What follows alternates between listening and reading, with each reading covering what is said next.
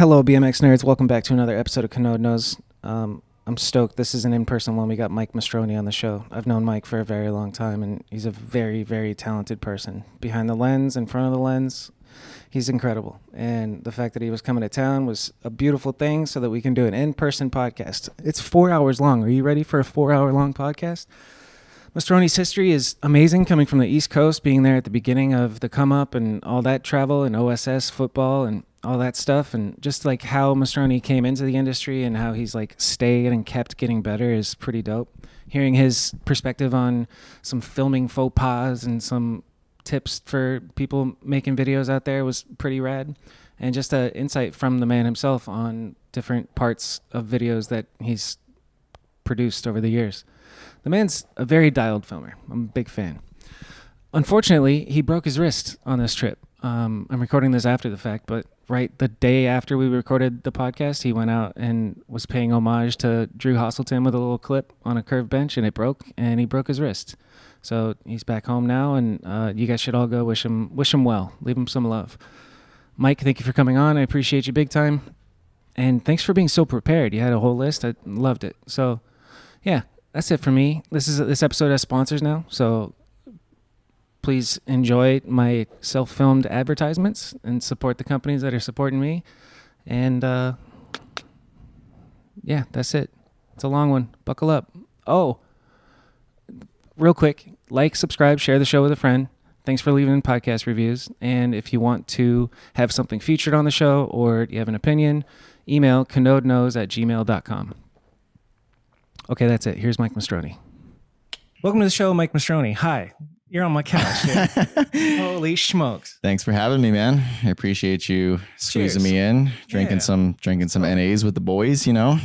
We've had a couple days. How was yours? You drove for how long? I could have done it all today, but it's honestly, it really wasn't that far. So from Salt Lake City, it's about a 9-hour drive or something like that. So, and that you say that like it's light because you're used to driving all the time. Yeah, I drive. What is it that you do? I drive all the time. I am an expediter. So basically, I just have a giant Sprinter van, and I kind of just run like time sensitive stuff, basically. So you expedite things. Yes, that's pretty cool. So like when you check a box, they have a special person like you to go fucking make it happen. Yeah, like a scenario that I always give people when they ask is like, because it's like, what is that? It's like if I live in Salt Lake City, like say some conveyor belt breaks in some factory in like Montana or something like that. Like they don't want to wait for UPS or FedEx or some company like that to it's going to take too long. So they just want a dude with a van to just go fucking get it and just bring it straight to them. So that's calling the expediter. Yeah. So that's kind of what I do. And it's, you can How long have you been doing it? Like 3 years. So I love it. Like I kind of can't, like I was kind of made for this job. I think I love like being from the East Coast and stuff. I love driving. And being from a small town where you have to drive a half hour to the grocery store. If you want to go to a spot, you have to drive an hour. If you want to ride with any other human, you have to drive pretty far. So it's kind of, I don't know. It's just, I'm just used to it, and it doesn't feel like work to me. Whereas, it kind of doesn't feel like I have a job, but I do okay. It's not like that Amazon shit where like they have a camera watching you, like you can kind of. No, I own my van. It's you do whatever you want. It's the same as BMX filming. Like you're 1099. It's like BMX filming, but you actually make money. I'm stoked for you, dude. That's great. Yeah. So, How did that first start? Like, when did it end? I guess we're going to timeline jump so much, but like, I think it's pretty common knowledge. You were heavy in the industry and making a living off of BMX filming and riding for quite a while. And then when did that switch to getting this job? Like, is this not the first job you've had, but is it? Like, I've never in my life, I've never been like a guy that's like, oh, I have to just work in BMX and I can't have a job. Even, before, like I had, like you talk to riders like Garrett or people like that, I've never had a job, or like Dennis or something. Like I always had jobs. And then when filming became my job, it was like, oh great, I can just do this now. But yeah, all that started in, I think after Headlights, I moved to Salt Lake. And that was, I think, the end of 2018 or 2019, somewhere in there. So, but yeah, that's kind of like I moved there just to be like, I'm going to just take a break from this stuff for a while. But hey, before we get too far into this, I do kind of have, just something I'd like to say to start it off. Just because I feel like the people who listen to this stuff really, really love BMX. Like they love BMX just as much as I do. I eat, sleep, and breathe it. What do you got? And I just want to give a thank you to all these filmers. Like I just have a list of filmers basically that I want to read off. And these are people who I think have made things in the past or are continuing to make things that inspire people, and they contribute to everything we do, you know? Okay. So this is my thank you appreciation list of filmers. And I'm sure I'm probably forgetting somebody, but this is the best I could come up with. Okay. So shout out to, we got Zach Kramus, Ryan Chadwick, Tony Ennis, Justin Benthian, Peter Adams, Stu Johnson, Chris Rye, and Marco at Props, Walter Paringer, Navaz, Dave Sowerby. These are good podcast recs for you too. Yeah, dude. Every single one, I'm like, oh, I want to talk to them. Alex Donachie, Alex Raban, Andrew Schubert, Josh Clemens, Calvin Kosovich, Dan Foley, John Tinsley, Trent Lutsky, Grant C., Scott Marceau, Dustin Arp, Joe Simon, Joe Cox, James Cox, Bob Sherbo, Chad Shack, Wade Young, Will Stroud, Rich Hirsch, Derek Adams, Rich Forn, Christian Regal, Maloof, Jeff Klugwitz, Dave Perrick, Elf, Jordan Utley, Vish, Bruce Krisman, Cooper Brownlee, Troy Charlesworth, Ben Big Norris. Salad. Yep, Big Salad. Shout out Big Salad. Brandon from Act Like You Know, Jeff Z, Ryan Howard, Lino. That's my list. I mean, thank you to all those people because they give a fuck about making BMX look dope. So I just wanted to. How many are on that list? Because as you're saying, I'm like, holy shit, there's so many. Like, it's awesome. It's amazing. I don't know. To me, I really, before we get too far into it, I just wanted to like give those people a shout out because they have been in the past and are, you know, a lot of them continue to be so important to what we do. So thank you for caring, everybody, you know. That's dope. All right, now pick 3 favorites out of that list, dude.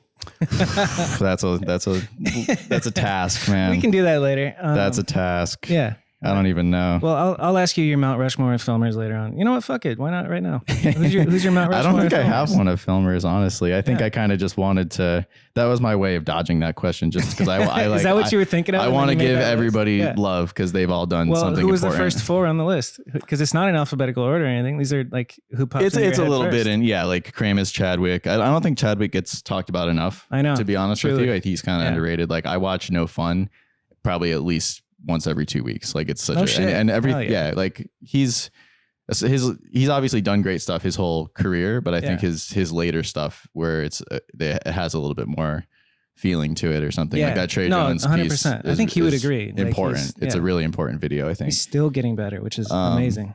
I think Ennis is really important. I think Justin Benthian is really important. Yep. He's what's the word? He's dedicated. He's a purist. He sent me because he'll always like send me if he sees something in a web video that he thinks is amiss or something, he'll like screen record it and send it to me. Yeah. And so a lot of times I'm just driving or I'm riding or I'm not, you know, I'm like, what is this? Why did you send me this? And he's like, look at the dude, you know, someone in the background, like walking with a long lens or something like that. And I'm just like, I don't know, look good to me. Like he pays so much attention to every little minutia of everything. And it's, I don't know, it's cool. Like I love that there's someone out there like him filming BMX. That's like mentally dedicated to it. It's great. It's like an obsession, you know? Yeah. You need to be, you need to be that level. I think if you want to make your stuff stand out, you kind of need to be that level of like completely obsessed. Yeah.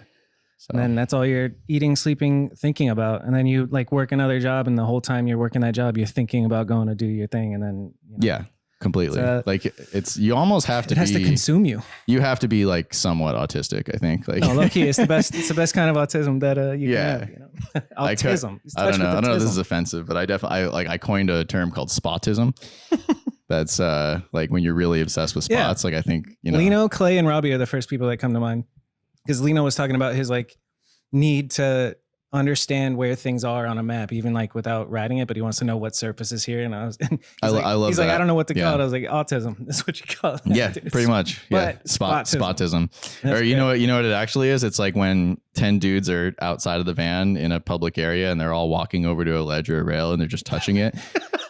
and everyone's like, ooh, you know, and like if you're a person who doesn't know anything about that and you're observing that, you'd be like, wow, that's like 10 autistic people over there. Like, you know, the short bus pulled up. And yeah, just totally. Admiring the fire That's hydrant, probably what they think is going on for sure. That's amazing. So when's the last time you had a group of homies in the van and you all pulled out to do a pro walk?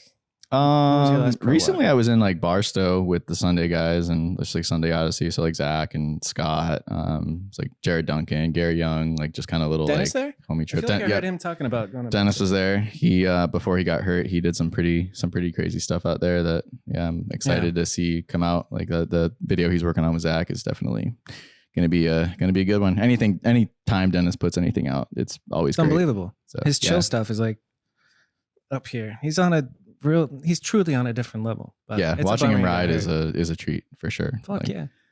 Just sitting across from him, I did Unclicked, and I was just like, the whole time, like, Fudge, hi, what's up? But Dennis Anderson is so crazy. He's the best. And he's just like, yeah, I mean, it's, you know, everything's been said about him, but it's all correct. He's such a humble, normal guy. Like he's not too cool for anything. Yeah. How do you feel about yourself? Are you a normal, humble guy? I try to be. I think I am. I don't know. Did you ever go through a phase where you thought you were the shit, like a rock star? I guess I say that like kind of jokingly, but I think like there's an interesting topic there where like if you want to be good and established in anything that you do and you dedicate your entire life to it, you have to have a certain part of you that's like knows you're legit and knows you're doing it good and like takes pride in your shit. But then at the same time, you want to like not get too full of yourself and walk around like I'm the fucking best, blah, blah, blah. Like don't be a douchebag. So it's a balance between getting over yourself and loving yourself. I think that just comes with age. I think everybody goes through a phase maybe in their like mid to late 20s when maybe they're good at something, whether it be riding or filming or, you know, skateboarding or whatever the fuck you do. I think with action sports in general, it's a very like look at me type of thing. And I think that when you get praise for something that you do in life, it's pretty easy to get like a big head, or if you, I don't know, you know. So I think everybody kind of goes through that phase, and then maybe reality hits them a little bit and they kind of reel it back, and you know that can definitely happen. It's like we all know people who went through something like that. Because you and I both were on forums in the early days and got our first dose, like even before social media was a thing, we got our first dose of like a bunch of people saying good things and then one person saying one negative thing and just fucking sticking on that negative thing. Like that shit would bother me so much. I'm speaking for you, but I don't know. Like, yeah, you can have like 150 comments on a video or something, and like one of them is like, oh, like I hate how he tucks when he lands or something, and you're just like, fuck, you know. Yeah, and you think about that for days. Yeah, it's crazy. Like Seeley was talking about that in his, where like, you know, people, first of all, people thought like Jake Seeley and Muffin Man were the same person, which is insane. Like if you're from that area at all, you're like, do they ride nothing alike? Like one has 4 pegs, one is peg. Like I don't know. But I might be guilty of that, dude. It was all kind of a blur. People, well, yeah, I don't know, but you know, people would just be on there just being so mean, like, you know, just like you're fat or like what I don't know. It's just it's unnecessary. It's kid shit. That's really all it is. Like you learn to, when you're an adult, you learn to treat people better, you know. And you have to like develop the skin to get through that, because it really fucking hurt me back in the day. I was just like, this guy rides cool, but he looks like a heffalump or something like that. What? I actually remember that. I got called a heffalump. Like he's got the style of it. It's like some sort of like, sounds like a dinosaur. I think it's a Dr. Seuss thing, and it's just a ogre looking creature. Google heffalump. I don't know, but yeah. So that stuck with me. It's funny how much they stick with you, but eventually you like learn to like. You have to also kind of ignore all the positive shit. You can't let that get to your head, because then you get to where we're talking about like, I'm too cool for school. It's a balance. It's an interesting thing. Yeah. But I guess the original question is, did you ever go through how was it going through that for yourself? Like, what was your first taste of these comments? And did you ever, what were you feeling when you were younger and you were like getting recognized for filming and writing? Because you've been a filmer writer. You weren't just a writer who got into filming. Like, I think I was a writer, really. Like I got into, I mean, if we want to go somewhat chronological here, it's please. Like I got into filming like almost as a necessity, because so I'm from a really small town in Connecticut called Kent. You know, population barely 3,000 people, one traffic light, like a little red covered bridge and a waterfall. It's like a super postcardy New England town. And it's you know, it's beautiful, and I'm extremely blessed to be from such a nice place or whatever. But it's, as far as riding is concerned, like you have to drive an hour to the nearest person that even knows what BMX is. Yeah. So when I was younger, like I bought a video camera. I bought a DVX 100A off eBay, and just like I was really inspired by what was going on at the time, like Mutiny like, do you remember where you might be like, do you remember that V Club web video?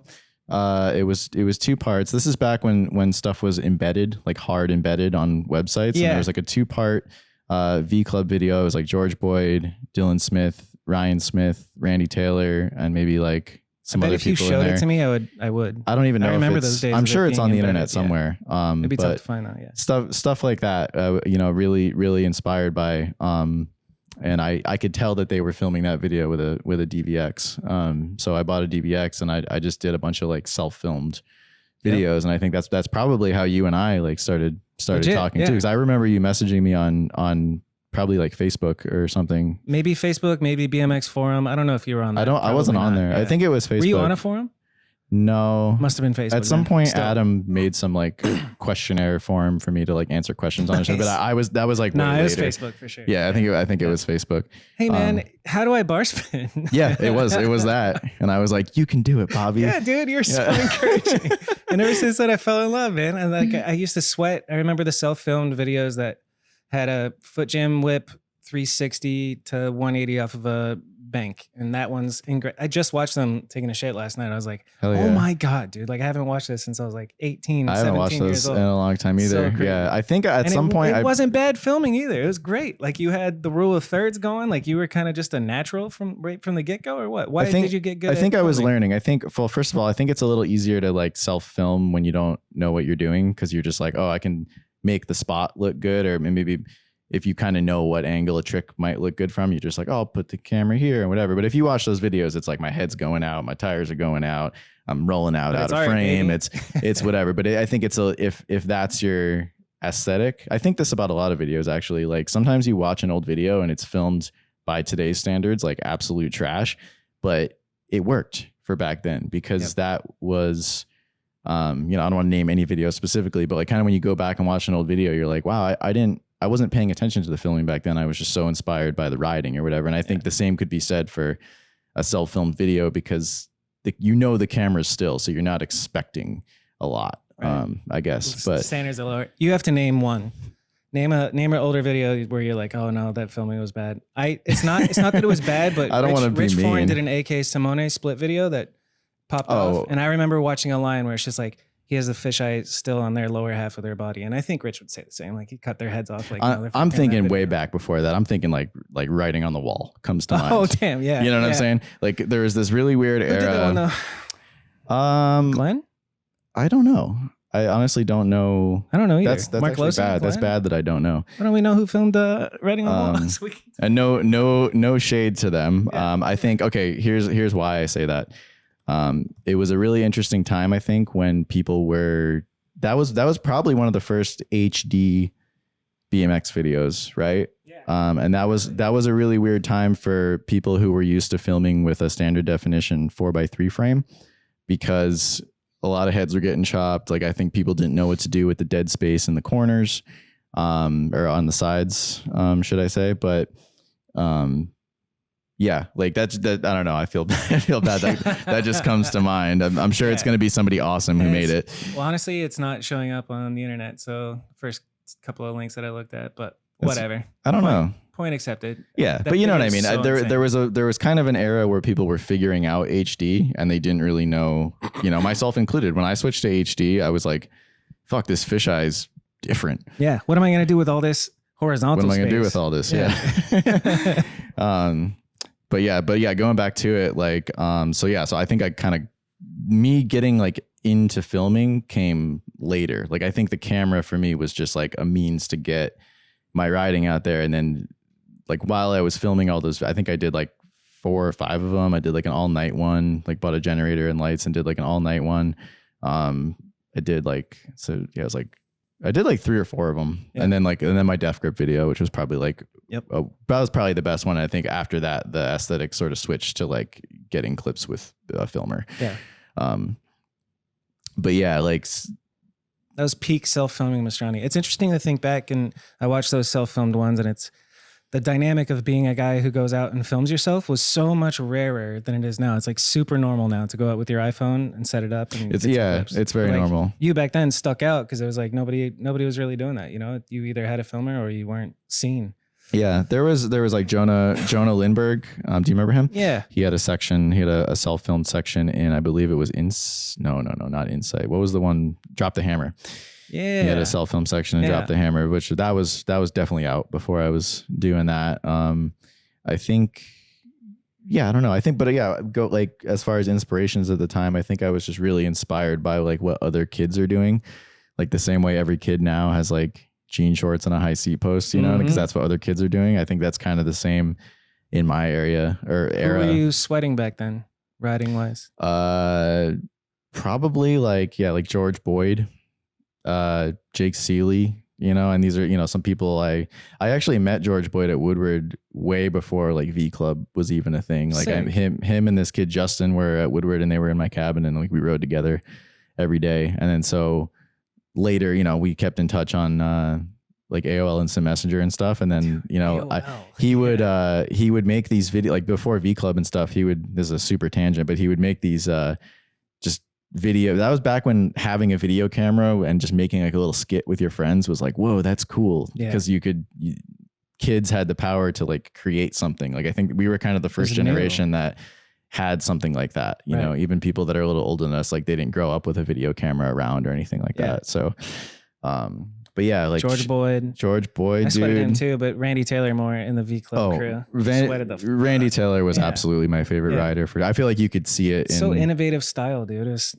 not, I don't know. That's a weird word to say, innovative style, but just very influential. Yeah. I think he was really talented. He had a lot of bike control. His bikes always looked good. I think that's kind of a big thing for younger riders is like having a dope bike.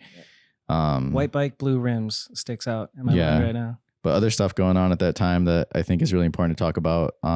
Midwest BMX. I think you talked a lot about that with Jeff Klugwitz. I think Midwest BMX was really, really, really important for like the early web video days. I think Shook was really, really important. I think people don't talk about Shook enough.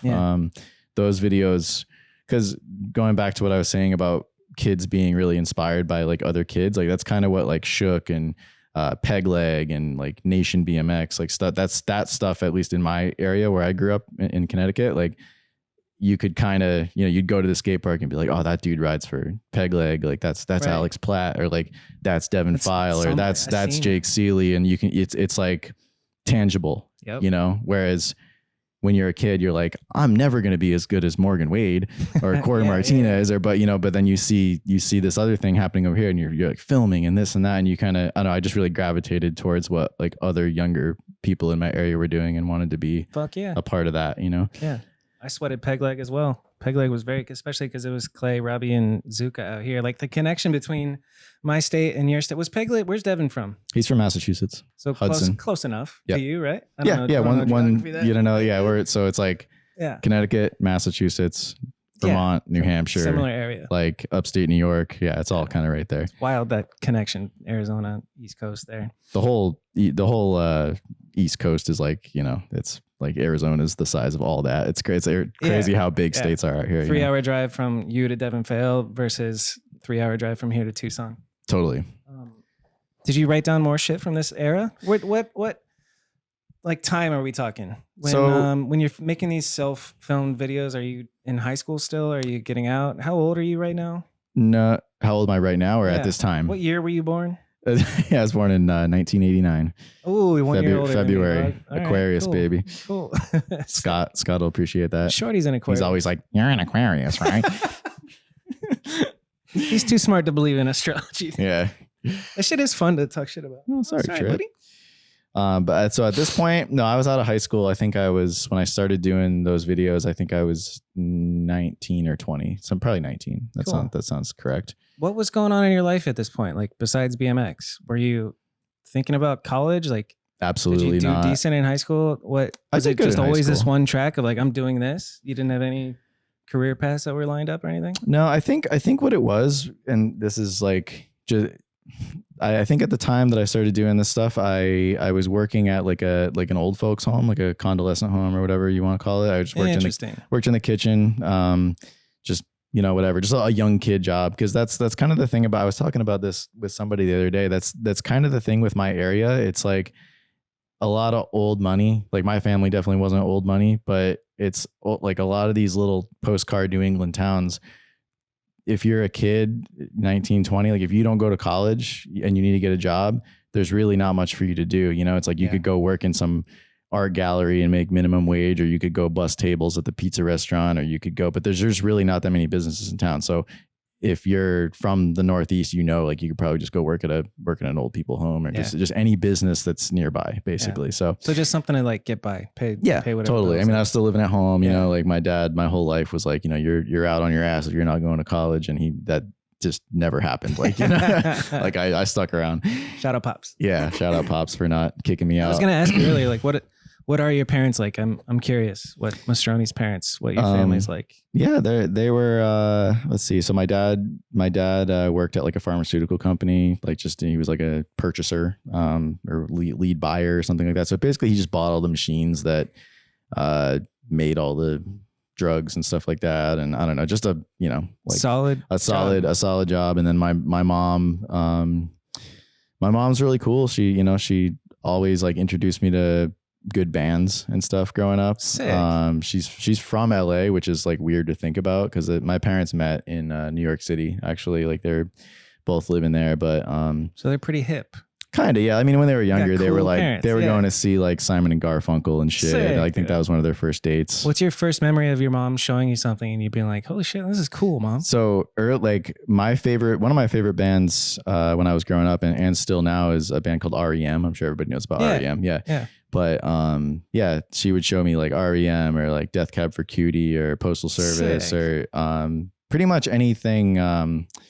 Like she's really into like alternative rock and stuff like that. And then obviously, like stuff like Zeppelin or just anything like that. Like I had a really good sort of musical upbringing because my mom was always in the kitchen, like just listening to cool shit. So tell me if I'm wrong, but your early videos, maybe your early videos tended to have a female vocalist on a alt rock type of song. Totally. I think I just didn't. Is that a mom influence? Like, no, I think that was more just me. I don't know. Developing your own taste. Yeah, totally. But yeah, I've always just really loved like indie rock shit. I wish I could still ride to that shit now. Like there's so many songs I have like that. And then once push comes to shove, I'm kind of like, I can't do it anymore. Not? It just would have to be the right song. Okay. I guess. Or like, you think you're not good enough for the song or the song's not good enough? No, I just think that like other things would like trump that choice. You know what I'm saying? Yeah. Like there's plenty of songs I have where I'm like, oh, this would be kind of reminiscent of that era that I would really like to edit something to. And then, once it gets down to it, I'm like, this 70s song is just shits all over it. Like, This is the best tangent ever. Keep going about your family. Do you have any siblings? I don't know if you have siblings. Yeah, I have a little sister. She's like, she lives in Taiwan, actually. She's quite the world traveler. She doing teaching? What's she doing out there? She is doing teaching. Yeah. Teaching English? I think she just stopped doing it, but she's pretty much done it for like 8 years or something, like the whole time she's lived there. But that's one of those things that I heard about when I was younger, like 21, 22. And then, one or two people that go and do it. And it's like, oh yeah, maybe I'll do that someday. And then just time goes by and it's like, I'm never doing that. Yeah. Dude. That's awesome. Good for her. Yeah, totally.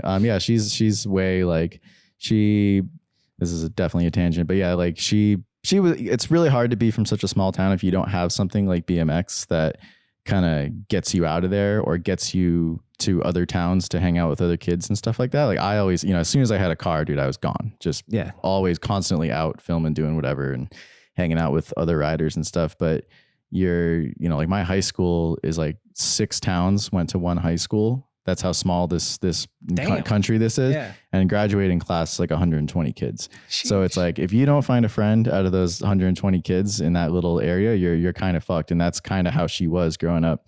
And she actually went to, like, our school did have like a foreign exchange program, and she spent her senior year in Malaysia, actually. And then when she came back, she was a completely different person. It was like she did all of her growing up at age 17, and she's coming back and my dad's all like, well, so how was it? And she's just like, shut up. Like, I'm in charge now. I'm an adult. I am a person now. Yeah. And he was like, awesome. It was really cool to see, When do you think that moment was for you? I became. I don't think I'm a grown up yet.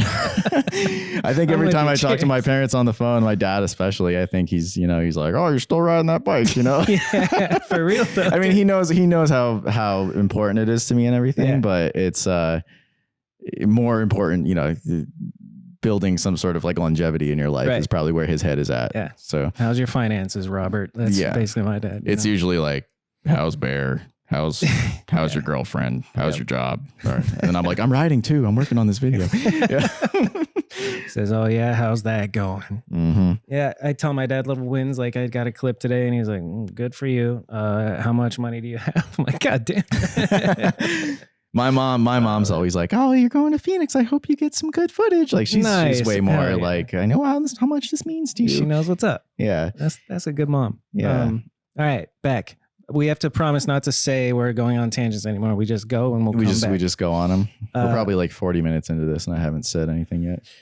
No, you've said plenty, dude. We can just cut it right here. No, I'm kidding. So I asked you about your family when you were talking about the age where you're getting into it. We talked about peg leg influence, and then what happens after, like, Defgrip video is kind of a big deal. Like, tell me about that period of time in your BMX life. So so kind of back where we were. So let's see. So I'm working at the old people home. And I think once I bought the DVX 100, I just quit that job, and I had. How much was it? Dude, it was like $1,600 on eBay, which is insane to think about now. Like now it would probably be $200 or something, because it's just the technology is so dated. Yep. But you know what happened that year actually that helped me out a lot? Remember in 2008 when I think it was Bush just gave everybody like $500, or it was something like that, where I remember I used all the money in my bank account to buy this camera, and then I also quit my job because in my 18-year-old head or whatever, 19, I was like, I have this video camera now, I can go make videos.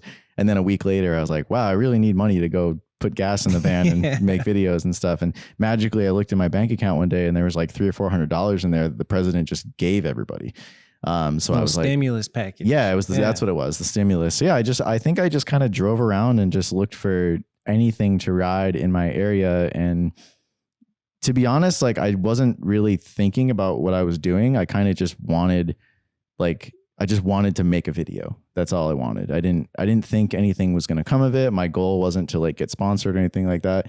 I think I was just so inspired by seeing other videos that existed, like these V Club videos or Sealy's Defgrip edit and I obviously just loved riding so much that I just was like, this is, I just want to do this. I don't care if I have to work. I just want to make something, and I had no idea that it would turn into like, Adam hitting me up or like Proper hitting me up or getting anything out of it at all. I just wanted the video, It's amazing how that works.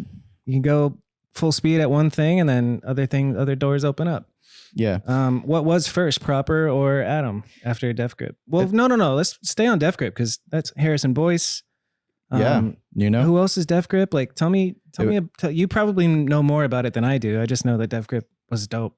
So I think don't know much about it. Back in the day, it was Nuno, it was Jim Bauer, it was, I think Mike Ardeline was loosely involved, and Heads. I feel like I'm missing somebody crucial. I'll probably think of them later. Harrison? Yeah, Harrison Boyce. Yeah. Harrison Boyce. Yeah.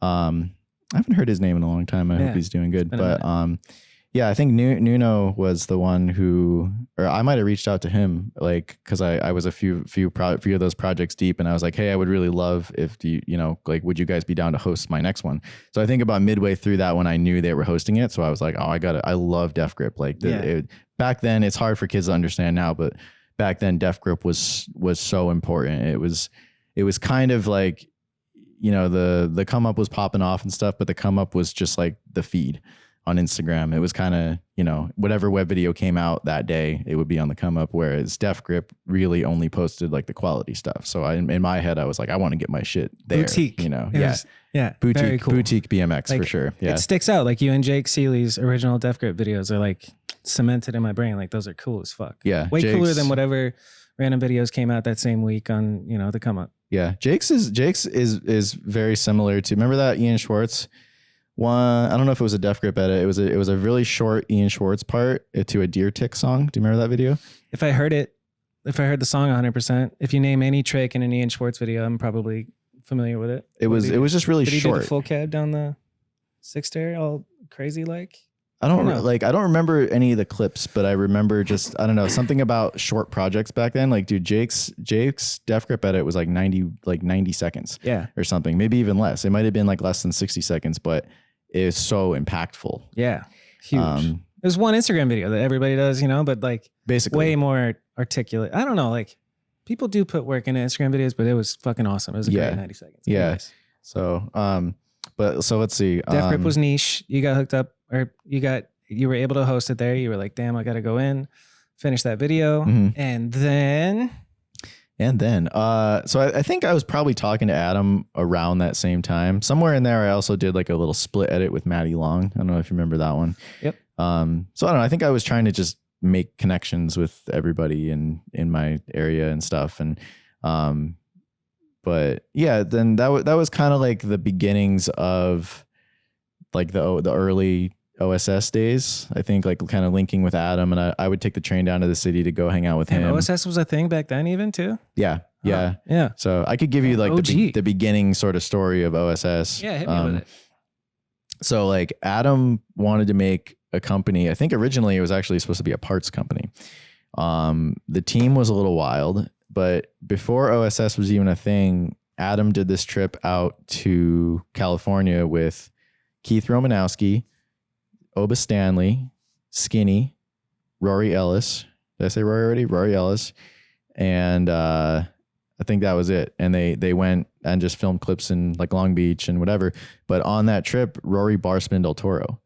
Oh yeah, okay. This is on some shit. This is like before it was even really a thing. So I think Adam just filmed that like with his DVX or something like that. So I think Adam got back from that trip, and he had already been like, through having my videos on the come up and stuff, I was already like talking to Adam on Instant Messenger. I was already riding with like Craig Becerra, Chris Sepieri, like that. Shout out AOTC. Yeah. Yep. Attack of the Clam Chowder or something. Attack of the Chowder, right? CB Coombs and all those dudes. And the OG guys. Can I ask real quick? I don't want to interrupt your thought, but also go ahead. Fuck it. What was it like talking to a younger early Adam compared to like the monumental impact and whatever level he's at now? Like what was early Adam like for people who are curious? I mean, Adam is the one where it's like, dude, you interviewed Adam? I'm like, it's just the Adam, but yeah, the same with you. Like it's Adam. Yeah. Whenever I meet like? People and they, cause obviously most people that you would just meet now, they know about Adam from what he does now. Yeah. It's hard for me to like think of him that way. Cause I still think of him as, we were just like really good homies back in the day. With that being said though, it was really exciting to be a young kid sitting at your AOL Instant Messenger, and all of a sudden like you come out with a video, and then Adam's like DMing you like, hey, you should, come to the city and hang out with me and stuff. And you're just, as a young kid, you're like, Adam 22, Yeah, dude. Because he was important back then because he's running this website. For a kid to put it in perspective nowadays, it would be like if like Fudger or someone like that was like, hey, I want you to come to Southern California and hang out with me because I think you're cool. And I think I like your stuff, Yeah. So that was cool. But I mean, so kind of going back to the beginnings of everything. He was nice in general. Cool. Yeah. It was really cool. I mean, it just seemed like things were just happening, like going to the city was really exciting as a kid from Connecticut, kind of going there for the first time. That's gotta be a crazy Lincoln feeling. with like Garrett Reeves, Rory Ellis, who else? Yeah, like Sealy was on pretty early. Like it was the beginnings of what would become football. Yeah. This is what, 08, 09? This is like 09. 09. Yeah, like maybe like late 08, early 09. Yeah. So awesome. Anyway, OSS trip, Rory bars the El Toro. We're watching his Defgrip video, by the way. I just thought I'd put it on, flex the OBS features. But so I think kind of Adam came back from that trip with that footage, and I think he realized like, oh, I don't want to just put this out. Or maybe that's kind of what we all talked about. We were like, oh, let's like keep filming. And then that's I think that's kind of when Adam was like, hey, do you want to make this DVD? And it's crazy that it was that long ago. Of course I said yes, but I was terrified, dude. Like, do you remember your first full length? Yeah. I mean, it took me, it was pretty scary. You're just like, you go from, in my head, it's like, because in a situation like this Defgrip video, I'm just kind of riding spots at my, I'm putting in work, but I also have like full control, and it's just me riding, and it's, there's no one to answer to except yourself. But as soon as you're responsible for That's timeless and amazing right there, that kept well. Thank you. But as soon as you're responsible for other people's livelihood and their careers, you know what I mean? It kind of becomes like, oh shit, this just got serious. Yeah, completely. And you kind of, you feel that weight. You feel the weight of it, and it makes you want to do a good job. And that's, that was really important to me. So I was like, okay, like I got to step up to this. Got to do it good. At the time. So that was around the time where we all kind of moved to Texas to work on that video. So you moved to Texas in when? 09? What the? It was literally New Year's. Are we good? We're going to pause, but we're going to record. We're recording here and here, so it's all good. Okay. This episode is brought to you by Burn Slow. Look at this. That is way cooler than what I'm doing. Damn. Burn Slow makes really cool shirts and clothes, and they were founded in Austin, Texas by Adam Roy, Aaron Ross, Chase Hawk, and Devin Hutchins, and Tina and Tom from Empire. Super grateful they're supporting the show. It doesn't get more BMX than Burn Slow. They make dope videos. Go check out their stuff. burnslow.co. This episode is brought to you by Unity Ride Shop. Unity is Arizona's BMX shop, and they're located at 43rd Avenue in Bethany Home, and they really put on for the city and BMX. They came to town, opened up the shop, and opening a bike shop isn't about making money, it's about passion, and Randy, the owner, is very passionate about BMX and super supportive. They sponsor a bunch of local riders. They put on a bunch of jams and events and group rides for everybody that rides bikes in the city. Pretty great. So if you're in Phoenix, go to Unity Ride Shop for all your BMX needs, 43rd Avenue in Bethany Home. Follow them on Instagram at Unity Ride Shop, and their phone number is 623-466-8151. Thank you, Unity Ride Shop. Okay, we're in Texas. Yeah.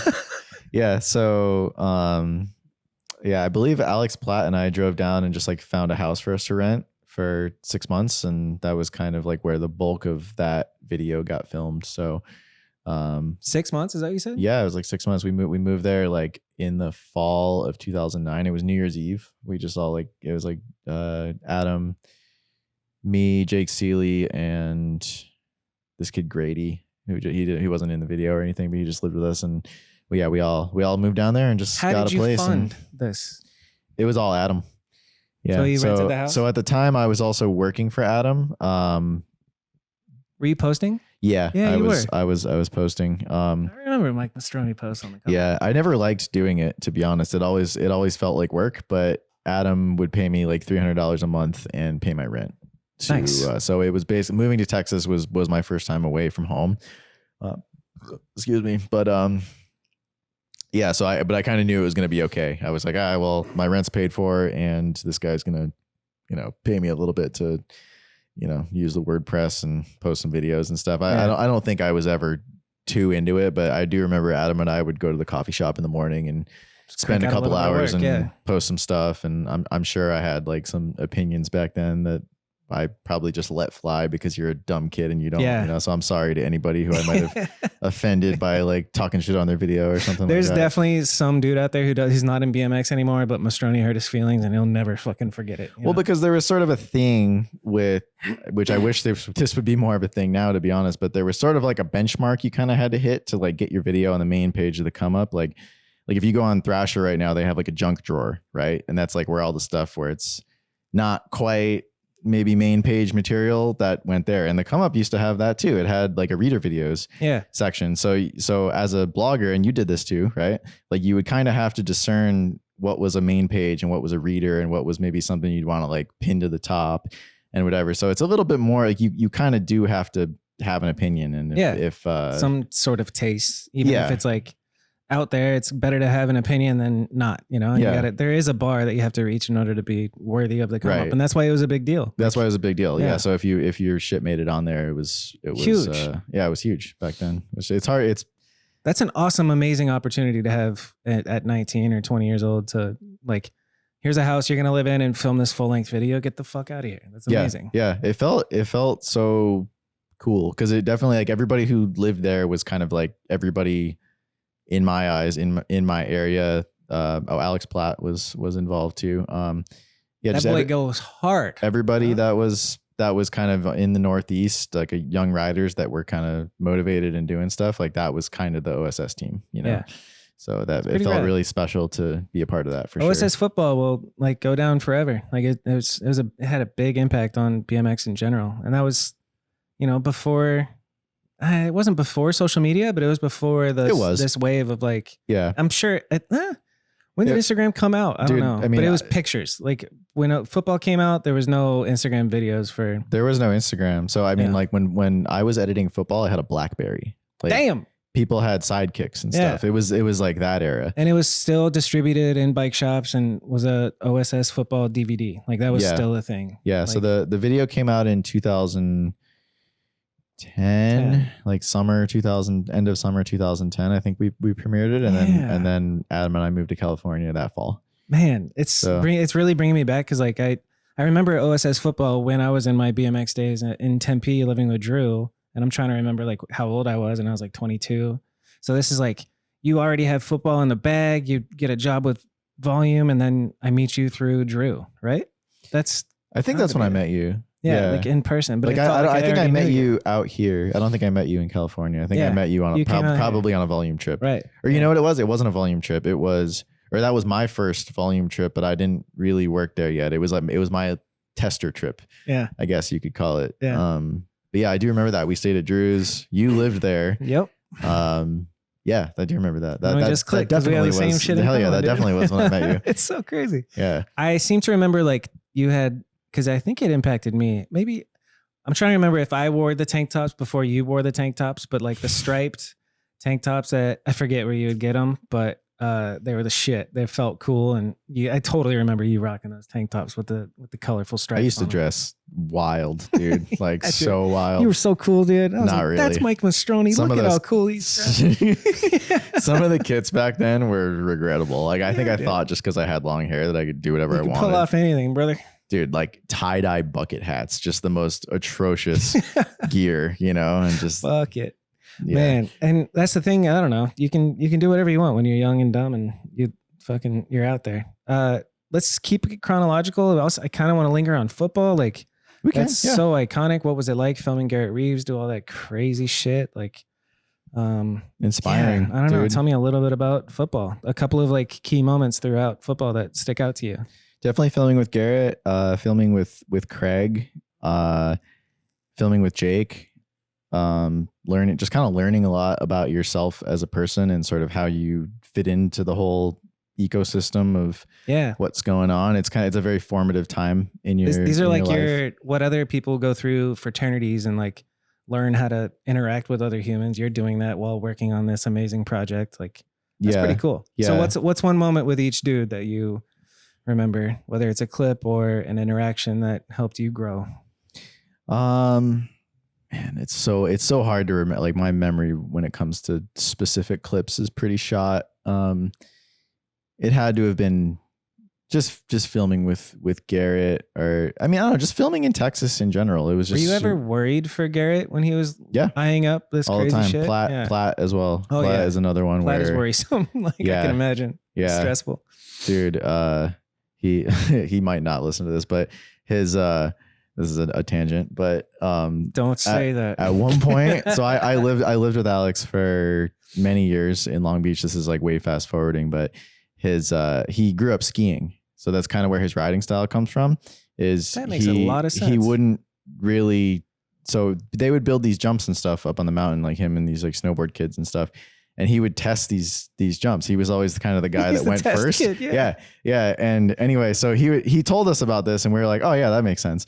That checks out. Yeah, that checks. And then at some point, his parents mailed him out his old computer, and he's unpackaging it, and he's like, oh yeah, I'm excited. This has all my ski footage on it, And so he plugs it in, and he started to go through all this footage, and there's just clips of him, dude, like just dying, like going way too fast at a jump, just flying through the air, rolling down the windows, and he's just like, oh yeah, didn't land that one, you know? And we were like, dude, me and Sean Moore and I were watching it like, oh my God, this makes so much sense, dude.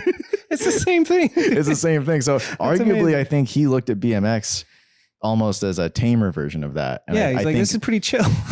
I've never met a dude who has just raw, like he has this thing. I'm sure other riders have it too, but he has this ability to like completely turn off his fear. Cause that's so unbelievable. He was on proper as well. So my first BMX trip ever, him and I went to England together. We kind of knew each other cause we're from the same area and he rode for Peg Leg and stuff. But I got to really spend a lot of time with him. I remember this. I was a fan of you guys, dude. Yeah. And that was a big deal. But fuck, what was I going to say? Alex Platt, a moment with him that you were like, oh fuck. I guess just unpacking the. Yeah, just I don't know. I think I'm just kind of remembering that time and like how cool that was. But so like it's been a minute. I didn't watch football recently, but yeah, I haven't watched. Hit me with 10 years. one fucking clip that you can think of remembering from football. What am I thinking of? I'm thinking of Garrett doing the alley-oop out of the satellite dish. That's a great one. Ride. Yeah, that's a great one. That was and. He was gnarly. He was just really so gnarly. Really gnarly. Oh, that's what I was gonna say about Alex. Yeah, he just has this ability to like turn his fear. Oh, that's what it was. So when we were on that England trip, dude, we were in a town called Portsmouth. I think in somewhere in England, and there's this inhuman gap to hangover that he tried. Like I'm talking. You know how stair sets are long? Like it'd be like a 10 stair, but it's a really long, it's not really that high, but it's a really long stair set. It was a 10 flat 10 at least, probably more. And like complete gap to rail. Like it should have been a kink rail, but there was a gap in the middle. And he's up at the top and he's got a Red Bull in one hand and a spliff in the other hand. And he's barely even bunny hopped. He maybe did like 2 bunny hops and he's just up at the top of this thing. And he just like takes a swig of the Red Bull and a drag in the spliff. And he's like, all right, I'm ready. And the longest gap to hangover probably in BMX history that I've ever seen anybody just go for. And he pretty much did it too. He just did the hanger and he did one where he got his back end just kicked out way too far and his tire exploded and bent his rim and like that was it. Yeah. But if he didn't get his front peg on the rail, and pegs weren't that long back then, it was 4 inches at most. Yeah. If he didn't get his front peg on the rail, he would have died. It's so crazy. And that was just an example. He probably didn't even think about that. No, I think because he just has this. He has like an inhuman confidence. Yeah. And he just sees it, and he's like, I can throw myself at this thing, and maybe it'll work, maybe it won't. But either way, it's a clip. I think that's kind of how he thinks about it. I thought about when you said inhuman confidence is Alex Honnold, the free climber. Yeah. The free solo. It's that level but like, with him. He wouldn't huck a fucking thing. Like that is death defying Alex Platt doing the crazy shit. And there is a maybe of like, I guess it's an interesting, I've never had that ability, dude. Me personally. Me neither. Like, yeah. I think it gets less and less with every year that goes by. I think get every older year and smarter and it's like, nah, yeah. Still filming video parts, but it just has to be a little more calculated each time. It's, Which when I was researching, I was like, damn, dude, Mastroni goes in. Like I've known it, but it's refreshing to see all the crash clips of like, fuck, those are buck, dude. Like, yeah, I'm recovering from a broken wrist right now. So yeah, good man. It sucks, but anyway, knock on wood, I haven't gotten hurt in a while. Oh fuck, I just doomed myself saying that. God damn. So OSS football, Reeves, great clip. Whenever Plant. Let's move on. Actually, that's a good marking point. I'm gonna pee and grab another beer. Cool. This episode is brought to you by Dance Comp. Dance Comp is the world's largest online BMX mail order website. Fancy way of saying it's a website where you can go buy your BMX stuff. I remember drooling over their catalogs when I was younger, circling things that I was going to save up for, and they're supporting my show now, which is unbelievable. So I'm stoked. Go to dancecomp.com and get anything you need from complete bikes all the way down to shoes or wax that you need to put on a rail. dancecomp.com. Dance Comp also supports one of my favorite guys, Matt Ray, and he has signature parts available. I'm a big fan of his designer tires by Sabrosa, so go buy those. And yeah, again, dancecomp.com. Thank you for the support. This episode is brought to you by Spinelli's Pizzeria in Tempe, Arizona. Spinelli specializes in Philly-style craft pizza. They have all the flavors, from chicken and waffles pizza to margarita to classic cheese and pepperoni. Any kind of pizza you want, they got it. They also have like deep fried Oreos, which is crazy, a whole bunch of really bomb food, and drinks. It's also a bar because it's on Mill Avenue. I've had plenty of fun nights at that place, and they're really involved in the local scene. They help put on video premieres. Like Zach Beerley put on a video contest last year, which was pretty rad, and hosted it at Spinelli's. So they're just active in the scene. They have a BMX team, a skateboarding team, cycling, and they're constantly like giving free pizza to all the jams that are happening and really put on for the scene in Arizona. So it's awesome that they're supporting the show and super appreciate it. So next time you're cruising down Mill Avenue, stop by Spinelli's and get yourself a slice. Mastroni brought me Zevia And when we're he back. arrived at the house. This is fucking awesome. I did. I listened to the Scott one on the way down here, and I was like, I made a mental note to Pick up some Z. get Bobby some Zevia. Super thoughtful and very nice. I appreciate it. I was gonna bring like I don't know if this is the place to do it, but I have so many things from over the years that I keep, like maybe pieces of spots that I've made or something like that. And one I thought would be funny is I have this little spout that I painted red on a pipe that I made spin in a video part, and I was like, it'd be funny for like Bobby's wall, but then I forgot it. That would be awesome, Yeah. dude. Yeah. Fuck. That's amazing. Mail it to me. That's great. You could like put it right here. I'd definitely put that there. Yeah. That's fire. We're definitely gonna get there to looking at the beautifully colored spots that in the finer things where it's like he painted that for sure. Dude. Yeah. The amount of work he put into spots is incredible. It was a fun era. I don't know. We could take a break from chronological, jump over to the finer things, but I think we can do whatever. I feel like I'm repeating no myself rules. from old podcasts or something, so maybe we could just kind of mix it up. Well, just 1, 2, skip a few. Yeah. Football. Then I am curious about these early days because this is when I met you, so it's like kind of just in my brain of like, what was Mastroni's life actually like? When we first met, it was a couple of years after football, no? Here's something we could maybe talk about. So during football, what I remember most was right when I got it. This is probably something we should touch on. So right when I got on proper, right before Alex and I went on that UK trip, I tore my ACL bad. Like Ooh. I was self filming a Pegs hop over, and it was going to be in my Defgrip video. Probably would have been like the ender, really big. One of those stupid like dead man pegs to hop overs where it's just a little flat rail and then like a 10-foot drop. So it was that, just tried pegs hop over and just blew my shit out super bad. I think I had already tweaked it a little bit before that, but that was like the nail in the coffin.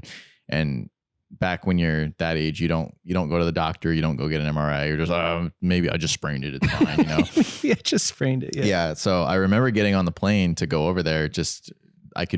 My knee was the size of a grapefruit, dude. I couldn't even ride the whole time. So I felt really bad. Like here I was on my first BMX trip, sort of being expected to ride, and I show up with this grapefruit knee, and they're just like, and then Alex is like always hurt. So he was, so we were just a couple of injured listers, just kind of over there hobbling around, hanging out. I think we did get some footage on that trip, and being young and dumb, I think it just went to football, which is funny. Where'd you say the trip was? It was just like all around England. We stayed in this random little town called Hazelmere. Shout out. So this proper trip you were hurt? This is a proper. Yeah, okay, yeah. So gotcha. I think I got like a few clips when I was over there, but it was nothing.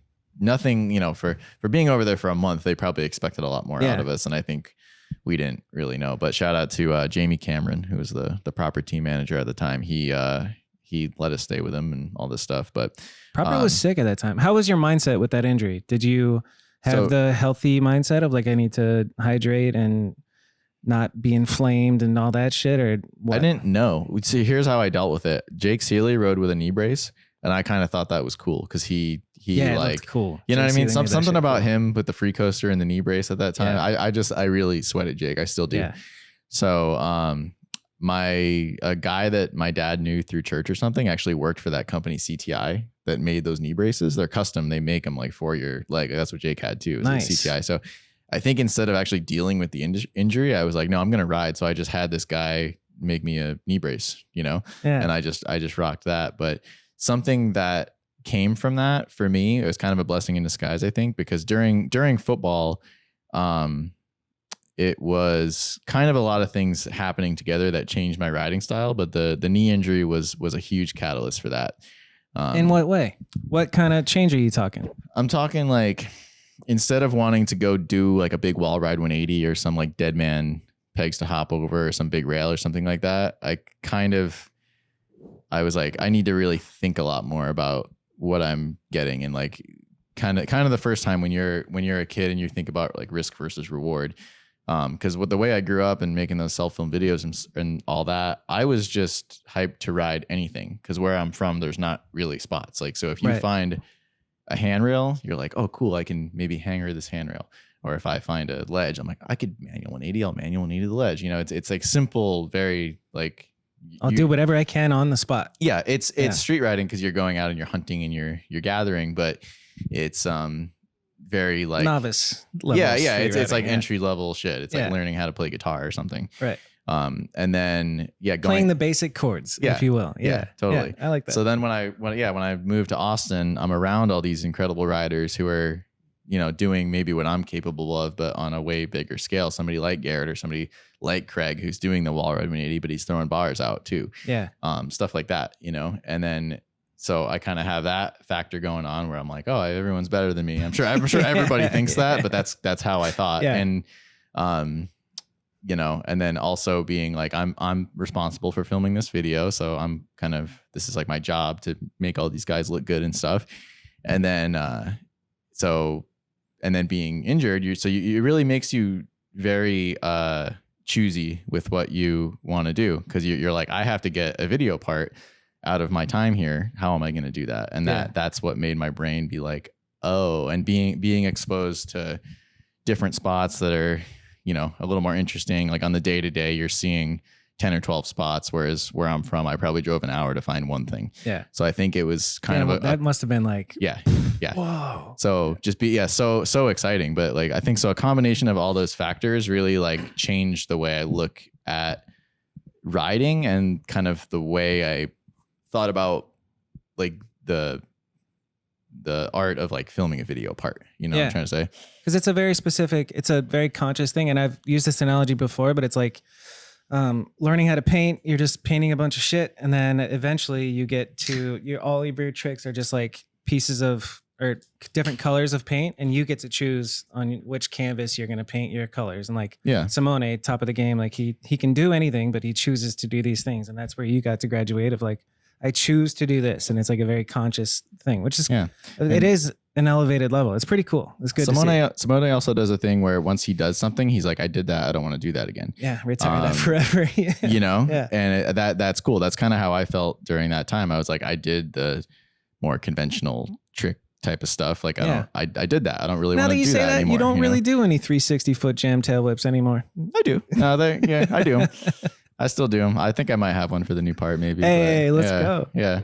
Like I actually, now that I'm, you know, it's way fast forward, but now that I'm way older, I like to try to send it when I can, because I know I only have a few more years of sending it. Yeah, for sure.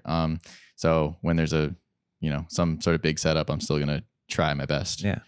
Do you remember in Texas seeing a spot that you had seen in like the V Club videos? Like you must have been tripping because you were a fan of George Boyd, and then you get to film in Texas. You know what one comes to mind right away?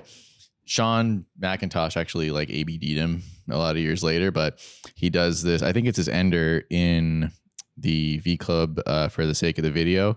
It's a hop over a rail to a narrow tire ride. It's a white rail. That's kind of it's a pit. Yeah. It's a pit with grass at the bottom. Yeah. There might actually not be grass. I think it's grassy. There's grass. There's grass. And then a rail hop out. Yeah. But still to this day, that's anybody who did that. That'd be a clip for any pro, you know what I mean? It's an incredible, I think that's one of the first spots I recognize from a video. You get to see it in the flesh. That's the coolest fucking feeling. Yeah, dude. So cool. Yeah. Little kid you is just tripping out watching the shit on repeat, and then you actually see it in person. You're like, oh my God, dude. Yeah. And just stuff like that all around Austin. There's, you get to just drive by the church gap and be like, wow, Jimmy Levan jumped this. That's incredible. Would you jump the church gap? Could you jump the church gap? Yeah. No way. I've gone up there and done the, just pedaling at it, like just to see it from the top. It's incredible that he even got enough speed. I think if you go, because you have to kind of like turn a corner and then pedal. And even if he had a 45 tooth sprocket, which he probably did, he was maxed out for sure. Pretty crazy. He probably had to pedal like straight. I'm pretty sure I understand it's crazy, but I've never been there. And it's just one of those things. Well, I think it's different now, but you can still get the gist of it if you stand at the top. It's a big deal. It's wild. Yeah. That's cool. what was it like moving to California? So like you didn't go back home. You stayed in Texas, and then you're just like, all right, what are we doing now? And then did you live in that OG come up house out there? Yep. So no, I did go back. Were you home, there when I interned there? Yeah, I think so. I can't remember shit, dude. You know what though? Okay, so Might no, have been on a trip after or something. I don't remember you that much from that trip. Anyway, after Austin, I went. So we moved.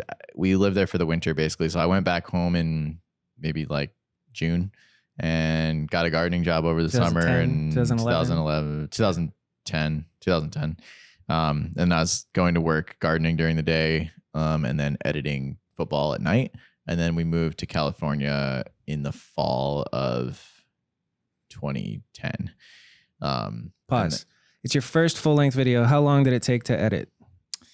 Probably like Cali, a let's talk month. about editing. I'd say a month of like working on it every day after work. And you know what's something weird about that video that I haven't done since is, so I'd go, my friend Nicole had this gardening company they work for. So I'd go work for her during the day, and then I would go ride for an hour, like just by myself every single time before I edited, because something in my brain thought it's really important that you ride before you sit down to do this. So you're like in a BMX mind, like BMX or head mind state. Like you wouldn't make That's a bad interesting. editing decision because you're going into it as a rider, not a dude who's just sitting at a computer. I don't know why. I think I've never done that since, but I in my 19-year-old brain, that was really important. Yeah. Or no, at the time I think I was 21. That's cool. Though. But yeah, probably only about a month of working. I probably would work on it from 7 p.m. to midnight every night for a month. And it's your first full length, right? Like you had never done anything with this many people, obviously. No. Like so such a task, dude. For somebody who's never edited a full length video, what is the process? Are you working on one person's part and then moving on to another's? Are you kind of dabbling in everybody's timelines? Like I got to edit mediocre at best too. Tell me what to do. How do I do it? Yeah, I think what I did and probably still do is just make a timeline of everybody's stuff, and then you edit to the song in the timeline. And then once you timeline of everybody's stuff, you mean the whole thing, everybody's stuff, or just a timeline for each person? Timeline for each person. Yeah. You know what? That video actually, I don't think I had to put it together because I just did the thing where you make sections. I'm like, here's the intro, fade to black. Here's the old way of making a video that would be weird now. To just do, you're essentially just making 10 or 12 web videos, whatever it is, intro, credit section, everybody's section. And I think I just exported all the sections and sent them to Rich Hirsch. And Rich Hirsch is the one who like authored the DVD and did all that stuff. Yeah. And I remember him having some feedback, like, I can't really hear the grind noises. And I was like, it's fine. You don't have to worry about that. Because I didn't think about it at all. I think I really liked all the songs and stuff at the time. So I think I turned the audio up on the music a lot. Yeah. Like, this is going to hit. Yeah. And I think it covered up a lot of the grind noises. Or to be honest, when we were filming, I don't think any of us knew about audio, or like we knew that you had to hear it, but we didn't really take into account, once you put music over this, you're not going to be able to hear the grind noise. Definitely didn't go through and like turn anything up. Nothing. Just straight editing. But you got it done. And I remember being so fucking impressed when it came out. Like that's pro level shit. And I can't believe that I know that guy. That's incredible. You know what this reminds me of though? Adam on his episode. Did you listen to that one?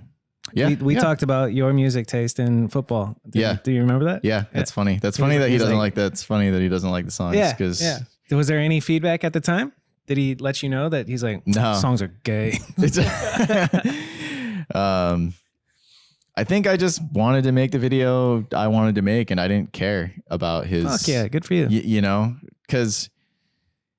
Yeah, I don't know. And it wasn't as established as being his thing at that time, I don't think. Like he became more of a known, OSS became known for that shit later on, but at the beginning it wasn't necessarily like OSS and hip hop were together. It was just OSS was cool. Yeah. Am I wrong? Yeah. It just felt a little bit more like a bunch of kids making a video. That's how it felt. It didn't feel like it had to be some brand image or, there was hip hop in the video for sure. Devin wrote to some hip hop song. The mix section was some other hip hop song that Devin suggested. I liked both of those songs. Fuck yeah. I'm not opposed to editing to rap or hip hop, but for me, it's just I can't really see Garrett Reeves writing to hip hop, or Alex Platt. I don't know. Actually, some like hard hip hop would be fire for Alex Platt. Some hard, yeah. It just has to be right. That's a whole other thing we could get into later about, music and how important music is and stuff. It's like, it's the most important thing to be honest. I would rather watch a video with super mediocre riding and great music that fits each rider than, you know, the most heavy hitting tricks edited to some like mumble rap bullshit. Like, which is a crazy statement because it's all subjective. Like great music some is people like subjective it, to some people. Yeah. Yeah. Some people, it's all a matter of taste, but my whole thing with it is, are you gonna look back on your thing and be like, this is timeless? Or are you gonna look back on your thing and be like, is this just, oh, that reminds me of 2014 when everybody was listening to Gucci Mane. Right. Yeah, you don't want the latter, or maybe you do, but I think most people would prefer something that people are going to enjoy for a longer period of time than that. Well, if you're the artist and you're the one putting it together, you have to like, it's hard to describe it. It's a feeling of just like, oh, this is right. You know, like, and then it doesn't matter what works or what doesn't. If you feel it, then you run with it. Yeah, totally. And I get everyone's different and I'm opinionated and whatever, but it's good to be opinionated. Yeah. I'd rather be opinionated than just do what everybody else does. Yeah. All right. We moved to California. So this is like fall of 2011. Adam and I, Rich Hirsch had a bike shop that was supposed to be a mail order that was going to be called Them, THEM BMX. And there's actually Them Skates now, which is a roller blading thing, which is super sick. But back then, Rich had a thing called Them. He was going to start with Stranger and OSS were like the companies. It was going to be a distro mail order bike shop, sort of all in one thing. And he had a shop space in Long Beach. So when Adam and I drove out there, we stayed with him for a few days in this really hot bike shop, like no air conditioning. He's just crashing in the shop. Yeah. Him and his girl were crashing in the shop. He was same girl that he's with now. Probably ride or die, dude. I love it. He was just finishing up editing that Fit video where Van Homan rode to the Waves song. Stay Fit. Yeah, he was just finishing editing that like right as we got there. Sick. And dude, iconic era of BMX. Yeah. So we're like, wow, it's hot in here, and we're not, you know, like, so Adam and I stayed in this hotel in downtown Long Beach called the Vagabond, still there. And it was such a weird, like, we didn't know what we were doing at all. Back then we just did stuff with no plan, you know. It was like, we knew we wanted to live in California, but we didn't know what that actually meant. We didn't know, hey, we should probably find a place to live before we go out there. Like, we just went. Let's just go there. Yeah. So we lived in the Vagabond. We'll figure it out. David, Grant, and Shitty were there somehow. I don't know why they were, but at the Vagabond. Yeah, cool. We got one room with two beds, so it was like me and David in one bed, and then like Adam and Shitty in the other bed, like full size mattresses, like small. You know what I'm saying? Super small. And getting to know one another. You know? It's just so funny to think about how much you love BMX and how much your love for BMX trumps comfort. Yeah, you know what I mean. You don't care when you're like, wow, this sucks, but at least we have air conditioning now. And you have a place to sleep. Yeah. So I think we did that for a couple of weeks, and then that's when we moved into that house. I think like Rich and Adam got together and found that house. It was like a 6-bedroom top floor of a house in the ghetto. Yeah. It was amazing. It was a time, dude. Yeah. It was probably my least favorite time of being a BMX rider, to be honest. But yeah. Just giving it context, because I'm at home at my parents' house in Glendale at this time, like 6 months prior to me coming out there, 2010.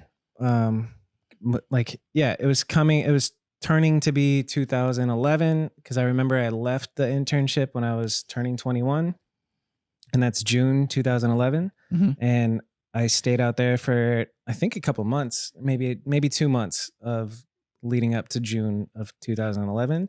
And in my young mind, I had no frame of reference. I was just like, oh, these guys are rich from BMX. Like, obviously they just have this apartment, you know, like it was just a thing, and just like everything's just up there, and it's been established for everybody, and everybody has their shit together. That's funny that your perception of it was that, you know, because you get there and it's like, there's cockroaches the size of human feet. I didn't even see them because I was too blinded by my optimism. Dude, it was insane. Just I remember Catfish in the corner. Rich Hirsch had his suite. Yeah, and then Adam was like tucked around in the back, and I don't remember where you kind of were. But so you know what happened? I think with your internship thing, I think I was around for a little bit of it, but that was when I finally, I think, realized that I had a torn ACL, and I went back home for a couple months to get knee surgery. Okay. Yeah. And I think during that time, yeah, I think that's what happened because I don't really. Must have been, 'cause I don't have that many memories. I remember you around for like a week. Yeah. I don't remember you being there for months. So man, it's so crazy to give it context, like hearing this story.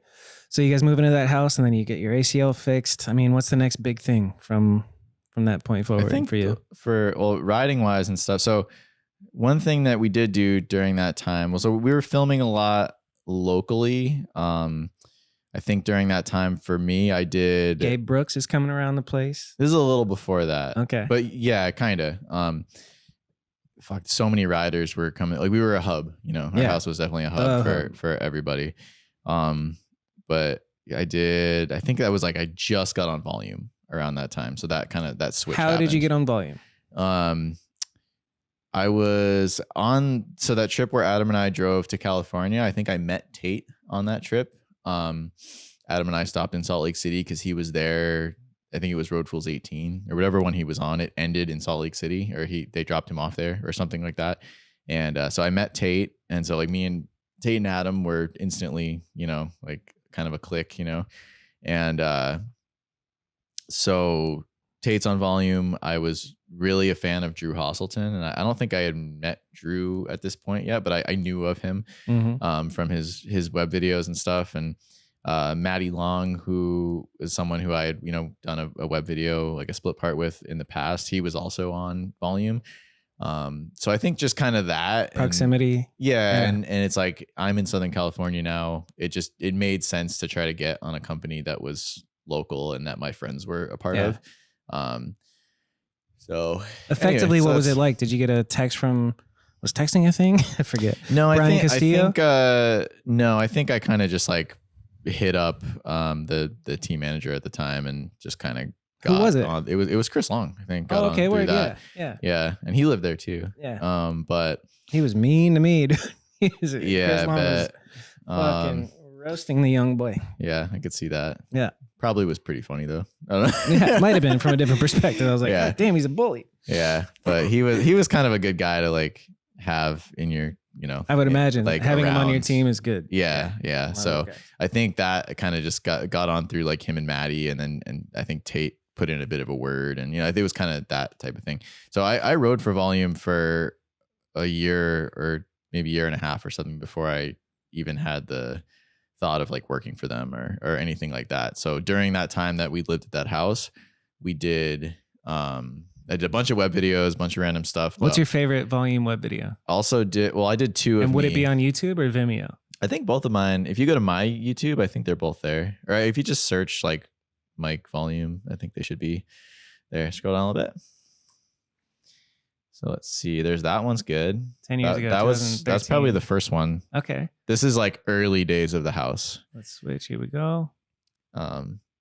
People didn't like this. People I remember this. Did not like this. I remember this. Mastroni with the jersey and the bandana, dude. Like it was yesterday. Look at this guy. I remember I'm not gonna throw him under the bus. Oh, but the tire ride to start. No? I remember a rider that we and the knees going crazy. I remember that this we clip. used to live with. Like I finished this and he came into my room and he was like, yo, like that was cool and all, but like sometimes you gotta hit him with it. Who said that? I'm not gonna say his name, but Gabe Brooks. No. But I just remember being like, "Damn, dude! Like, I get it, but you know, you don't. It's like you don't understand what I'm like going for here. Yeah, I'm riding on like a limp knee, right? And I'm not thinking in that lane. Like this is cool. I'm thinking in a different lane. You're trying to, you know. It's wild. Like I don't.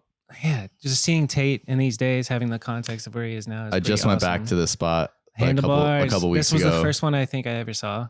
This was pretty innovative. I went back here the other day and did something else with Benthy and Film, and I'm stoked. Fuck yeah. I have to know. I'll ask you after. It's still there. It's still exactly the same as it was. Oh, I forgot about this. Yeah, just stuff like this. This is an acceptable except, right? This era was probably being really, really inspired by Tate.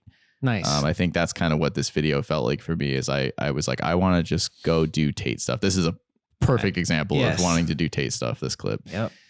So money. Dude, yeah, it's crazy that like I'm like, oh, what volume videos? But this is like ingrained in my brain. This is knee brace mic that I remember. Yeah. This was an accident. That one, yeah. That was an accident. That was You supposed went to to be pegs. tires? That was supposed to be Wow. pegs, yeah. I think Christian actually filmed this, and after, you know, he's probably out filming with like the market guys and stuff. He was probably very confused how I thought that was a clip, and I pedaled in it, which is trash. I'm The still, tires. I would This is still great. try to do this for sure. I'm happy with this clip. That's a great clip. Man, that's so wild to think back to. That's incredible.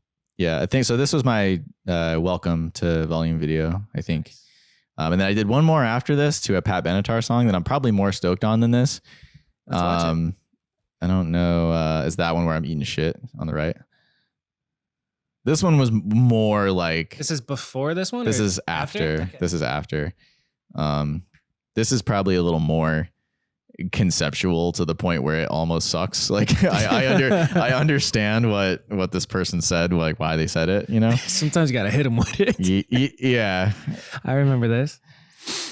like that. Man. It's like, dude, it's like I put my hand down and I didn't want to, but then I was like, oh, maybe it's cool like that. Like it's kind of thinking in that lane where I'm trying to do stuff where I haven't You're just really learning seen it, dude. stuff before. You don't know the rules because there are no rules at this Peak point.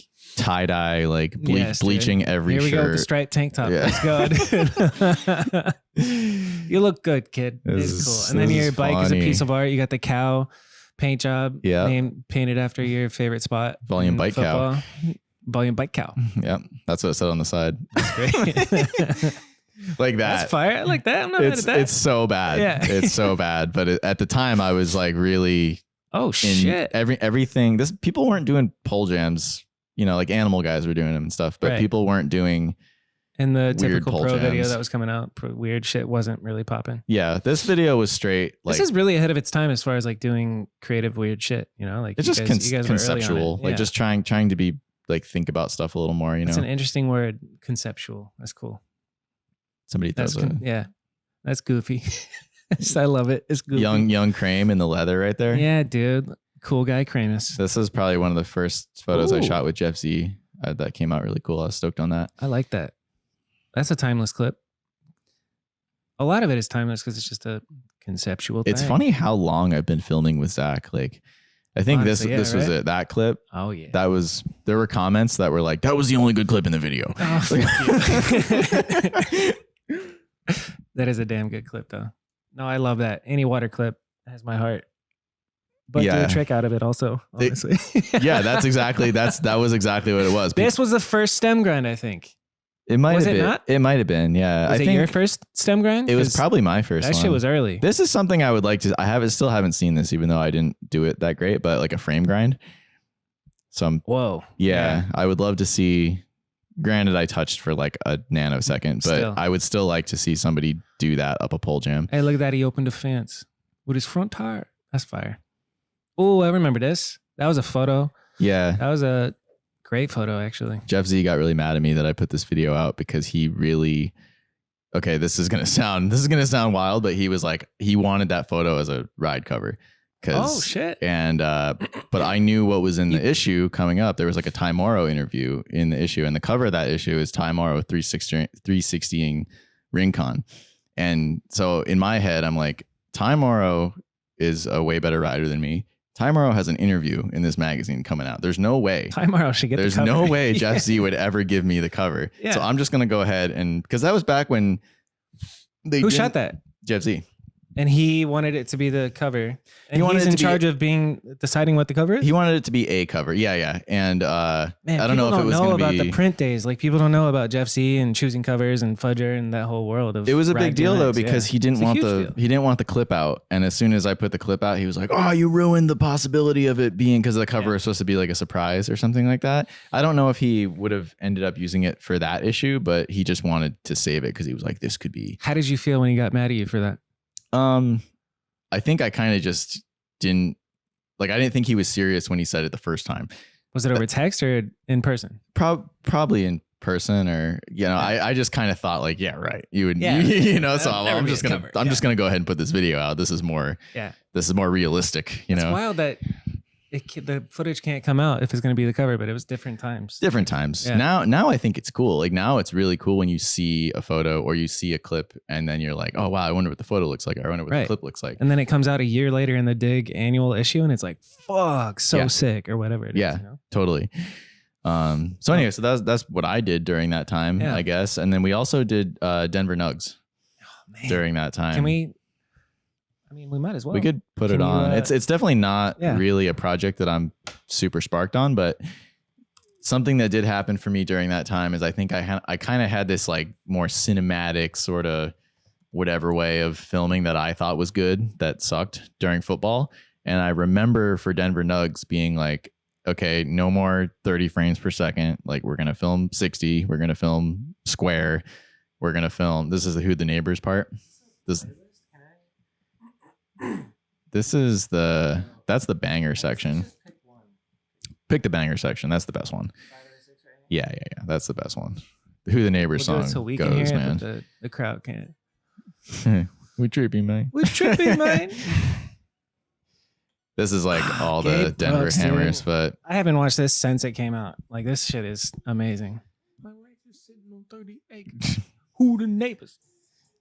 Yeah, dude. just Alex casually wall riding over like a man Just not even thinking. Yeah. Just like, I'm gonna do this now.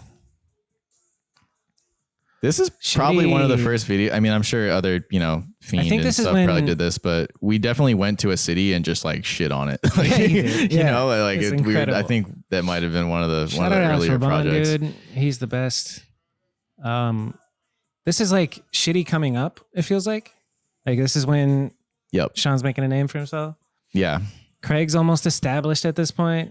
That was- Garrett, fucking so good. Like you could wall ride that, but not like him. This Hey, was Chuck. everybody was in their prime right here. Look at Zach. Look at fucking Zach, at dude. that, dude. Best rider. That's my favorite. Craig. Most underrated rider. Doesn't get enough credit. God, rest in peace, Yeah, man. Big G. This line right here was probably the first time I rolled on a skateboard to film. Get the fuck out of here. 100%. Cool. Look at how Yeah. He's holding it up. Look at this sip of water right here. Epic. We thought this was so funny because Devin was straight edge. Yeah. So the fact that he sips sip of that water water. and like approves a clip. He is was ahead funny. of his time because that became a trend with the team session water. That was a whole thing. You know what? Here, pause it real quick. This is important to say. Devin will be so stoked to be listening to this. Yeah. If you look at Devin's riding in even like 2008, he's wearing baggy Dickies. He has a free coaster, 4 pegs, and he's doing like fakey ice shit and like ice to like. He was 11 years ahead of his time. Dude. Literally, dude. He was so far ahead of his time. Yep. It's actually insane. He also claims first hanger tooth on a ledge, which I can't, and I've argued with him about this. First, just hanger on a ledge. Yeah. First? Yeah. Like I'm sure obviously What the year? hanger on the handrail came first because your back end can drop. Devin claims he's the first person to do it on a flat ledge. And I've said that to When, people though? before and they laugh and he's like, show me one documented earlier. Show me. Let's go, Devin. Dude, more power to him. Shout out Devin. I remember this Feeble 180 Phoebes. Yeah. That's in Boulder. God, dude, it doesn't I get much believe. better than that. That spot's still there. Even now, I love that trick is timeless. The Feeble 180 Feeble Indian. It's a beautiful trick. Anyway, hey, there's my boy. There's knee brace Mike. Dude, that beard was out of control. I have one of those for my new part that I'm stoked on. The One of those wall little tappy tappies. sidewall hits. Sick. Fucking Gabe. Who are the neighbors? Early Pegs Hard 3. Yeah, very early. Kind of a weird guy to do a Pegs Hard 3 too, if Yeah. you think about it. DBG. Like you wouldn't suspect him to be Yeah. the one. Raban, an absolute animal. He rode for like Giant back in these days, Yeah, which is he really did, which huh? is really random to Yeah. think about. I hope he was getting paid. I don't know. I think he was. Yeah. Giant's big. Is Giant. As soon as I said it, I was like, all right. Giant is large. I remember thinking this still is insane. Just threeing over rails, dude, is I don't get it. not chill. There he Like is. that. A Dickies, a 4 pegs, Dude, a yeah. swag. Stuff like that. That's a clip somebody would film these days and Easily. Devin was I would just, be stoked on that clip. yeah, these way days. ahead with like the nuance and the free coaster. Like back then, nobody rode a free coaster. Yeah. It was weird. It was rare. I stuck out because I was a free coaster guy. And then, no, it's not a thing anymore. Oh, I forgot about that. I think this video was me like learning about ramp slow-mos. Like I don't nice. think, Did you ramp that in After Effects or in After Effects? Nice. Yeah. You pull up the graph and then you spread it out. Yeah, you did it. Time remap. All right, now we're going to watch Kill Tony, guys. All right, so what's up next? Are we watching something else? We don't have to. Oh. So yeah, we were just talking about that OSS house era. So this would have been like 2010, 2011, early 2012. Mm-hmm. And then I think what changed was we did an OSS trip to Salt Lake City. I think it was probably in 2012, and we stayed at Tate's house, and it was the first trip for what was to become Ruin Your Whole Summer.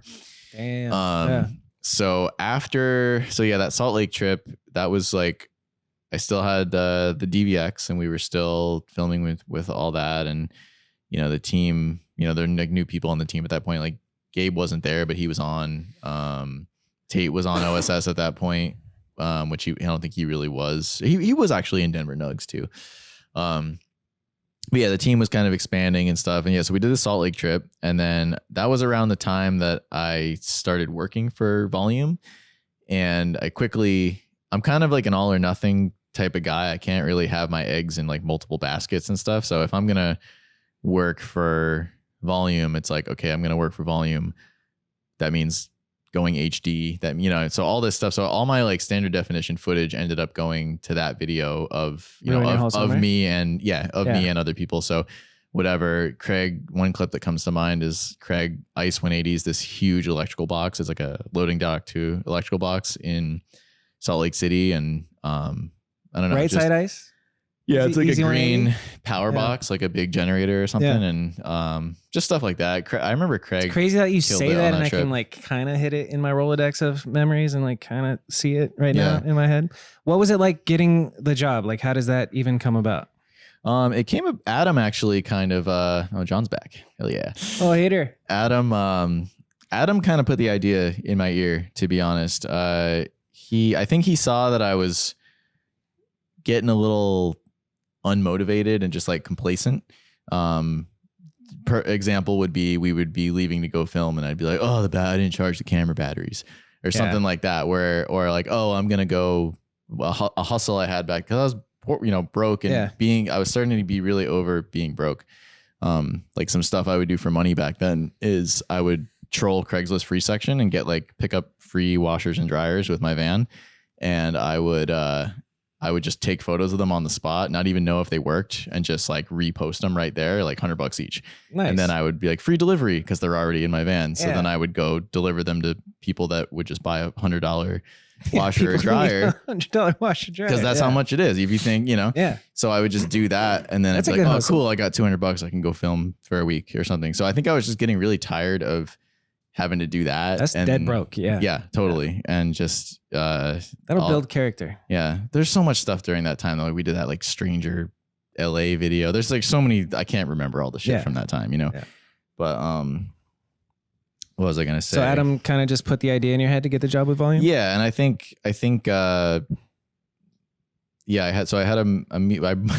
Brian only eats, Brian Castillo, he only eats like 4 things. He eats like burgers, pizza, Mexican food.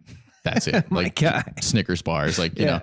So I think I met him at like a Mexican food restaurant, and we just got some lunch, and he kind of was like, oh, you want to try this out? Because at that time I was already doing, like when I got on Volume, I remember I met Brian at that park school with the brick banks that he always rides, and he pulls up, and I'm like, I pull up, I'm like 15 passenger van, 2 cameras. Like it's exactly what Volume has going on already. Right. So I'm already kind of like, it makes sense, It's just like what I did at that time. You are the job. Yeah. So I kind of was just like, oh, you do this already, so you could just do this for me. So we met for lunch, and we talked about it, and I think Brock had just got on Volume at the time. Sick. And that's when we came out to Arizona, and that's when I met you. That is crazy to think about. That's when he knows the fountain at ASU, the water fountain. Yep. So that trip for me was... How does that stick out? Of all the things Brock's done, he knows me with the water. I love water. He filmed a whole part on that trip, his welcome video. But that trip for me was like my tester trip. No shit. That's cool. Yeah. I remember how green I was to HD because there are clips in that video where I had ordered the HD setup and it was, let's see. So the whale eye, right? Mhm. You have to have those rails that support it because it's so heavy. The rails didn't come in time. So I remember leaving California and I was in Phoenix waiting for the rails to show up. And what's the baseball ledges with the rails on top? That's literally what we all call the it, all the baseball clips ledges. in that video that are fisheye at that spot were filmed Wobbly? with an extreme lens with no rails. Just wobbling. Just- how can you see that in the footage? What video? You is can't this? see in the Brock footage. Welcome or I'm just something? illustrating how Oh, green okay, I yeah, was yeah. to the HD. And I think it was Miles or somebody saw a behind the scenes photo of me filming like that. And he messaged me and was like, dude, you're going to break your camera in half. don't You do that. can't do Yeah. that. And I was like, no, I'm holding it. Like, I know. Yeah, just, you know, that was how new it was. So Yeah. that whole trip for me, we did a Drew Haas Because video. that's early. Everybody's still SD at this point. it seems Christian like. Regal had the whale eye at He that was point. early, yeah. And But dude, what did maybe it cost Will back then? Stroud. Maybe Will Because Stroud. like now it's $2,000. It must have been, yeah. No, that's no, crazy. now it's like 10. What? Yeah, they don't make them anymore, so they're rare. So it's like supply and demand. Yeah, Would you go on if you eBay. had to get one? Would you? Why? No, I wouldn't. I still have mine. Yeah, but if you had to buy a new one, wouldn't you figure something else out instead No, of paying 10? I don't even. for I lens? have one. I don't even use it. Yeah. So the okay. camera I film with now is a Canon something. No? yeah, it's Canon XF605, and Yeah. I had someone make me an adapter for my whale eye to that camera. That's so, cool. Yeah, you'd think so, but it's not It's actually. not cool. Yeah, because it's 50 pounds. I remember the first time I held your camera with the whale eye, dude. I was like, oh my god, no! This is excessive. The optics of it don't really work for the new camera. They work great for the Panasonic. Why? Well, for the new camera or for the old camera? Why doesn't the optics work? So it's standard definition glass with like 4K resolution. Doesn't work. It's not made for that. Okay. Basically. So what happens is the edges become very blurry and it's really hard to actually get a clean focused shot. Interesting. So I have one and I don't even use it. Like when Yeah. John and I film, we just use his camera. That's What does he have? What do you got? he's got Fuji's. What you got, John? Fuji what? So XH2S. I've never even heard of these. These ST, S, are mirrorless DSL or mirrorless S. What the fuck?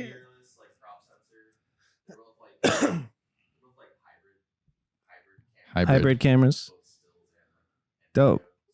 I'm pretty jealous. That sounds awesome. I want a Fuji. Yeah. Yeah, and you get that old vintage look without even trying if you wanted. But yeah, anyway the point yeah. is that like you want as dope as the whale eye looks to look at it, you still want good Your image footage should quality. look good. It shouldn't be blurry. Yeah, there's a couple clips in this new project I'm working on where we did go out with the whale eye and the 605, and I mean they're passable, but it's not crisp. If you're looking for it, if you're looking for it, you're gonna see it. Yeah. So good barrel distortion though, like very, very nice, but just not. It's just dated technology. It was huge because it was the HD version of the classic VX setup. You know, like your HD, you got to have the whale eye, and that's just And you can do zoom on the camcorder, the HD camcorder, and you can throw the lens on. It's the same process, but now it's just a my personal personally that's the tool for the job for me. Like I need to have zoom and I need to I don't have to have a bunch there's of workarounds. cameras. You've seen Benthian with the zoom rocker on the fucking A7S whatever lens. There are, but back then they didn't really exist. Right, that didn't, you know what I mean? It was kind of and for me, I came from my first camera was a DVX 100A. So for me, it was a very perfect transition. very, very logical. It's the same menu interface. It's the same everything. So that's kind of where pretty jealous of that. I never really made the jump. I guess I did, but it was DSLR. Anyway, I digress. Let's so continue. Where are we at? I we feel are, like we're getting the way job too with far volume. in. We're eating with Brian Castillo. You perfectly matched the job, and your first trip out to Arizona, you're with Brock, and it's like, whoa. And I have this picture in my head because I remember hanging out with you guys and just young Brock. And I'm trying to remember something that sticks out besides that nose mail on that trip. But just, all right, you know what? Like you came out, you guys stayed with Drew Hostleton. We did. And that was probably Drew Hostleton is such a fucking legend, like in Arizona in BMX.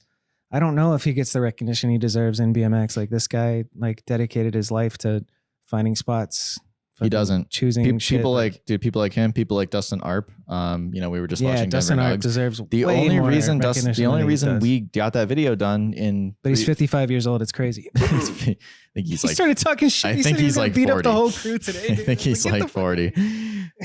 But when we did Nugs, dude, we were only there for like 3 weeks. We filmed a whole DVD, like a full length video in 3 weeks because of him. Sharing spots. And same thing, he bringing us around to everything. Same thing with when I came out here for Volume the first time. Same thing, like, you know, Drew showing us around. That Brock video and that Drew video or anything we got on the trip happened because of Drew. Like these people that show you go to a city and they show you around, they don't get the recognition they deserve 100% ever. Yeah. And it's And almost on to the top point of where all it's that- like infuriating, you know. It's like, dude, these are, we need to put them on a pedestal. But the thing about Dustin that you get the spots, but you also get a guy with a deep voice telling you can do it. It's just like he's the most encouraging person I've ever hung out with. He's very like, bro, calm. you got to do this. yeah, he's very You can do confident. this shit. I like Dustin a lot. I like him so much. But anyway, so where are we at? So What'd you make it, Volume? Videos? No.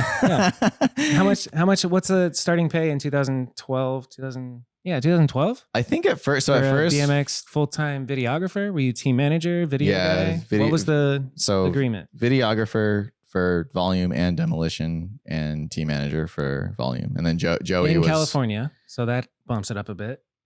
What did you make?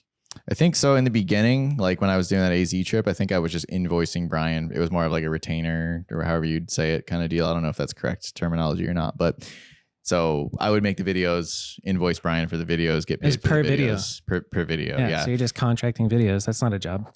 Yeah, that's how it was for like a couple months. And then I think once Brian figured out that I could like turn stuff around pretty quick and he liked It was a good test people. period. Yeah, exactly. And then we talked about more of a full-time thing. And at first it wasn't very good. I think they were like, we can give you, I want to say it was like $1,200 a month or something like that, which is for the amount of work it is, dude, like not good. Quick math, that's not much. That's 15 grand a year, maybe.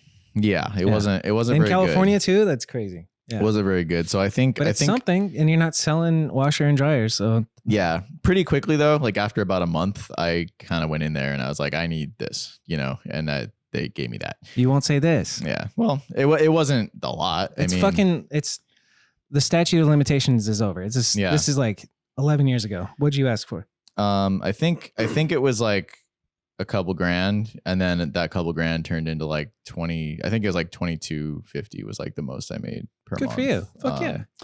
Especially back but- then. That's great. Yeah, but at the time I felt 1099 still though? yeah, It's 1099. like people don't, I mean, your kids don't know. I Like didn't- 1090, the 1099 scare when it comes time for taxes. I And you're didn't like, pay taxes for 4 years. me neither, dude. you Let's know? go. Yeah, yeah. How much did you end up owing? Like $4,000.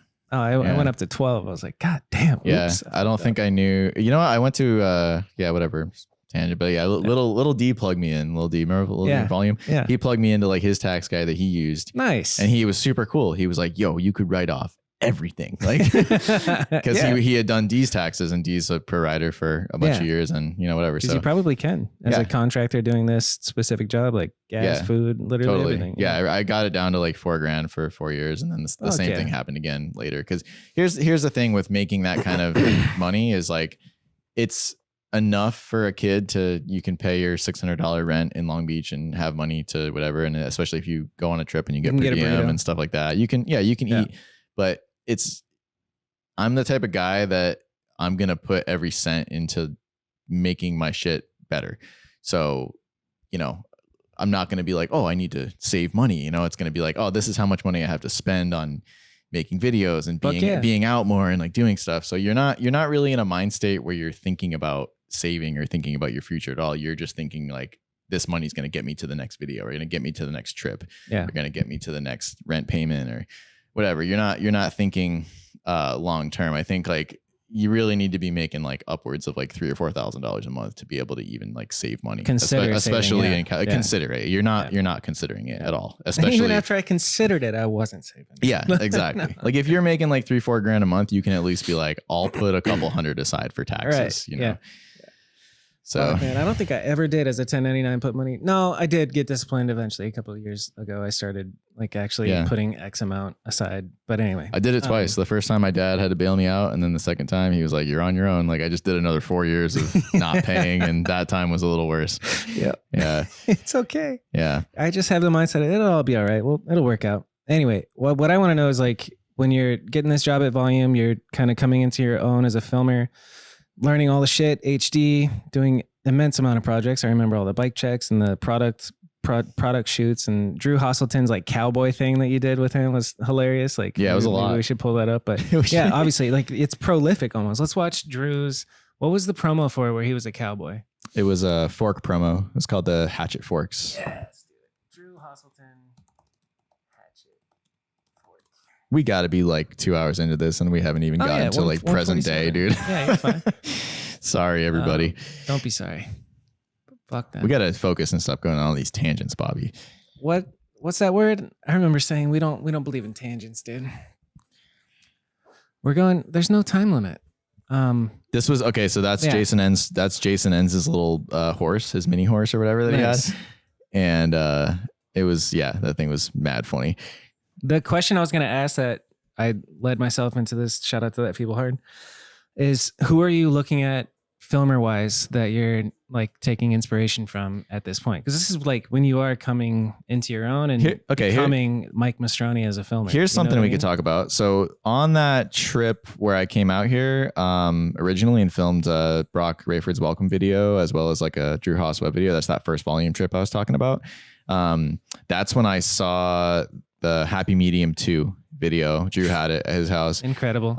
That video fundamentally changed the way that I think about or thought about filming at the time. Hell yeah. And I think seeing that video and seeing just how much you can do with a camcorder and how much you can do with filming to tell a story. It's kind of like, it's about what you show, but it's about also what you don't show. Like some of the stuff they're skating in there, it's like, you can tell that there's a plywood runway or something, but they're not showing it, it's something about that video that was really inspiring. I think was just how much stuff they're skating. Like they're skating on a lot of stuff that isn't supposed to be skated on, like more of that type of thing. The filming's incredible. It's an experience. Even if you don't understand skateboarding, you love the music and the filming. It takes you on like a journey. And I think I didn't really realize how much could be done with filming until I saw that video. Yep. And just the feeling that video gave me, and like what Buster and Hunter did and continue to do with Happy Mediums it's crazy. Was very inspiring to young me at the time, for sure. Fuck yeah. Still, dude, I just went to their premiere 2 nights ago or Saturday night. We're gonna watch that video as soon as this is over. I can't wait. Shout out to a Happy Medium Colors. Yeah. What if I like aired it on the podcast? Also, shout out to them for not because I think a path, especially in skateboarding, because there's more opportunity, right? Like you can be like a good filmer and then be like, oh, I'm going to go make it in the skate industry. Like it seems like those guys consciously chose to not do that. Yeah, they never did. And continue their crew. There's some interview actually that Buster has, you could probably dig it up, where they're asking him who his favorite filmers are. And he's just like, Greg Hunt. He's like saying all the things you'd think he would say. And then he pauses and he goes, not Beagle. And I feel like that was kind of his like nail in the coffin for never working in skating, probably because he's just like, that's not really what we do, And it's cool that he said that, and it's cool that he's stuck with his crew and his vision. His own person. I've never met anybody like him. It's pretty cool. Yeah. And you're right. Never wanted to make it in the industry. Just keep doing it. It's just almost a purist thing. They're doing like, it's interesting to see them go and push a Happy Medium on social media and post clips and like what if a Happy Medium was shot vertical using AI type shit, like just interesting, fun content. It's just like, I feel like I'm here for it. If anybody's going to do it, it's sure. It's 100% Hunter. But Buster's kind of come out of his, I don't know. I can't speak for him. I just think it's really cool to kind of nobody knows him. Railroad your vision a little bit and not like, because if Buster went on to be a filmer in the skate industry and do all that, like his projects are here and there, and nobody's like, oh, Buster filmed that, whereas Happy Medium, it's like, hey, this is my life's work. Yeah. It is what, that's way more important than money. One of the most like iconic artists of all time are never famous until after they're dead. Like because they just did the thing. They stuck with and then their, later on with their everybody's like, vision. oh my God, the guy just did the thing. I think Buster is a perfect example of that. Of just and that's what he's a pure artist. I've always thought that. And I'm sure he's a controversial figure in skateboarding. I'm sure people don't like him for that reason, or people are like, oh, he's a weirdo. It's great. This guy thinks that he's up here or whatever. But it's like, dude, fuck that. Like, do what you want to do in this life, you know? You know what I'm jealous of is they always have the cleanest lens. They can film into the sun. And there's no blemishes on their lens. It's just, I've never been able to do that. Yeah, that can't be said for anybody. Yeah. Really. I'm probably the worst. It's pretty offender. crazy, dude. I'm the worst offender of that, No, dude. My shit looks like I'm the worst offender, but you can be second worst splatter painted, dude. Oh, dude, it's the worst. I hate it. I avoid the sun, filming towards the sun anyway. I'm going to pee again. It's been about another hour, so. Sick. Let's take another breather. We haven't even gotten to like 5 years ago yet. Yeah, no, that's fine. We're still in last decade. Goodbye. So we left off at Happy Medium and Buster. Any other influences that shaped kind of what? I mean, can you remember a particular lesson that you learned from watching a Happy Medium or watching filmers like Buster? Filming long lens on a tripod kind of hit me for some reason. I had seen Christian do it, but didn't hit the same. Yeah, the way the O'Shea boys do it, it's for like, me wasn't really very impactful. You know what it is for me is the zoom at the end on the tripod is just fucking beautiful. Yeah, something about that. What about you? Something about I don't know. There's just kind of like a lot of cues to pick up on with the way he films, like zooming lot of, with a stationary fisheye. Yeah, iconic. like rider exits. You kind of zoom past. I've noticed Zach doing that a lot now. Like rider exits frame, and you're kind of like, instead of being like, oh, I'm gonna zoom into the dude's face or the dude's wheels, just or stay where you are. You kind stay where you are, and it like kind of creates a nice. Also, like maybe that happens, and then maybe you pan back the other way. Because here's why for me I learned that's a very effective technique. I've probably done it to death. It's a very effective technique because dude enters frame, or sorry, dude. So say you're filming something, right, and then you do that like zoom technique, and then a dude exits frame to the right, and then you immediately pan back to the left. If it kind of allows you the option for the next clip to start from the right or the left. That's why I would do it. Because if you think about it, so say a fisheye clip that starts from the left will play after that, and you kind of like you swipe back over to the left, it almost takes the viewer directly into that fisheye clip, right, as a transition without you even thinking about it. And then what about for that option of starting from the right? Well, then maybe you cut before the whip, the whip away, and then a fisheye clip or something else starts from that side. So it kind of gives you this I've never option. thought about that. That's awesome. It gives you this option to make your footage kind of appear a little more seamless. Yeah. Even though it's like, you know, I will say it's a pretty contrived like way of filming, or it can be not contrived, but like robotic. That's probably something I did a little bit too much with headlights specifically, with kind of like, now I'm a little more like, all right, not everything has to be on a tripod. I kind of like things a little looser. I like, you know, the rider doesn't have to be framed perfectly every single time. Like maybe it can just be, if there's a nuance to a trick, maybe it's just the bike. Yeah. Or maybe it's like bike head, or, you know, I think filming has kind of evolved a lot for just everything. But, I don't know, for me, I would never chop a head, or I would never. And now I'm kind of like, just fucking do whatever you want. Like I'm a little more lax now, you know? I'm seeing a similarity in the progression of like riding and then evolving to where you want to be conceptual, choosing your tricks, choosing your spots. And at the same time, the evolution of filming of just like, I don't know what I'm doing, I'm figuring it out. And then you figured it out kind of, and then you're like, I'm going to do this, and I'm going to do this fucking perfectly. And then you kind of graduate to like, I'm going to do whatever the fucking vibe is, you know? Like if it's not perfect, it's good. You know? Another thing I picked up from that video that I would say is like, I'm still a stickler about this. It drives me nuts when fisheye filmers don't do this, is say someone's doing a trick down a rail, and maybe the rail, say it's like let's just call it a gap to hanger down a kink rail, right? And you're on the flat you're in the middle between one set and the other set, right? Dude does the gap to hanger.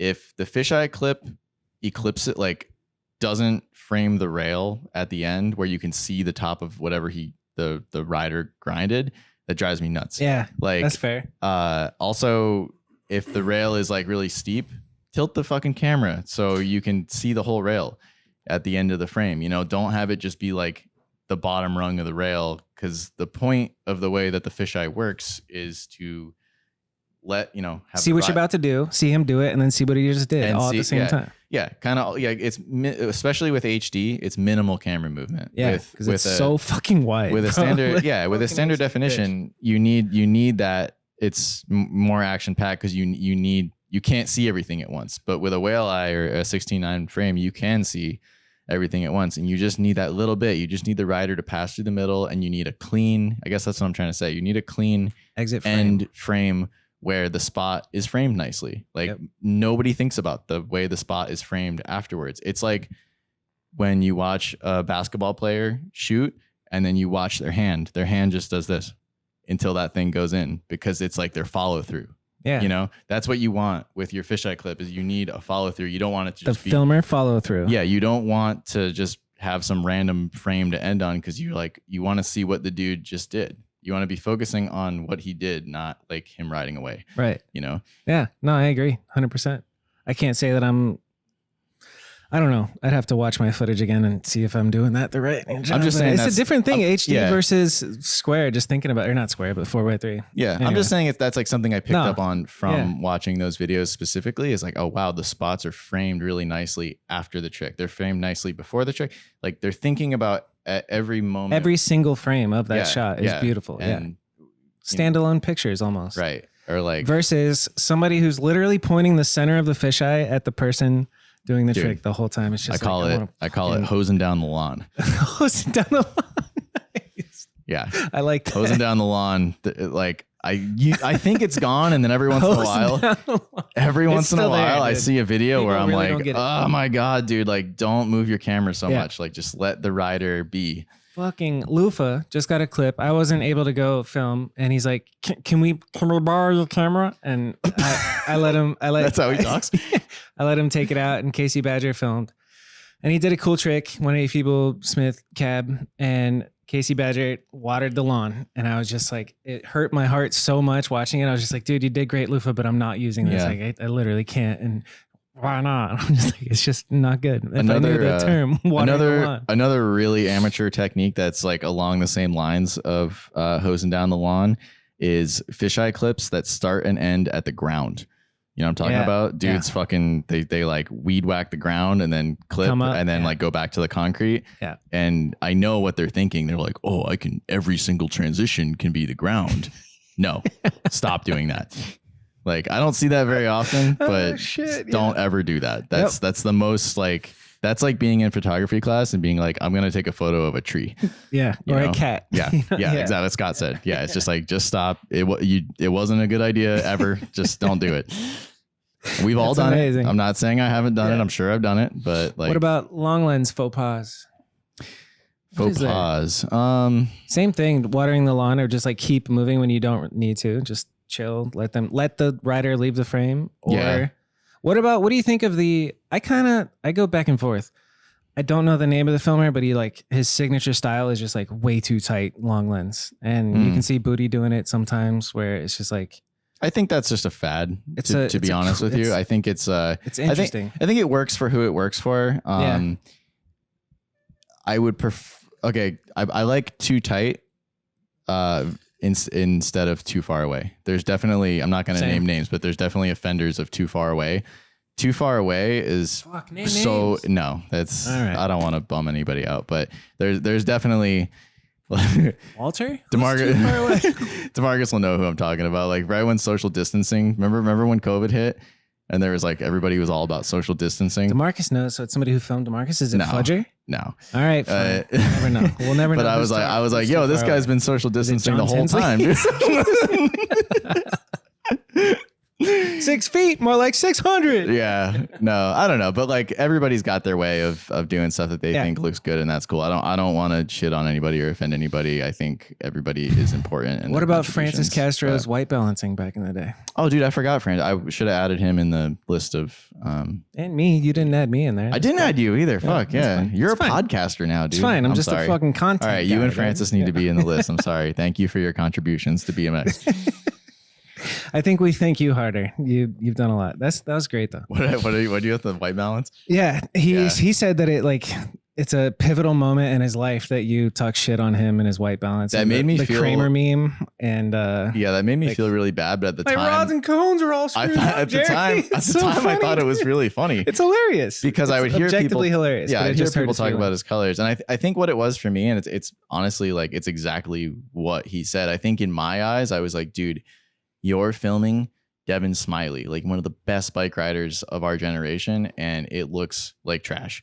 Yeah. Like, like not your filming. Your filming's good. It's just like the white balance. His skin is red. Like he looked, and I think he had never heard the term skin tones at that point. Cause he's a perfect example of fake it till you make it. Like he just has that, like, I got it, and he fucking did it, and I respect the shit out of it. It's amazing. So you gotta love Francis, but like your white balance sucked. I respect the hell out of Francis. Yeah. I think he's motivated as fuck. He was like, him and Sauce were just two young kids that were like, fuck it, we're gonna do this. Yeah, it's fucking incredible. Awesome. That's what we all were. You know what I mean? So, but at the time, I was kind of like that thing we were talking about earlier, where I was like a little too.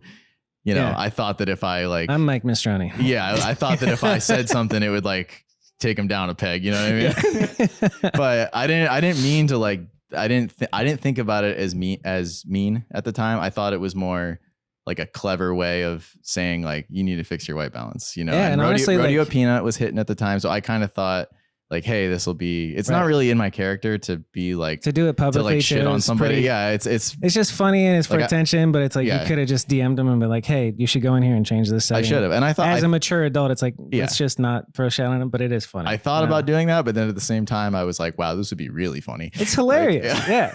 And it's a thing we're still talking about 10 years later. So fuck it. But no, we squashed it. I respect Francis. I think like he, his time that he was filming BMX, like he did a lot of shit. I think him and his boys all blew up, and that's fucking dope. So his story is incredible, but talking to him about that journey and all his boys, like you said, I respect any young kid that's motivated and wants to fucking do this just instead do it, even if you do like, it wrong. I'm gonna go to college to get some random degree and not use it. Like, yeah. And he's still kind of doing that, just in a whole different industry with the e-commerce shit, and it's fucking amazing to hear about. Anyway, yeah, totally, man. This was Filmer Faux Pas with Mike Mastroni. What else don't we like? I don't know. So let's, zoom it up a little bit. We made it to working for volume. So then we're getting into like then it morphs into the finer things. Like while you're doing finer things, are they still requiring you? Is this still your full-time job? Are you working elsewhere? Like no, that's all I did was film. At that point I hadn't had a job. So this was like 2013. We probably started working on that video, 2012, 2013. And then the video came out in like 2014. So probably like 2 solid years working on that project. And we traveled a lot. We did like an Austin trip. We did a lot of Phoenix trips. We did a Colorado trip. That's around the time that Demarcus got on. I think that was his first trip, was going to Colorado with us. We got young Brock, young Demarcus, Drew. Dude, just killers, man. Demarcus. Demarcus was doing crazy shit back then. Like you forget that he can like 180 tuck no hander a double set or something. Yeah. He would do stuff like that you probably wouldn't really do now, but he talented still can. Motherfucker. Yeah. One of the best riders to ever do it. The amount of bike control, just watching him ride is like, it's incredible. He's up there with Garrett and Simone and riders like that. Just I would love to see his tooth pop over bars. The first tooth over bar was that video. And I remember him. First one ever? That was the first one ever, as far as I know. I think Garrett Reynolds had done one on a flat rail or something, or probably the skate park. Did Garrett do it switch tooth to pop over bar? I don't know, but that's Demarcus's regular. Yeah. Yeah. Him and Brock, both. I'm gonna air them out. Yeah. They're both left side grinders. Fakers, dude. No, I'm just kidding. No, they're same with Nick Bonnell, dude. Fakers, and then they have to learn everything on the opposite side, and then act. Nick like Bonnell is just, he grinds correctly. He grinds left and his left foot forward. No, he grinds right. Nick Bonnell grinds dominantly left, but like it really is to the point where it doesn't matter. He can grind either side. Same with Brock, I think. Same with Demarcus. Yeah, but same with he learned left. He was fuck-footed. Garrett, he's right foot forward and fuck-footed. Yeah, Garrett did it on a flat bar, I think, and I remember something along the lines of him and Demarcus had a conversation about it, and Garrett was like, dude, it's next to impossible. On a low flat rail? Something like that. Yeah, that's wild. And so when Demarcus did one at the time, it was a big deal, and that's why it was his ender, is because it was a big deal. Which foot forward is Demarcus, and what's his dominant peg side, and which way does he spin? He's right foot forward. His dominant peg side is left, and he spins left. Okay. Brock. Same thing. Yeah, literally same exact thing. Yeah. Okay. Here's the stumper that I thought of is Jordan Godwin. It's not a stumper at all. He's left foot forward. He spins right. He grinds left. Yeah, but he can do everything switch. But he's there's Felix. Right foot forward, spins left, grinds right. Yeah. Fuck. I thought those two were gonna just hit me with like rapid fire, dude. I could go all day with this game. Ty Morrow. Right foot forward, spins left, grinds right. Yep. Let me try and think of a tricky. No, that's not tricky. Jordan Hango. Right foot forward, right side pegs, spins left. Yeah, that's right. Chandler Golden. I don't know. Like, give me like, I know. more. Yeah, I don't know. I could stump you because you don't know shit. I'll tell you. I could stump you. This is all something. Right, this is something that John and I talk about. Hit me. Okay. So there's a lot of riders out there. Jake Seeley, one of them, left foot forward, spins left, grinds left. Mike Aiken, left foot forward, spins left. So that would be like, that's rare. Dick. People will call it dick footed, right? But their pegs are correct, but they're dick footed. Now, think about this. Give me a rider that's right foot forward and spins right, and grinds left. Derek Strickland. Derek Strickland from the OG Federal days. I think that of sounds him, like but it could be right. Maybe he just has really good looking opposite threes. Because we know of three. A rider that rides right foot forward, spins right. Tom Dugan, or is he left foot forward and spins left? Oh no, yeah, he's left foot forward and spins left. Yeah. But he is. Who's my goofy spinning fucking homies? So dude? I'm gonna give you three, but I can't think of anybody else. Okay, hit me. Okay, Elf. This kid Rex. Rex Carroll. You're like, I know that name. I think I follow him on Instagram. Yeah. And there's this other guy named Danny Seiden who used to do self-filmed web videos. We should have talked about him before. Yeah.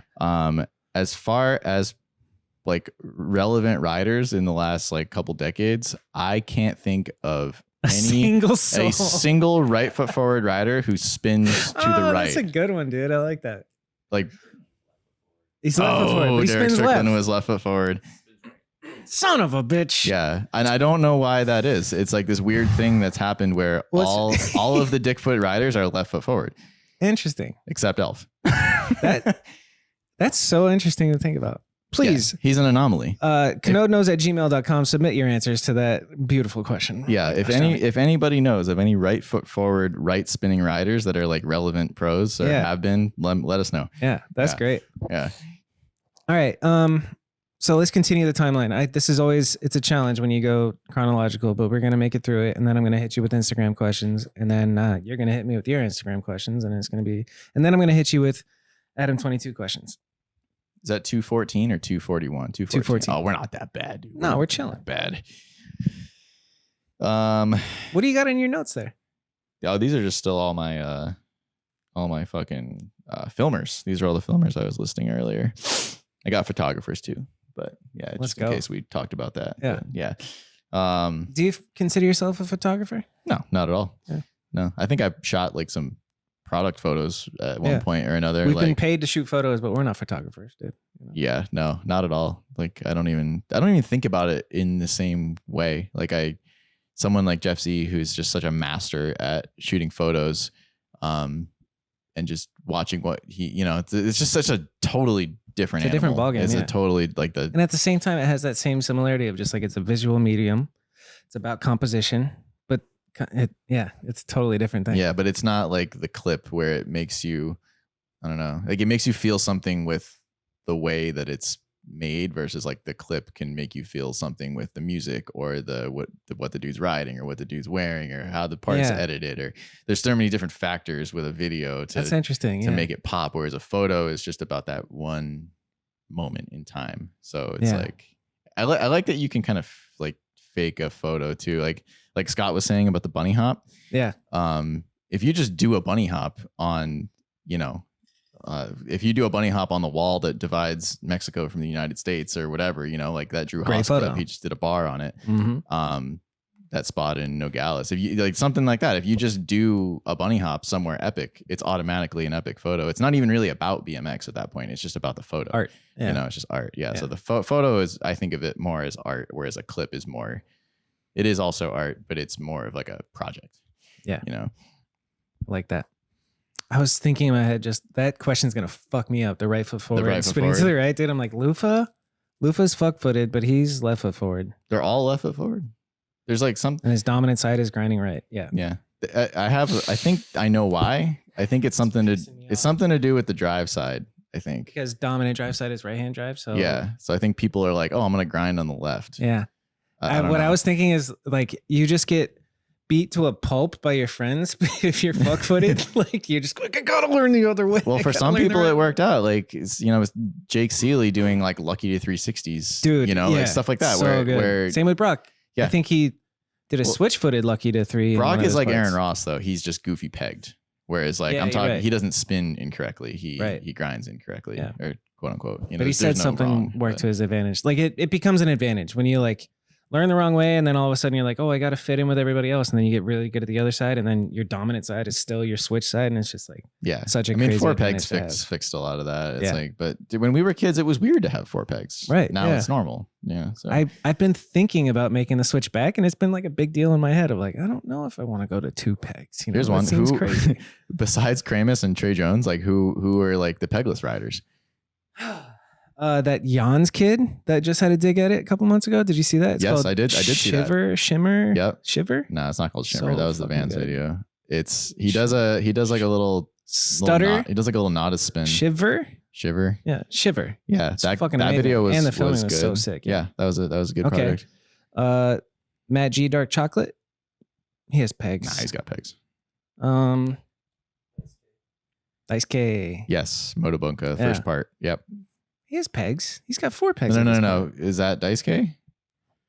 Sasuke. That's Sasuke. Benthian's going to be. Yeah, Benthian's going to be so mad, dude. is screaming at his computer. Yeah, he's screaming for Sorry, sure. Benthian, but the dude who has the first part, Motobunka the Motobunka video, is a great. I'm just saying that they're like an endangered species. Like there's not that many of them. It's a beautiful thing. Yeah, and it's crazy that it's a different Kyle Hart right now. Oh fuck! He just put him back on. He was pegless for a good while. Sad. Shout out to Sad Pegless Society. Yeah, it really limits your grinding abilities, and you have to learn crank arms and pedal grinds and all the cool shit. I love talking about weird stuff with BMX. Yeah. That it's like, I don't know, just little stumpers, dude. I've never thought about that. Little weird shit like that. Yeah. So we're on finer things, I think. I know. Unless you want to think of more people. Pegless, bro. Trying to move this thing along, dude. Okay. Let's talk about finer things. Specifically, there's that could be a whole episode in itself. Let's just get into your shit. Your spots that are perfectly primary colored and just a piece of art and the whole process behind all that. Have you talked about that publicly? Like the process behind this? Like making spots? Yeah. Yeah, I think I have. Making spots, like how long did your part take? And what was the biggest challenge for spots in your section? I think so. I don't know, a couple like things from that video. I think I really started getting into filming at night. I mean, growing up watching a lot of skate videos and stuff, I always thought like the generator session stuff stood out for me. Why? I think because it just shows that you care. Like I really like the aesthetic of night filming. It's like you're kind of only paying attention to the spot. You're like you're putting a spotlight on your thing essentially, and it's like becomes a stage. It's like a mission. And I think when you're going out filming all day every day with the team and doing stuff or whatever, you're kind of like, my time is kind of now, like after everybody doesn't want to ride anymore. So it kind of, that's I think kind of where it came from. Is that how it was for you? Like, would you be out with the boys and then everybody's done riding for the day and you're like, all right, I'm done filming all day. Like, you guys down to come hang out and watch me try this weird shit while it's dark? Yeah, it's pretty much like a lot of what it was. Cause especially on trips, it's, my job is I have like 7, 8 dudes in a van that I'm trying to get It's clips not of. your job to ride. It's not my job to ride. Yeah. Yeah. And I'm sure somebody like Zach feels that a lot because wants to ride. Everybody wants to ride. Yeah. Scott, everybody. So for me, I think it was kind of a combination of that. And then it was also a combination of just kind of seeing firsthand what everybody was getting and like the stuff everybody was laying down for the video. And, my Mount Rushmore, like Tate and Drew Haas are both on my Mount Rushmore. You know what I mean? So it's like 2 of my favorite riders are in this video that I'm working on. And it's like, and I'm seeing what they're getting. And I'm kind of like, dude, I gotta like lay down something just as good. Yeah. I gotta go in. And I think the spot building stuff was just kind of a logical progression of your conceptual stuff into, that you were talking about. Because those volume videos that we watched earlier, I was kind of starting to get more like experimental with. You were finding and modifying, but you weren't building. Yeah, it wasn't necessarily like going all out and building. So I think it was just kind of a logical progression of that. Also around that time is when I met Richie Jackson and we started hanging out a lot. So I think that kind of like we had a really good like synergy working together and stuff. Why? And, I think I was really inspired by like his "And Now" part. You ever see that part? Yeah. His older one where he skates to the Pentagram song. A lot of things in there were spot builds. Like he does a lot of putting poles in the ground and like power slide, board slide, like up 2 pole jams. Or one that really inspired me was he does like a power slide and then board slides up a chain. And it's clearly like they built it at a DIY spot and they lit it up at night. So it looks so fucking cool. Yeah. That aesthetic was something I was like really interested and captivated by that. So I built like the equivalent, I built like a roller coaster chain jam to do or a chain jam to wall ride. But then you painted it. Yeah. I like that a lot. And it was pure art. Was it planned, the order of the clips, or was it just like, if it's a primary color, it'll work out? Like, cause it was what? Green, yellow, red, blue. It was literally primary colors. I think it was, I did like orange. I did everything. I think. Fuck. Okay. Yeah.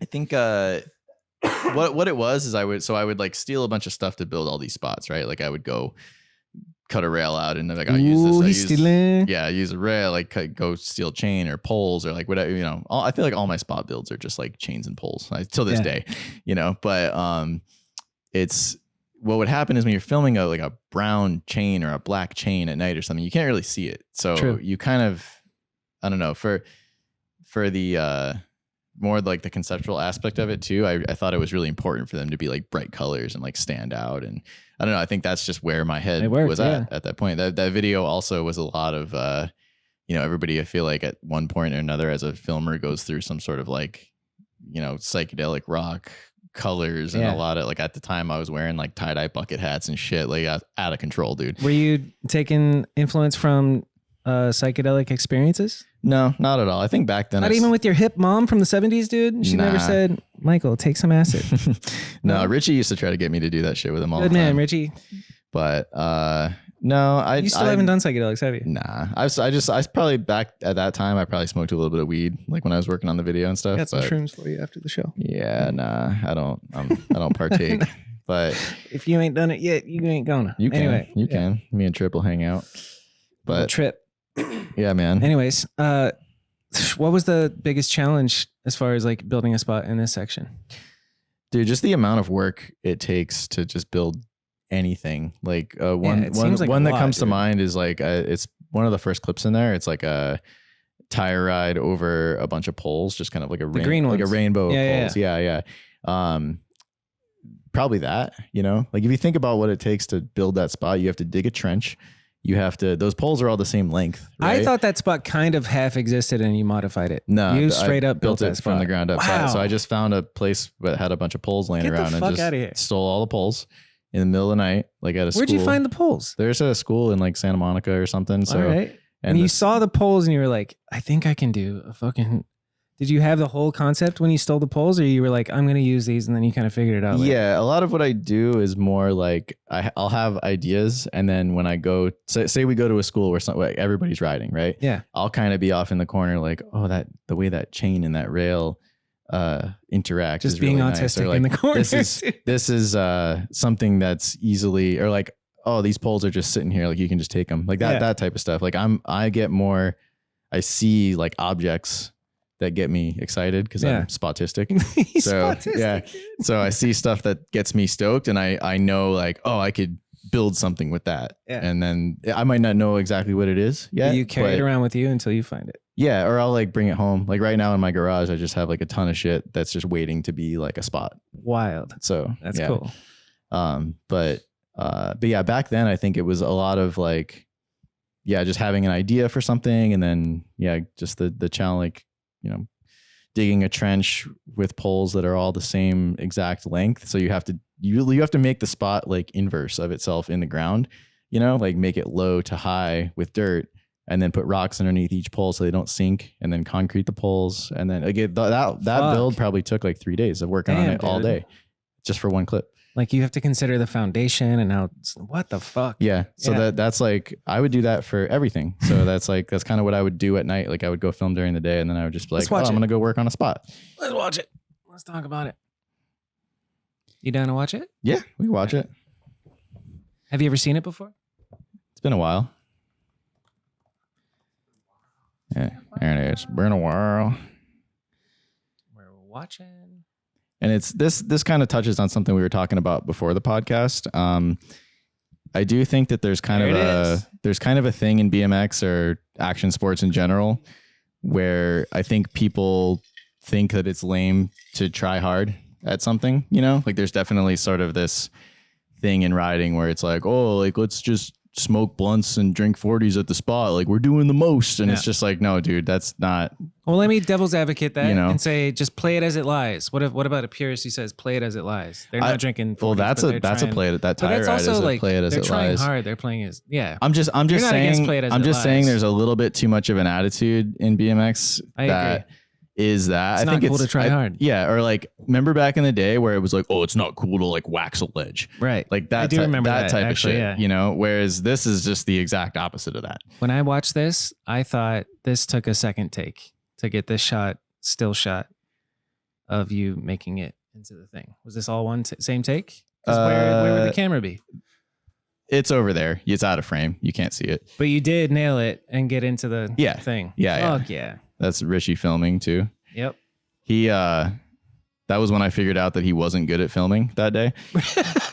Shout out Richie. That was like the day, one of the first times we hung out, and he's just like, oh mate, let's just film each other. And I was like, yeah, that sounds great. And then I realized that he was hosing down the lawn and didn't know how to film with 16:9. And then I was like, oh, all right. Yeah. I'll be filming you. Yeah.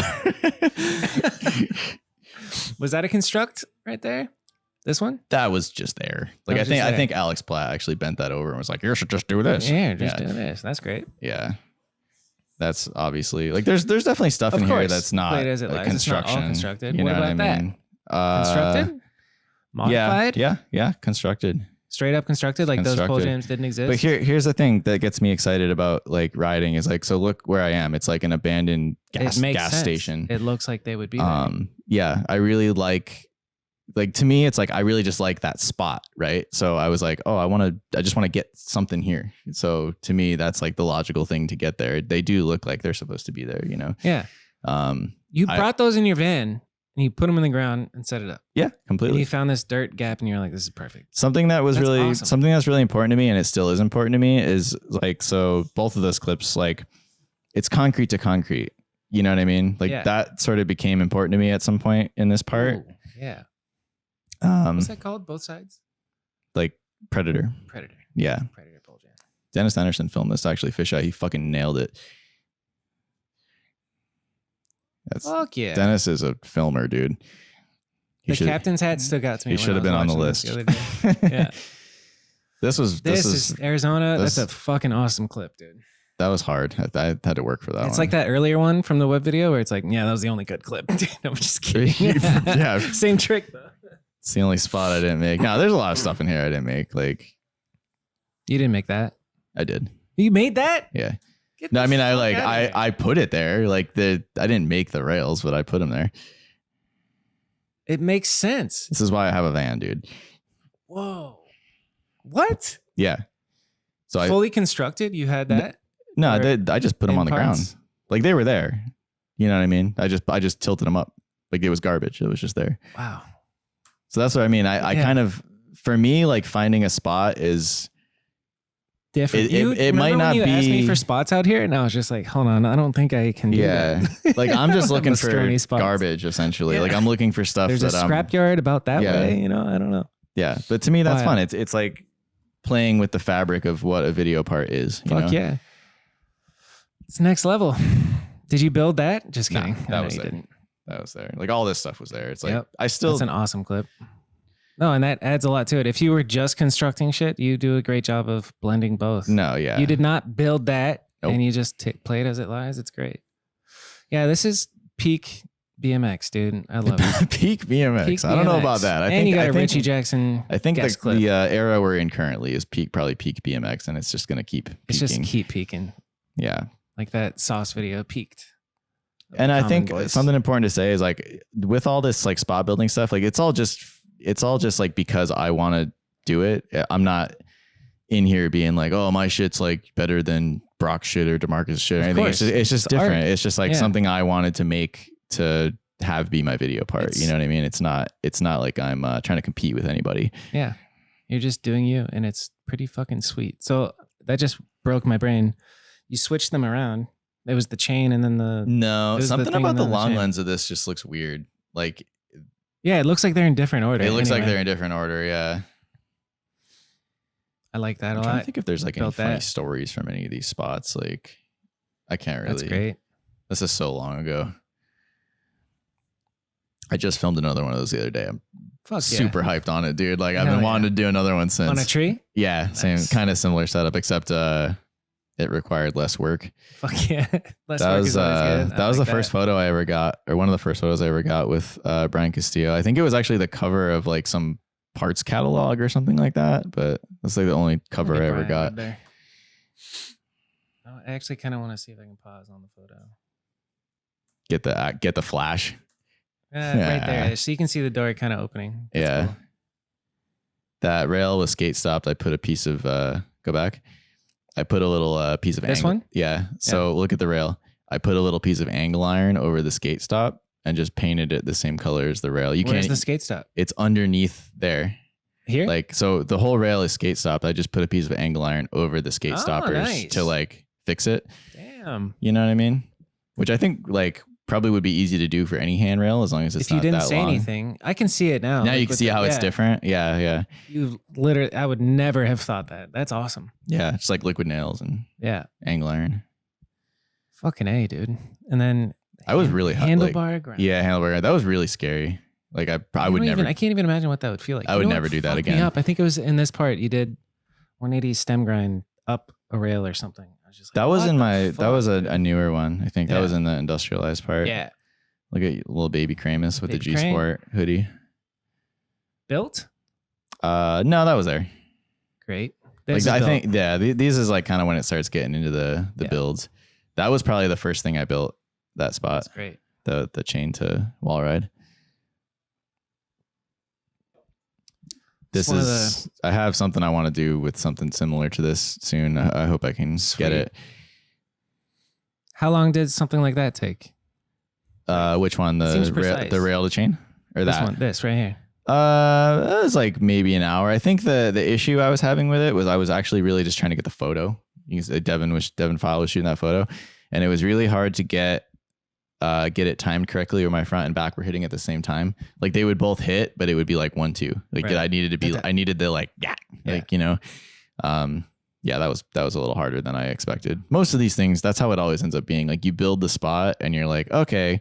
And then you're up at the top of it or whatever it is. And you think about like, oh, I have to send myself down this thing now. You don't really think about that when you're I made making the it. art. Oh, fuck. Yeah. No, I got to write it.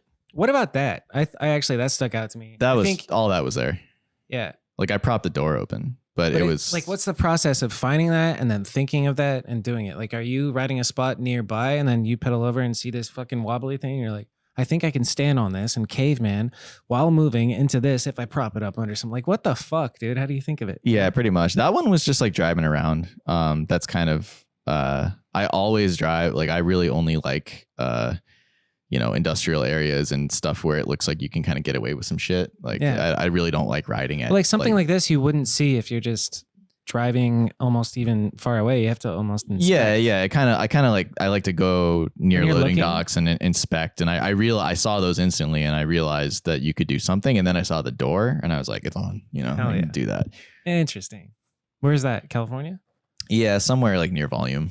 Cool. Yeah, like orange or some shit. It's crazy how like to layman's, it's literally nothing. It's just I don't know what the purpose of that Yeah, would actually like, be, I because don't it's know. obviously it's for trucks. They back up right there, but I don't know what that little arm would be for. Very interesting shit. This one is like, I wish I did a better job painting this one. I think it was just a pull from a different build where I was like, that'll work. I was probably being lazy that day. Yeah. This I'm happy with. Like, that was scary. Oh yeah. Substantial. With the Goddamn. L at the end. That's like, I probably wouldn't do that now. I probably wouldn't That's do a this spooky now. one for sure. Like, That or the other one, just both. We were getting kicked out as I was doing this, and I was so mad. You can see this is how one mad where I was am. like, did you fucking paint these? No, that was there. Okay. All that was there. Like, a lot of this stuff is kind of there, You look at my face in this pole jam clip, I'm like so angry because we're getting screamed at by some guy, and I was way more aggro back then, and I was like, fuck you, dude, I'm doing it, I wouldn't treat anybody like that. I can't see your face because it's covered by your hair, dude. Just But you just know you're angry. I know I'm mad. This is my angry face. I know I remember that night specifically, like, just look at how angry I am. just swearing at this poor guy that's just trying to do his job. Fuck you. Yeah, that was like probably one of the first spot builds. Nice. I remember Drew did that in Barcelona. Boy was there when I did that, or showed me the spot or something. Like, I was hyped on that. Boy's a legend. I like that one too. Yeah, Boy is a legend. Shout out Boy.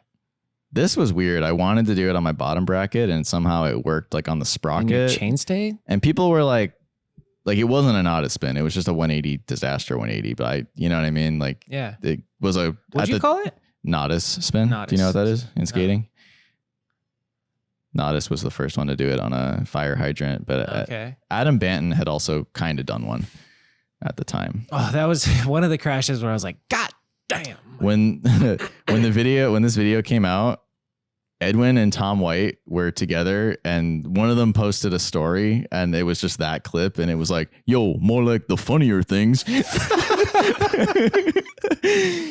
I think it's obviously really funny, but at the time I was like I was pretty offended. Like, it wasn't Tom White. I think it was Hoder. Like it was Hoder. things. I'm sorry. Yeah, Ed and Hoder. This took the longest to build, that spot, for sure. Yeah, that's intricate and awesome. Yeah, those rails were not the same. Like, one was square and one was round. It was just what I could find, and it took so much time to make them perfectly flat and perfectly whatever, because I didn't know Like if level, you mean? Yeah, I didn't know if that was going to work at all, because it's like, I know how a hippie hop feels off of your tires, but I didn't know if it was going to work in a grind. You know what I'm saying? Like, is my bike never just seen gonna, it before. Is my This bike has just gotta be gonna the first. stop? Is my bike gonna, like, what's gonna happen? So I had to really make sure the spot was absolutely perfect. So that one took a long time. I would love to see like behind the scenes attempts of this. Do you have those? No, so I did this one, like, honestly, I don't think it took that long. But then I tried to do it better because my foot did like touch the chain a little bit, and I tried to do it better, and I fell between the rails and like twisted my ankle, and I'm like, I'm done. Yeah, because that's kind of the like thing. bailing from that seems like it would suck. Like, yeah, you're catching a bunch of chest on the rails. That's pretty much what happened. But when you're young, you can take it. Yeah. Back in my day, dude. Yeah, that's very admirable. That shit right there, I'll tell you. Thanks, man. I mean, I don't know. That was a special time in life. Like, I just remember being really really focused on that. Like, I didn't, just my part, and then also just the whole video, like, just being, that was, nothing else was important to me at all. It was like to the point where I probably drove my girlfriend absolutely crazy, where it's like BMX and filming, and this video is the only thing that matters to me right now. And we talked about this earlier, right? You have to be obsessed. You have to be completely obsessed, and then you kind of like do it, and then you just like, you have to move on, or you like drive yourself nuts with like critiquing your own stuff and all that, Big time. Sheesh. Well, fuck yeah. How does this transition into, well, I mean, before we move on, is there anything else from that section that sparked when we watched that? I don't know. I feel it would be maybe Anything fun to else to watch like someone else's part from that video, because it's, I feel like you can obviously remember your own experiences, but maybe like pick one. I don't know. Let's see. Who else should we watch from Finer Things? Like, maybe Drew, since we're in Arizona. Let's watch Drew's. Tate, I actually, you know what? Well, Tate's part in that video is a very important Tate part for him, I think. But we could watch Drew's too. I remember Drew really wanting to use this Modest Mouse song, and I have never been a fan of Modest Mouse for whatever reason. And he insisted? I think him Good. Being Drew kind of just like won me over. Yeah. He deserves a Modest Mouse I think song. my vision for this video at the time was like 70s prog rock, like very, very like kind of a narrow-minded sort of. It still fits in that vibe though. Like I didn't even think twice about the. Yeah, and I think Drew is like pretty insistent about like I have to ride to Modest Mouse. Yeah. So I fucking miss you. But Drew. being the guy that he is, like I'd let Drew pick his song. I'm not gonna let like some other guys pick their song, because then it's just gonna get too many cooks in the kitchen. I'm letting Clay Johnson pick his song, and that's pretty much it. You should.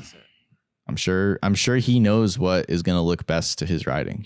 That's really what's important, and not all riders know that. No. Yep. Europe. Yeah, it's Europe. But like Drew knows that, and you can see it in the way he is, where like riders that watch videos and like pick apart spots and sections and stuff, like those riders are going to have a good idea of music that's going to represent them well. That's so crazy, by the way. Somebody like Biz is going to have a good idea of that, or somebody like Felix, or somebody who really watches videos, but then some kid who just gets brought to the spot to do the Pegs Hard 180, he's not going to necessarily have the best input on what's going to make him you don't get look to pick good. Your song yet. Yeah.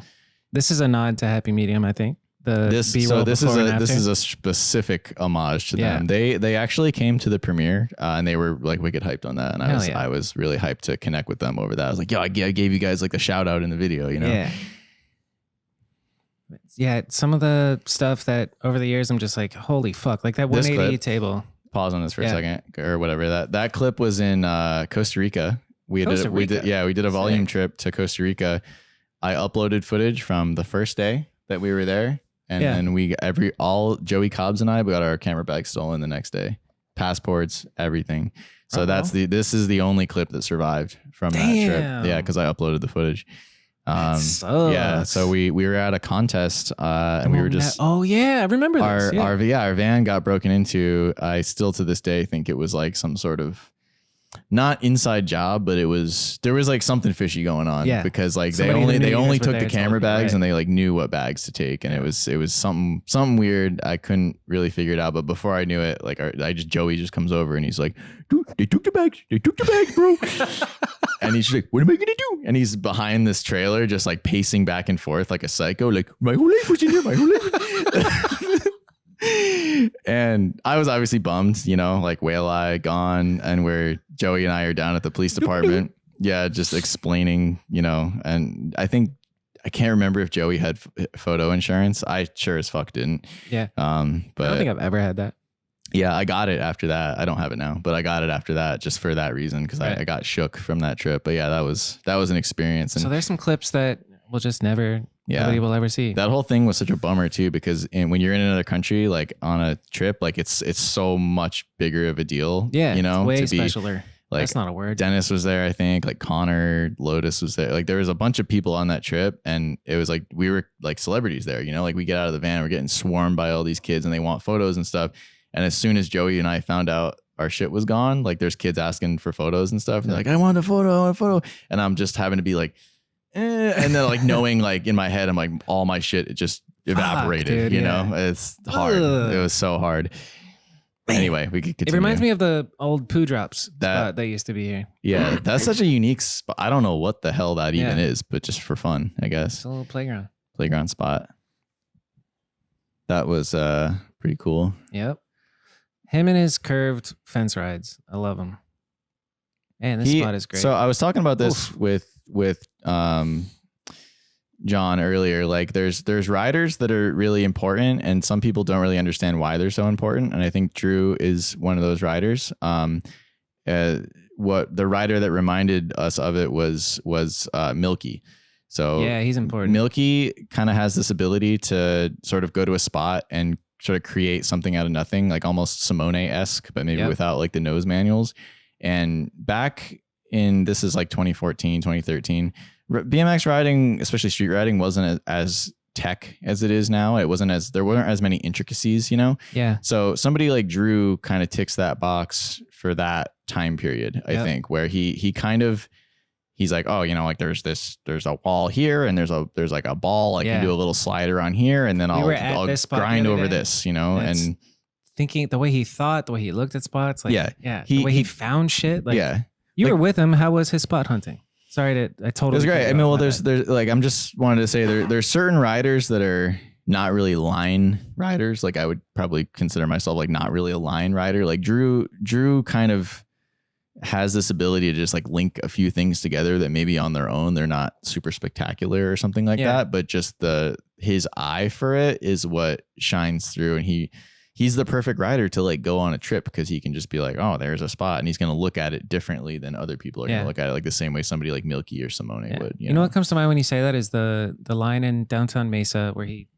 does a tooth 180 on like the weird circular tree planter. You know exactly what I'm talking about. I know exactly what you're talking about. Yeah. And it's just like, that's not a spot, but he did something. But it is. Yeah. It's like you found the nuance within the thing that it spoke to you. It didn't speak to anybody else. Yeah. And that like quality is important. The chosen one, Drew. He's fucking rolling his eyes right now. I'm not a chosen one, dude. Well, I just think that like he had a time where he like, you know, like if he wanted to get back on like filming and stuff, I'm sure he would still have just as unique of an eye. I fantasize about just going up to Alaska for a trip and saying like, all right, Drew, what do you got, dude? You got some local icebergs you want to do some shit on? But we were just at this spot the other day and it's fucking nuts. Like just doesn't seem possible. I think most people would be like, okay, overgrind back over. Right. Or you know, if anything, you know, but Drew is pretty crazy, dude. Yeah.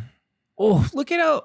Oh my God. His front wheel is like a hair like this. This is fucking genius, smidge. Dude. Yep. Like that's just something where it's a thinker. Yeah. High IQ tricks. Yeah. It's was so special to be able to work on this part with him. And he's just, I don't know. It was special. A lot of what he's doing is actually very simple. You know what I mean? But it's just like good spots. Simple, but brilliant. It's great ideas. It's like he understands what's going to make a good clip. Yeah. It's great style too. Like when he lands something and he does that little pop that he does, I love it. Yeah. It's making me miss him. Man. Like that. It's literally just like he's doing Gap to Smith, but it's what he's doing Gap to Smith on. Right. That's what makes him important. Yep. That spot's gone forever. This is, I love that spot. It's probably still there. Yeah. It's in Southern California. I'm surprised more people don't ride it. That is where? Cali? Albuquerque, California. So like when you guys would go on an Albuquerque trip with Drew, for example, do you guys have spots lined up already? Is he researching or you go out there and explore? People Albuquerque, I'm pretty sure, I don't even know if we had anybody showing us around. I think we might have just like knew about the mainstays, you know? I think that's kind of usually how trips go when you're with a big group of people is you go, like if you go to Arizona, you're like, all right, we're going to go to the Wedge. We're going to go to, you go to like the main spots and then hopefully there's guys in the van that are like looking out the windows, branch, you know, like, looking out the windows, because that's what you really want. Like you don't really want to film at the Wedge, but that feels like a constructed spot, but it was probably just like that. Huh? He put it like that. Yeah. I always love that one. Yeah. That we actually modded because the bench was plastic. No, so see how it has those uprights right there? Interesting. You modded this. No, the uprights were too high. He would hit his pegs on the uprights. So we took the whole back part of the bench and moved it up so he could actually peg it because his pegs would hit the green. You guys did a phenomenal job. It looks fucking seamless. Well, we just moved it up. You can adjust it. So we adjusted it. That's what I'm trying to say. Cool. Yeah. But yeah, Drew he's not really a spot modder, which makes this section even more impressive, you know? Like he kind of like that's incredible, dude. That is what a find. Albuquerque as well. All this is Albuquerque. Denver. I think Zach filmed one of these angles, probably that one. Probably like one of the first like 180 ices down a rail. That one's like kind of a gray area because it's a rail ledge, you know? Yeah, it's a hubba rail. Yeah. I've seen that post on Instagram. Is this a rail or a ledge? It's It's a reg. It's a reg. A reg. This, dude. That one has a story. Talk to me. Okay, so he knew he wanted a Feeble 180 Feeble down a hubba for his ender, right? Yeah. Alex Platt and Alex just got a brand new car, and he was like, I wanted to go to Arizona and get this clip with Drew, right? So you know how there's one of those in Tucson, that famous spot in Tucson. So Alex and I, in the middle of the night, drove straight to Tucson to meet Drew there. It was like crunch time for the video. We're talking like 2 weeks before I start editing type of shit. And he convinced himself he was going to do the Feeble 180 Feeble on that Tucson one. So we drive the 6.5 hours or whatever from California, get to Tucson, and he's kind of up at the top of the stairs, and he's just like, I don't, and we're going to light it up, you know? And he's just like, I don't think this one's right, you know? Sorry, like spit on you. Yeah. But so then we're like, okay, fuck, you know, like we just drove away. He's like, I'm sorry, I brought you guys all the way out here for this. And so we just called it a night. We drove back we probably got back to his house at like 6 a.m. or something like that, went to sleep. And then we're like, oh, let's go look at the wedge one, you know, let's go look at the skate park one or whatever. And so then we went and looked at this, and he's like, okay, I guess this is the perfect one. You know, but it's funny because he lives in Phoenix, so it's like 15 minutes away from this one. I think and 3 hours from the other one. I think it's that thing that happens when you don't see a spot a lot, and you're like, oh, that's the perfect one. I have to drive there to get it, but you don't really realize you have it in your backyard. Yeah, honestly, the one in Tucson seems more perfect than this one, because this is, you can't really tell in the video, but it's so beat up and rounded. Like, this is buck. The 180 Feeble is so crazy. This shot illustrates really nicely how many tries it was. So do you see the top down? Yeah. So see how there's that line on it? Like at the yeah, that line. Yeah. That's where his no. Like this, see this like white line that's coming down it? That's the amount of tries he did it. So he's literally like wearing away the ledge. He's wearing a path. Like there is a difference. Wow. In the brick, because he rides metal pegs. So what was he just opposite feebling it forever and then hours, dude? Yeah, probably like at least 2 hours before he got to the point where he would like try the one. And I'm pretty sure it was like the first time he tried it. No shit. Yeah. Damn. Yeah. But like, it makes me happy to think you can, about, it's funny looking at the spot. You can just see the amount of tries by how worn down the ledge is. Oh, Drew. Yeah. The very first one that he spun, he did, I believe. That was my next question. So whoever was there, correct me if I'm wrong. I think like Joey was maybe there. I don't know who was shooting that. It might have been Lufa. So good, man. Who? I'm so fucking happy. What's funny about that? Go back one a little bit. Yeah. What's funny about that reaction is that wasn't the same. That was a different clip. Oh, wow. Yeah. You sneaky bastard. Yeah. Well, there wasn't much of a reaction because it was more of like a relief. Yeah. You know, at this one. So I just used one. That's the 180. That's some movie magic, dude. That's the 180 ice over the pit. Nice. That's what that's from. But I just looked at it and I was like, oh, he's wearing a black shirt. Same shit. Who's he hugging? Maybe Billy? Maybe Billy Perry? Who's there? We'll never know. I think it was man in blue beanie. I think it was Billy Perry. Yeah. That looks like a Billy Perry fit. I love seeing Drew happy. That's blue, great. dude. He does love blue. Yeah. It's a signature color. But Fuck. yeah, I knew there needed to be like a peak reaction right there, and it just hit wasn't me right in the feels. I feel kind of gutted because it's a different thing, but you know, you like pulled it right out from under me. Sorry, man. No, that's movie magic. I've done definitely more sneaky things than that. Sometimes I'll add in a sound when it shouldn't, but we don't need to talk about that. I've done that. Phenomenal. Should we move on to, just in the interest of time, maybe move on to like headlights? Yes. Just to kind of keep it moving. So Finer Things ends. Actually, like I do want to talk about the premiere. How was the premiere for Finer Things? Where was it? We did the premiere. It was great. We did it in Costa Mesa, California. It's funny. My lady and I actually just went out to California recently, and we stayed in like Newport Beach, just in an Airbnb, and it was right down the street from that theater. And I don't think I had seen that theater like since the premiere. And it's funny to think like, 10 years ago I had a video premiere here. That's wild. It's a special moment. Really, yeah. But it was super sick. Like I think most of the Southern California BMX scene turned out for it. It was a pretty big project. Like at least I think we promoted it well. Yeah. The Instagram back then wasn't so like if you were putting stuff on Instagram, you were doing enough, you know? Right. It wasn't such a competition. It wasn't like a feeding frenzy how it is now. So it's a different era. And I think like the complete or the full length videos really like that's peak volume. That was, I mean, that was, I mean, honestly, I guess peak volume. That like to have a project like that come from your brand is massive. And to have you behind it is pretty fucking incredible. It was a special time, man. That was monumental. That's everybody watches that and be like, and that's the new standard of how good we got to film shit. You know, that's pretty fucking good. I'm grateful to have been able to like do a project like that. You know, that was the first thing I told Brian when I got the job at Volume. He's like, I always have to do the voice, but he's like, oh, what do you want to do? You know, Mickey Mouse, basically. But yeah, I was like, I really think we should do a full length. And he's like, oh yeah, we've been talking about it for a while. Because I think the last one they did was called On the Clock. Yeah, I remember. It was like sort of a conceptual Jason video. Ends, and so it had been, and that was a completely different era of Volume, you know what I mean? Like it was just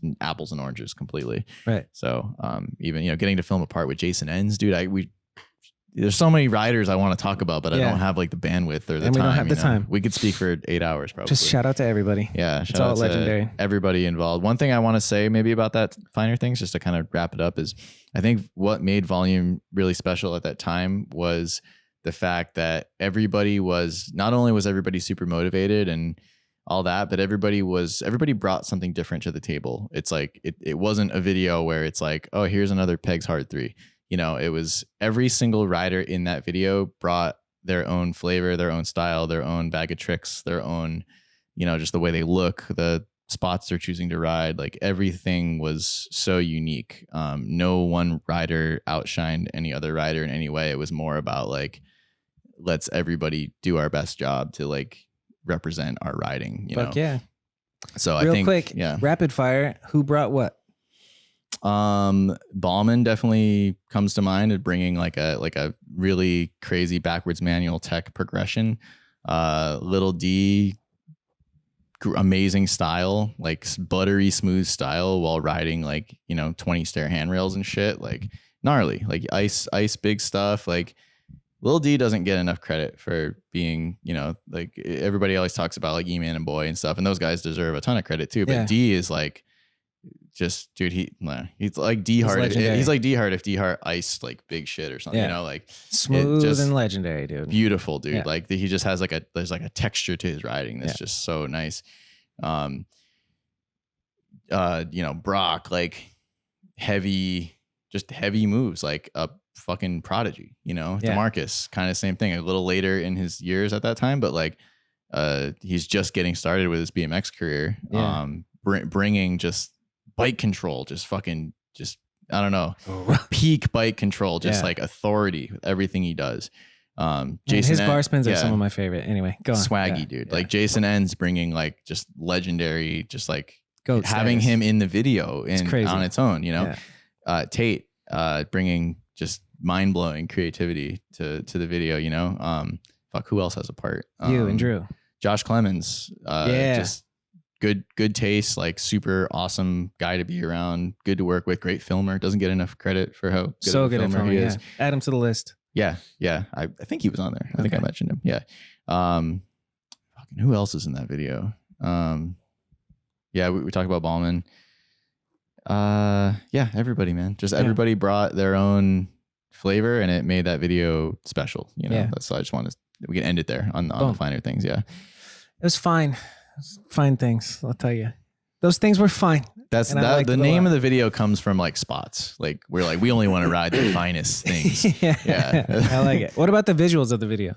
The kaleidoscope shit that was homemade. I just made it with like my iPhone and like a kaleidoscope, and Raban had like some disco lights or something, and so we just turned the lights off in the room, and it just made that nice. Basically, it's cool to make your own visuals. That's dope. I look at the graphics for that video, and it's like, I would love to hand drew frame by frame each thing. Yes. I remember talking to you about this. Like, Yeah. You drew a very slightly different variation, like 15 or 20 for each name, and it would fucking rapid fire through them, maybe even more than that. But I had to do it for literally everything, like the credits, like all the that took the longest. Like that probably took a month. So to tedious, be honest. dude. Like, I think the video was done, and I was just working on the I did titles. one for some titles for a fucking mixtape, and I was like, God damn! Like it took 2 days for that fucking. I was like, it's a pain in the ass. Like I want to do more stuff like that, and I forget how to do it. I'm gonna have to I want to do some stuff like that for my new video, just little animations and stuff, and I need to like completely relearn how to do it. Have you considered like adding AI to the new shit, like some using modern technology? I'm anti. I'll be like the curmudgeon old man that's like, I'll fucking never do an AI.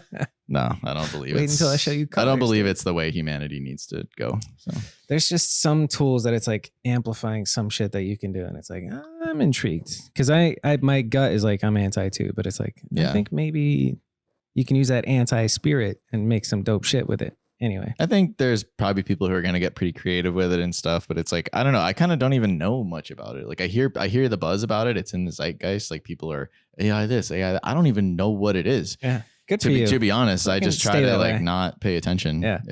I just know it's not something that I'm going to like. So I'm just trying to like avoid, you know? Yeah. Stay there. That's good.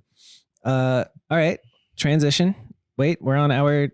I literally just watched it hit 3 hours, and I'm like, we gotta fucking wrap this thing up, dude. No, we don't. There's been pauses and a couple minutes each pause. I'd like to go to bed in 1 hour, so all right. We'll wrap it in a half hour, perhaps, probably 45 minutes to an hour. Probably like 2 more hours. Yeah. I hate to say that I'm gonna pee again, but I'm gonna pee again. All right, let's go. We'll be right back after a word from these sponsors. And we're back. Don't you want to go support those sponsors? Trip, what did you think? Okay. Where are we, Mike? Transition to headlights? I think we're kind of like wrapping up the finer things stuff. And then so after finer things, I feel like I don't know. So in between finer things and headlights was kind of it was like a weird period for me. I think I was like more hyped on filming than ever. During that time, it was like 2 years or so in between those projects. I think finer things came out like 2014. And then in like 2015, 2016, we did like this volume web series. Yeah, volume 1, volume 2. Was there a volume 3? I was asking myself earlier. No, so the footage that was going to be for volume 3 or like any future one ended up in headlights. Yeah. And that actually worked out really nicely because the timeline of Zach filming a part in a year is like probably not realistically, realistically, I really wanted Zach to have a part. So it worked out exactly the way it was supposed to, I think. Organic and beautiful. But yeah, so I submitted I did like a thing earlier where I asked people for questions, and one of them, this is probably one we could touch on, is like what happened with volume and all this stuff. And so because headlights is not a volume video. No, that is Ride BMX video. So RIP Ride. But basically you killed them. What's that? You killed them. I murdered them. What happened? No. So we did, I think after the finer things, everybody was like still super stoked, just filming a lot. They get to film with Mastroni. Sorry. Carry on. I don't know. Those videos, like I think of like if videos I'm still really proud of to this day, I think those are probably like my best work. Finer things and headlights? Or volume 1, volume 2? Volume. Yeah. I like the finer things, but like volume 1, you came more volume into your 2. Own, it was way more. That was the first time I ever shot with film, so that was kind of maybe the difference there. Like I started using Super 8 a lot. Yeah. I started really like the finer things was, I guess, filmed good by my standards at the time, but it was loose. It was a little more like we got it, like zoom into the sky. It was not so controlled. Whereas like volume 1 was very like every single clip was more like the super happy intentional medium stuff we were talking about. Very, very deliberate, very like almost to a fault, you know, where I felt like I couldn't even shake the camera slightly, or I would be like, could you do another one? Or, it just being way too in my head about it. And you can do that when you're filming with riders like Josh, who are just like a godsend. Like he's just like, oh yeah, sure, I'll do this as many times as you want, I feel bad to this day for probably like stuff I put him through, like just asking for another. Can you think of one thing that you made him do way too many times? That feeble heart he did. He probably did that like 7 times just so I could get all these different angles and just whatever. And I think that was probably the beginning of just being a little too obsessive with, I'm probably still too obsessive, but a little too obsessive with just how, you know, getting the results sort of like by any means necessary, you know, and you can't, not everybody works like that. You can't really just kinda, that is a fact. You know, you can't do that. So, but yeah, like some stuff that sticks out from this video is just like I remember during Finer Things being really, wanting to film more with Josh because he's just kind of a powerhouse and he's got really good style. He is just so easy to be around and fun to hang out with and stuff. And kind of the same thing with Billy. Like Billy was a volume. He started off on Grassroots actually, and this is probably his like finest part, I would say.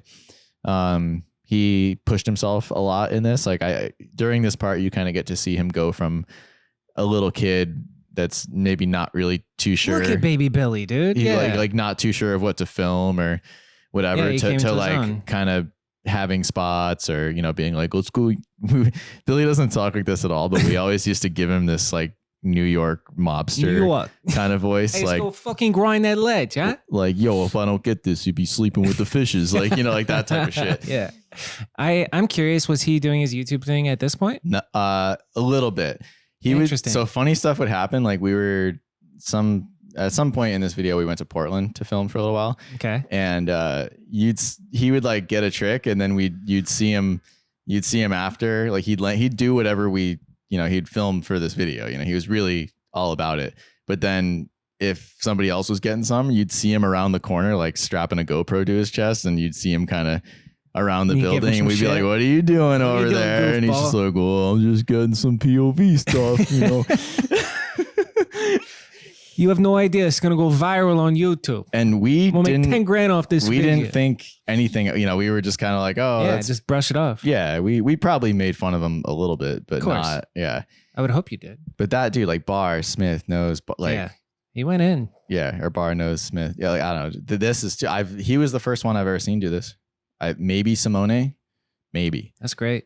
The 180 ice to Billy's another one where it's like, I don't want to say it, but I think he's underappreciated despite his massive following. Like, I think it's just like in the core realm of like, I don't know. It's an interesting thing to think about of just like these people don't really talk about Billy Perry that much, but like Billy Perry is fucking huge. He's like bigger than most writers, like most everybody. I'm not going to say who it is, but I definitely had a filmer like message me and be like, yo, what's up with Billy? And I'm just like, what do you mean? You know, he's sick. And they're like, he's gay. Does YouTube. No, it was something to the extent of like, yeah, whatever. Well, he shouldn't do it in New York. Like, oh, wow. Like that type of shit. Oh, fuck you for saying that. I want to know who it is now. Where I'll tell you after. Just but teasing just like just stuff like that with people kind of being so incredibly anti. Yeah. And I we came from the school of thought more where we're just like, dude, you know, you're filming the legit parts. You do whatever you want. Yeah, like, exactly. You know, it's your life.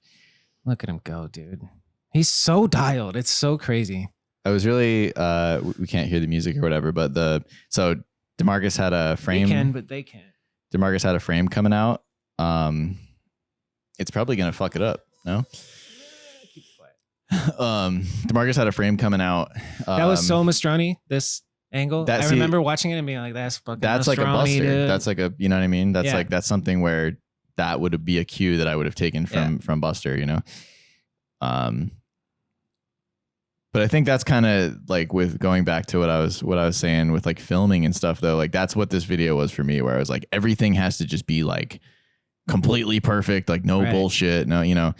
While you're watching it, tell me what bothers you, your filming wise, if anything, or do you think it's? I don't know. I don't like just watch. Like to me, I'm more watching this now that I'm out of it and been like, oh, like this writing's good. Yeah. You know, I'm not really paying attention. I watched some old commercial work that I've done, and I'm just like, this is phenomenal. I hated it when Zoom I gave with it to fish, them, but like I hate it. that type of shit. Yeah, definitely very Buster influenced. This is phenomenal. Oh. What? Do that more, Demarcus. What the fuck? Yeah, I know. I love that. People were mad at that. There was comments like, how was that a trick? Shut up. Stuff like that. Kids are funny. Yeah, man. Okay, great. But yeah, what I was going to say is his frame that was coming out was called the War Horse. Yeah. And because there's something like Georgia War Horse, but the band that I use for this it's War Horse. So that's kind of like the connection. I don't think people... Look at you in the all white kit though. My paints are homey, dude. Yeah. They look good, kid. You always did have style. It's great. Thanks, man. Yeah. This is wild. Oh yeah. So wild. I can't believe he got out of that. I can't think of a bigger half cab. Like, can you think of a bigger half cab to this day? That's not stairs, like a gap like that. Yeah. I don't know. I mean, obviously height wise, but distance wise, that's massive. The other thing that's wild about that is the poles. They're not that in the way, but they're in the way enough that it matters. Yeah. But yeah, this video, maybe like cool concept. volume 2. Well, so what I was inspired by a lot during this time was, and I still am inspired to this day by Emerica. This is kind of what like Emerica did Stay Gold, right? And then their next kind of like more prominent web project was, it was just called Chapter 1, made Chapter 1. Okay. So I think like these videos for me were like, oh, we could just do something like a made Chapter 1. We'll just do like 2, 3, 4 sections at the most and just have it be a 20-minute video and have it be like, it's more digestible. I think this was around the time where people were starting to come around to that concept instead of, because everybody was just full length. And I think for me, after doing like a couple of full lengths, I'm just like, we need to turn stuff around a little quicker, you know? And it's also when you're filming for a DVD as a writer, there's like a lot of pressure. Like this is for a big thing, you know, but I think if you kind of go into it like we're just filming a web project, I think people are a little more loose with what they choose to get down on. Yep. You know, like something that mindset. Wouldn't be like, oh, this isn't worthy. Like they might just film it because you're there and it's fun. Right. You know, and you can film it good and there's just not as much pressure around it. I like that a lot. I think people's standards are too high, especially like, I don't know. You can have high standards, but I tell Zach Beerley all the time, I'm like, dude, like that's a great clip. You're too hard on yourself. Like just let me film it well and let's have this clip. Like it doesn't have to be your best shit all the time. Brady's kind of another one. The fact that it's a DVD is just like, it's a thing. Brady rides mountain bikes now. I don't know if you follow him, but he like shreds mountain bikes and stuff. But he really doesn't touch BMX too much. Good for him. But it's funny seeing him on a BMX bike now because I'm so used to seeing him on a big bike. You're like, what is this? Yeah. Brady's another one though, like kind of like Milky or Drew Haas, where he can kind of just ride anything and make something out of it. Oh yeah, I'm fucking up. I'm not following him at all. Cool. Now I am. And he's not afraid to ride off someone's house under their thing. You know, he's got the eye. And how old is he at this point? I feel like he's young. Probably like 22 or something. Yeah. Definitely not that old. He's rocking a bucket though. I don't want to watch the whole thing. Yeah, it's fine. We can keep it moving. But I just kind of wanted to like touch on these videos because we got Ballman. We got Ballman in there. This is probably Drew Haas's last section. Yeah. Unfortunately. I love this Drew Haas part. Let's watch this Eric clip real quick. Dude, yeah. Actually, all of these. It's like a spin the dreidel. What is that? A 1080 backlash or something? It's the most Jewish trick I've ever seen.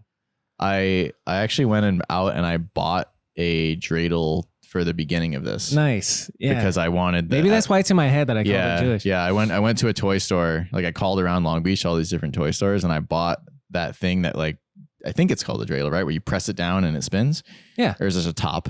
It's a top. That's a top. Yeah, it's a top. So I bought a top just to put in the intro of the video, or it's right in the beginning of his part. Yeah. Right before this beat. Yeah. I was like, oh, this would be a good Super 8 clip for Eric because he's basically just a human top. Pause. Resume. Oh, yeah, there it is. Yeah, I don't think that's a dreidel. But that is great B-roll. Yeah. I guess I don't know what a dreidel is. All right. Let's get to Drew. But anyway, Boyd has a section in this video too. Young Boyd. Man, Boyd it's kind of amazing. Awesome. Like most of this was Utah. Like that was California, but a lot of it was Salt Lake City, which is weird because now having lived in Salt Lake for like 5 years, I'm like, there's no spots here. But back then there was apparently spots. Back when I wasn't jaded about it, it was great. You get jaded everywhere you live, I think. Yeah. I liked this clip a lot. I like the little cart in the background. I don't know why. That's something nice about that. It's like a weird thing that you remember about that clip. It's not common to see Drew do a whip into something, but when he does, it's special. Yeah, I was a little conflicted about that ender. Just an art ender. Kind of. What were you conflicted about? I just thought, cause I don't know. There's kind of like an aesthetic of trick and then bomb into big bank, but it just wasn't quite steep enough to justify what it was, and I didn't really have an ender. So, but it was the turn. Yeah. God, look at how baby Boyd is, dude. Look at him. He's got to be 18 years old. He's a little baby. Boyd was one of the first guys I filmed with where I realized pretty quickly that he was just on a completely different tier than anybody else. Like, the limit with filming this part with him was pretty much, what can I take this guy to? Huh. You know, we would pretty much just drive around and I'd be like, look at that. And then he'd be like, okay, you know, I could do something on that. I'm gonna say cunt. Yeah. Yeah. And he wasn't, you know, a lot of riders are pretty, like, people are different personalities. Like, some people you can't really point stuff out to because you need to like let them see it on their own. Right. And then some people, you know, like Tate's like that. I think if I ever point something out to him, he'll be like, he's like, yeah, that's cool, but you know, it's not my idea and it's not exactly what I was thinking and whatever. And that's like valid because God knows what he's thinking, you know. But then there's riders like Boyd where you can just be like, hey, you should crank arm bar this rail, and he'll be like, okay. You know. Yep. That's pretty good. Like I'm sure that shaped where he's at now. We're getting you kicked had out. A big influence on. God, that's amazing. Yeah, that was wild. First try, of course. Getting kicked out while filming it.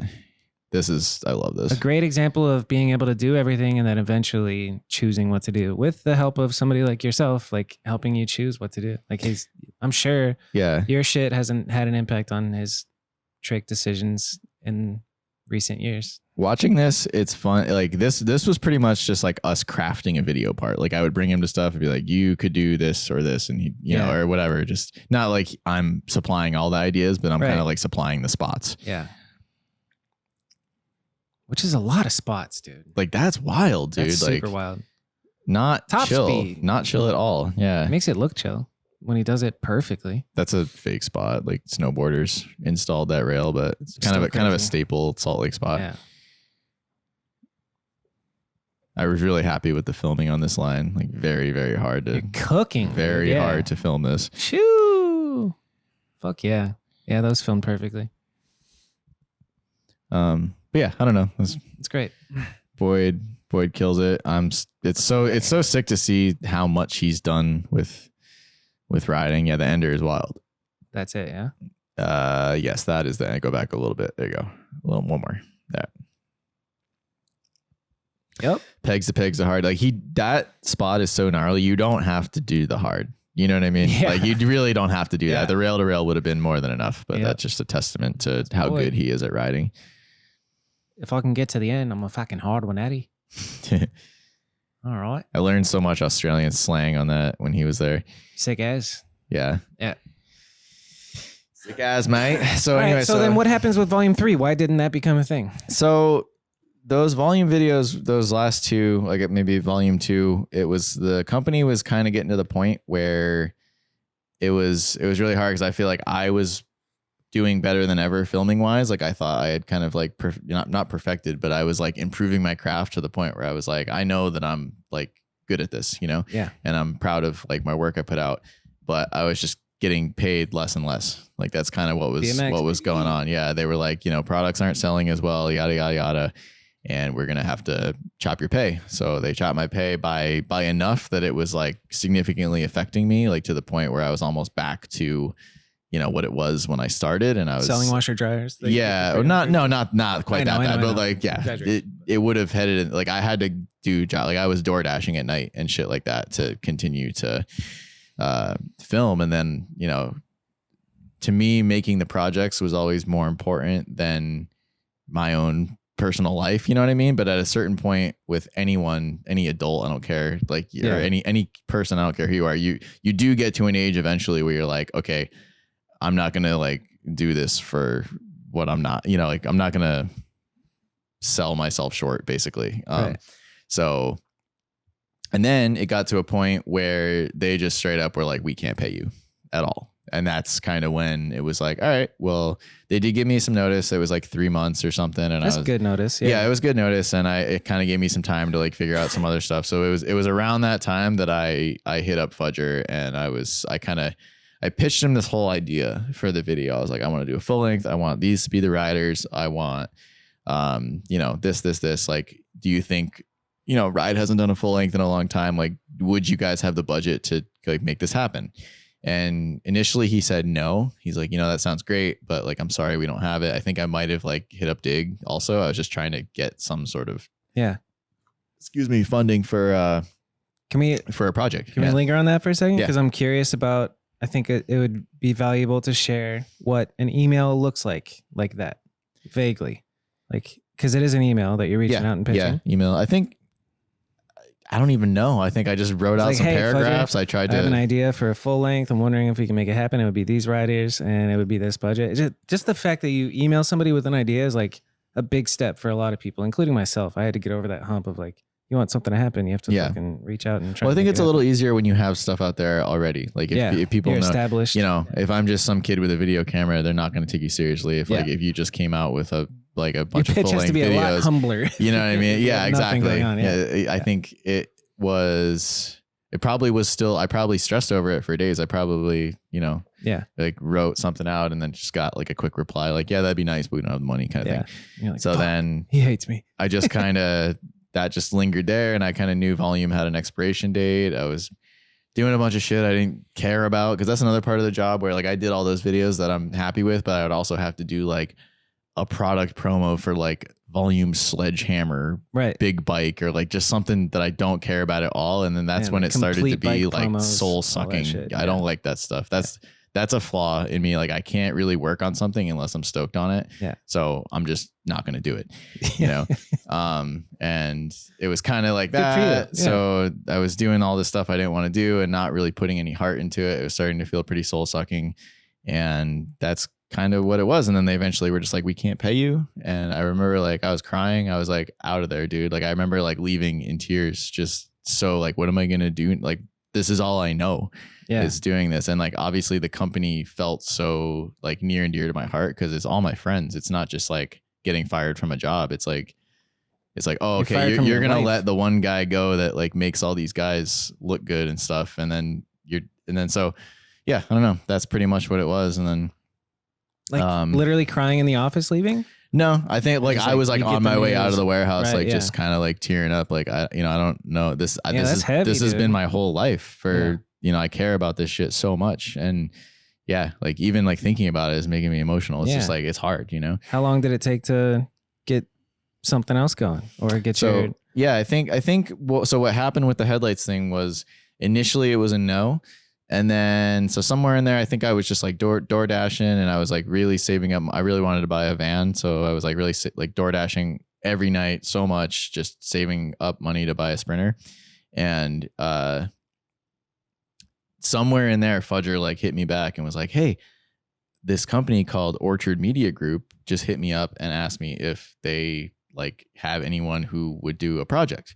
And Orchard is, I don't know if they do really fund much anymore, but they funded like a lot of snowboard videos, a lot of ski videos, a lot of documentaries with like comedians and stuff like that. They're just a media group that they just throw a number at something and then they're like, you take care of it, you know? Nice. So they gave Fudger, this is hilarious money to think about doing a project with, but they gave Fudger like 20 grand. And they were just, so Fudger was just like, hey, do you think you could like make this happen with 20 grand? And I was like, fuck yeah, just divvy it up. Like we'll fucking just, I think he paid me like $300 a week for a year. Nice. To do headlights. And what was nice about it, and I think what really rounded the video out, is we did have all that footage from, like I had footage of mostly Kramus is what comes to mind, but other me, like all my footage from most of my headlights part is like volume 3 footage. Okay, you know what I mean? Yeah.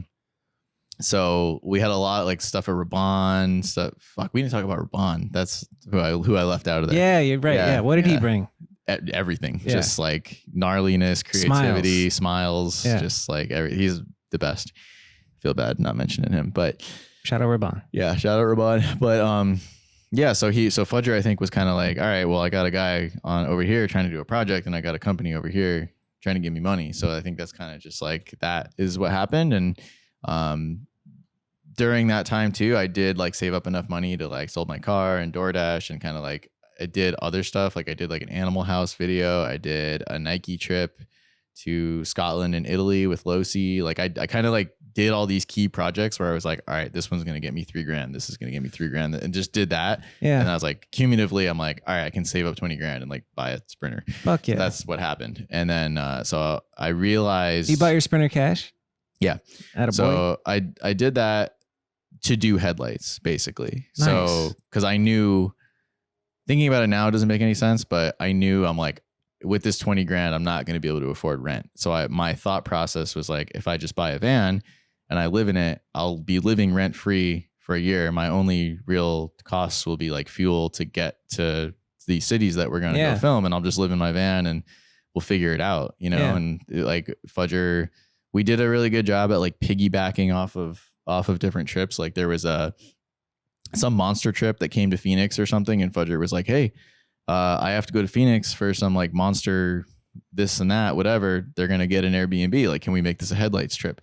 Like that. So we would just do stuff like that. At one point we got a trip to the high desert because Woodward was going to throw some money at Rad BMX to do some, like we had to just go to Woodward for a day and then they'd give us money to like go on a trip for 3 days or something. So we would just do a lot of stuff like that and just make it work. That $20,000 pretty much just went to feeding me for a year and putting gas in my tank to go on trips. Like so it was gone almost instantly. It was hard. It was really hard, to be honest. That whole time doing that video, I was like stealing groceries to survive. Yeah, every day, because in my head, I was like, I can't have any of this money really go to me. Like it has to go towards making this video, you know? Yeah.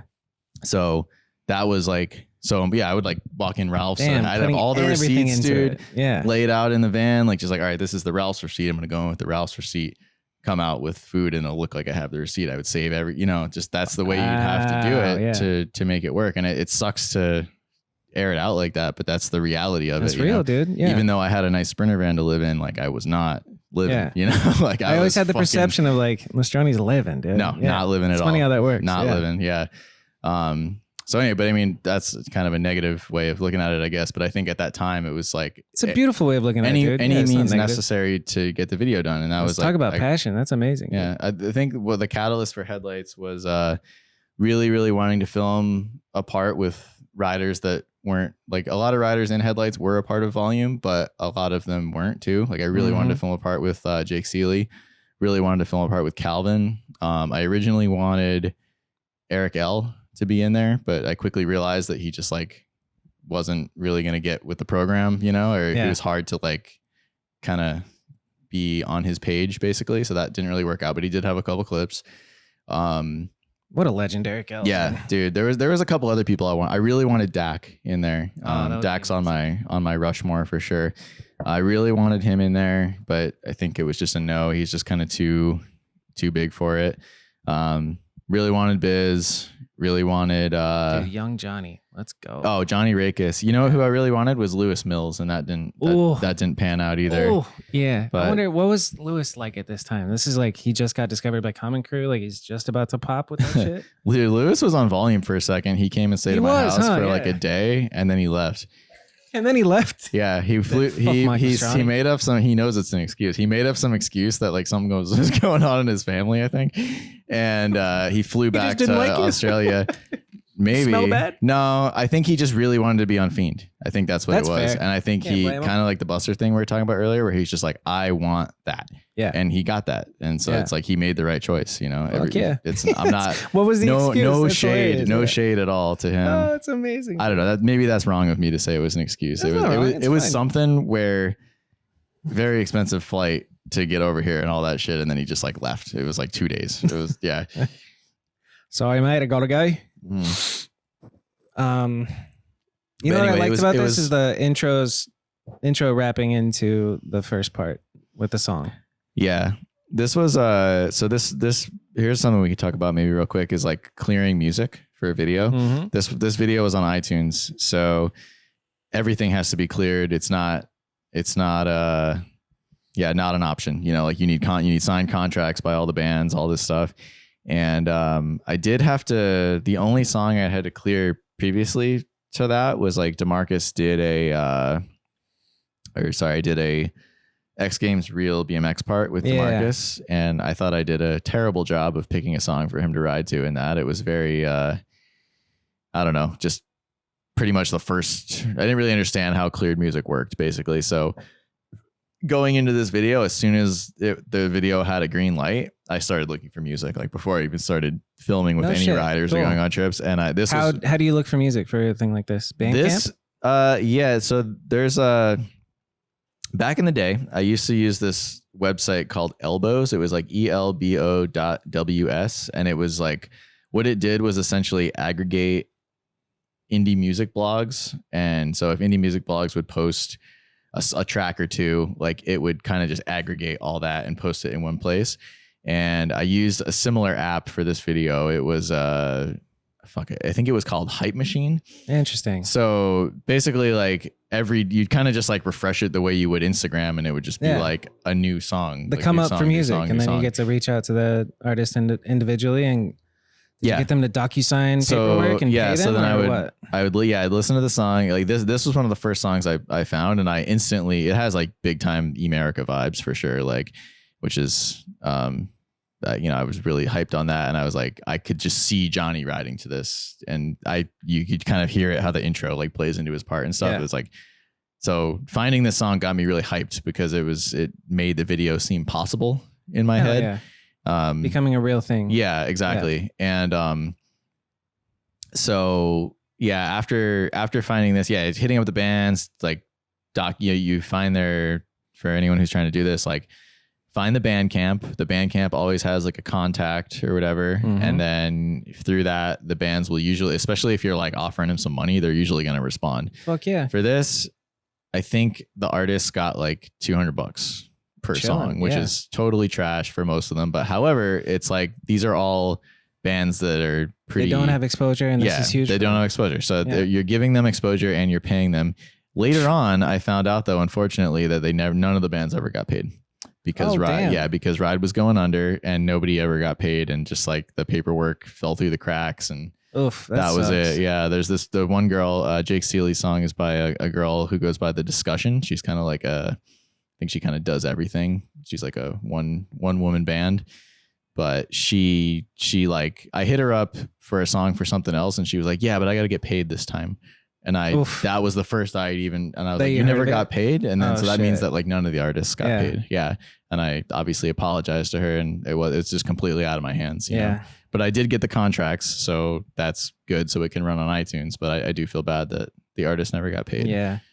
Did I ever tell you that when I worked for Sabrosa, I had the artists print out the contract that I would send them, sign it with a pen, take a picture, and send it back to me? Yeah, that's what I would do too. Yeah. It's crazy, dude. Yeah. I kid, like in thinking now with DocuSign. I guess now you could just DocuSign. Everything is so fucking digital that's crazy to have them find a printer and do. But yeah, this is a treat. That is so gnarly, dude. Honestly. That 180 bar to cab off the roof. So gnarly. He makes it look easy, dude.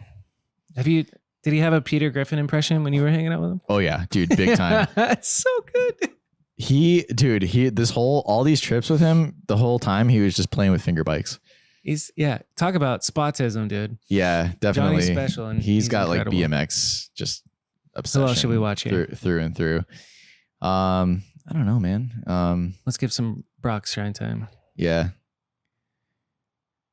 I'm trying to think of a way to like just summarize this video, but I don't know. There's no way. Everybody should go watch Headlights. Yeah, all the parts are online. Penthean hit me up recently and was like, "Hey, is this whole video available to watch in its entirety on YouTube?" No, it is not, but I do have the file, so I should probably just upload it at some point. But you can watch all the parts on YouTube. It's probably more digestible that way. Brock's a machine, man. He tore his ACL filming this part, so this part was like half as good as he probably wanted it to be. It's still really good, but I'm sure he feels like he had a lot more to give. Yeah, always. The last year he had was nuts, and I'm like, I think he's got more cooking. You talked to him lately? Yeah, I talk to him every once in a while. Maybe not lately, but off the air, he told me some shit that I'm like, what? Like he's got plans. He's got things that cook. He's a true professional. He's a schemer, dude. I love it. While we watch this, Joel Barnett asks, what advice, conversation, or aha moment helped bring you to your current creative place? That's my first time reading it too. So I'm not vetting these. That's a loaded question. Yeah. Aha moment. Watching a happy medium too. Just maybe filming wise, maybe that, like, it just kind of, I think anything that gives you permission to just kind of like honestly, you know, we're not really on like speaking terms right now, but I would say like meeting Richie was kind of like one of those moments for me. Kind of this thing where you meet someone who just like encourages you, like, yeah, fuck it, dude, like just do whatever you want. Like that's kind of you know, like someone who believes in you. Yeah. That's big. That's kind of big. Or like that, I'd say just off the top, that kind of comes to mind of just kind of when somebody just gives you the permission to kind of just be yourself and do whatever you want, you know. That's damn, Brock. Sorry. Brock, dude, the tires up the rail to bar to wall ride is fucking nuts, dude. Mario FBK says, how was it filming for Headlights, and what motivates you to ride? God damn. I think that 360 over the rail motivates me to ride. Yeah, that's fucking not even insane, a rail, dude. a death trap of spikes. Yeah, gnarly. Crazy. Yeah. I think it'll autoplay the next one. Nice. I think the mix section might be next. I can't remember, but I think finding garbage behind buildings motivates me to ride. The spot motivates you to ride. Yeah, I'm 1,000% the spot. It has to be that. I got some questions we could field here. Brady too. Tweedy says, ask him when him and I are going to shoot a mountain biking video. I don't know. To never say never. Okay. I don't know though. My filming days these days I'm not focused on it. I'm just 1,000% focused on riding and working on like my own video part. So I like, honestly, right now it's hard to even picture like, oh, I'm going to dive into a huge project. Yeah. I'm not saying it'll never happen, but it's just, you don't see it right now. I have a finite amount of time to be a bike rider. So I'm just trying to be a bike rider right now. Justin Spreet says, do you even bang? Bang what? Kate Ross Kelly. Why does he prefer morning clips so much? I think I have a lot of anxiety like surrounding getting a thing done, and I like to just like go and do it. I don't want to wake up and wait till like 5 p.m. to do something, or like go to a bunch of other spots and then the day goes in a different direction. Are you talking for you riding? Yeah. Okay. Yeah. Like I think I have like peak energy and motivation when I wake up, and I just want to like if I had it my way, I'd probably get clips at like 9 a.m. Nice. You know, maybe not now, but at a point, yes. Good for you. Tay Ross Kelly says, also, I've seen Mike starting to run and go to the gym. How's that helping him? It's good, man. Running, I've been a little off of it lately, but I got to get back on it. It feels really good to get better at something without risking getting hurt. Yeah. You know, and that sounds funny to say. Some normal people shit. Dude, I heard Big Salad was on here talking about running. Yeah. It was cool. And Stu's a big runner. Yeah. You can look at Stu. Look how good he looks. He looks great. Look, it was great. Runs a shit. I got my first taste today. I just ran around the school and I was like, oh my God. Okay, cool. It sucks, but like, you know what it is? It's nice to kind of push yourself to the point where you feel like you're going to, like, I have one of those fitness watches or whatever. Yeah. And you can kind of push yourself to the point your heart rate's like 177 and you're just like, am I going to die? Yeah. You know? Yeah. I like that. Yeah. I don't know. It's fun. Like, wait, can I keep going? And then your little boss in your brain says, nah, keep going. And then you have to listen. Like, there is two versions of you. One inside saying like, don't, just quit, just chill, start walking. And then the other side's like, you got it, do it. And then you have to choose to listen to that. Yeah. Positive I think side. like anything worth doing is like, it's fun after, you know what I mean? Like you push through something. I like that feeling. Yeah. Slice of Orange says, how was it working with Dennis over the years? And what's let's just focus on this. What's the craziest clip you've ever filmed of Dennis? I can't even I wish we talked about Dennis more. Craziest clip ever. One that comes to mind is just this like insane gap to rail he does in Salt Lake City. Our friend Riley was at the bottom. And the reason why I remember it is because Riley's like filming the tripod angle down below. He's just pressing button, you know? Yeah. And he was like fanboying out on Dennis the whole time we were there. And it was mad funny. Like Dennis left his shoes at some point at Tate's house. And Riley's like 2 sizes of shoes bigger than Dennis. And then Dennis is like, oh, anybody want these shoes? I was like, yeah, I'll take them. And so he's like walking around for weeks, like squeezing his big ass feet into Dennis's shoes. He's like, these are Dennis's shoes.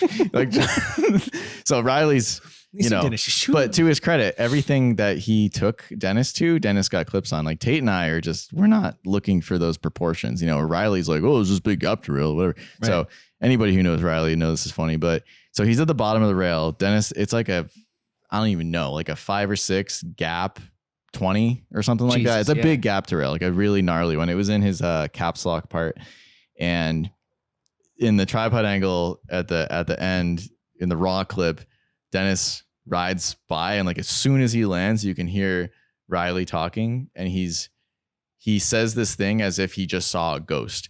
He goes, "Oh my God, dude, what the fuck?" like he saw something insane that just the tremor in his voice was just incredible. Like we make fun of him to this day beautiful. For that. Eric Ballman, how many miles driven in the van? Like on riding trips or now? I guess period. I don't know. Cause now like I have a 2023 Sprinter van and I already have 70,000 miles on it. All right. I drive a lot. Yeah. My boy drives. Yeah, I drive. What was your favorite made spot and why? Eric Ballman says. That's a good one. Probably just like any ender. The spinning helicopter ender? No, I actually kind of hate that one. Okay. Any like the cave or the cannonball slide to hippie hop. It's my ender and headlights. That was probably like one of the better. I don't know, like or the roller coaster rail. Is that that's roller not an coaster ender? Rail. Is it? Yeah, it's an ender. Okay. I think just anything that required a lot of work and is really, it's hard to pick one. I think I built them all for a reason. That's Ooh, Eric hit me with the good ones. Eric Ballman says, "What is a Drew spot?" We kind of covered it. I think a Drew spot is like any nuance to a spot that maybe a lot of people know about, but Drew's going to use it differently and put his own spin on it. I think that's a Drew spot. Just give me a couple more. What is Burgundy BMX says, what is something other than BMX that inspires you? Calvin's awesome. A lot of, honestly, like in the past few years, like snowboarding videos have inspired me a lot. Definitely skateboard. Pretty feel like that's pretty easy to tell with my stuff, but definitely very inspired by skate videos. I have a list actually of like, skate filmers and also like skateboarders that I think are really great. For filmers like John Miner, Emerica, Greg Hunt, Vans stuff, like Chase Gabor, everything that he's ever done with like the barracks, like the amount of videos that Chase Gabor has done is insane. It's, I don't know. He's more insane than you. He's done way more for sure. Okay. Matt Bublitz, Adam Mills, definitely like he makes all like Clive Dixon's videos. Ryan Lee, Buster and Hunter, obviously. Grant Yacerda, I think that's how you say his last name. He does like all the weekend videos. And then for snowboarding, I'm definitely really inspired by Justin Meyer, who does like Video Grass. And yeah, honestly, like, I don't know, skateboarders like, dude, Tom K, Clive Dixon, like just anyone Jordan Taylor, like anybody who gives a fuck about spots and like just to the point where it's like, that's their whole part is just spots and spot use. I love that, Dope. You'll have to send me that list so I can do my research. Yeah, dude. Trying to get to my Instagram questions. Shout out Sauce the Boss. He says roasting Francis for his red footage. We covered that. Sorry, Francis. Sweet Cowboy Sam says, who is someone you would love to film and haven't yet? That's a great question. Oh, fuck. I would love to film Rich Forn. Man, love to film and haven't yet. Fuck, that's hard. Let me look at my note. Diego. I want to talk about Diego. Diego's last video. Have you seen Keep It Down yet? No, I haven't. Dude, his part like made me cry almost. No like, shit. The amount, like the video's good or whatever, but his part, dude. Put his heart and soul like, in. You can tell. Like one of my questions I got in my Instagram was like, if you were a company, who would you sponsor? Like Diego. Dude. Hell yeah. Yeah. Damn, I want to see it now. Whoever's out, get this man a part sponsor, dude. Let's like go. he deserves the world. He's willing. He eats, sleeps, and breathes BMX. And I brought up the video, we could watch it. But sick. when you see his part and see like the effort that he put into it, it's so inspiring. Like it just makes you want to like send yourself down something. And his dedication is unmatched. Man, I love to hear that. Yeah. So I Diego, 100%. Yeah, that's a question I got. It must have been the same guy, Sweet Cowboy Sam. If Mike Mastroni was a brand, who would you sponsor? Yeah, Boom, I think you just covered it. Yeah. Catfish, shout out Catfish. We covered what it was like living in the OSS house in Long Beach. Damn, we talked about a lot. It was brother. a cockroach Infested shit show. So of many being broke, I hate the smell life. of blunts to this day because of that fucking house, dude. Let's see, what do we got? I think that's good enough for my list. I got like a growing like Jeff DuPaul. Shout out Jeff DuPaul. He filmed like a lot of my Defgrip stuff. TJD. Yeah. He asked, how do you think growing up in Kent or even Connecticut in general affected your influence? We covered that a little. Yeah. Because you have to drive everywhere, so you're willing to put in work for a spot. Yeah, I think that's kind of what it is. That translates into your modern day work for spot attitude. Justin Benthian asks, should we be worried about a Soviet BMX union invasion? That's an interesting question. The Russians are so damn good. I have a question also from Benthian. Who did the first Feeble? I don't know. Does anybody know? Matt Hoffman. Probably. Yeah. I don't know. It's just a safe bet. KT.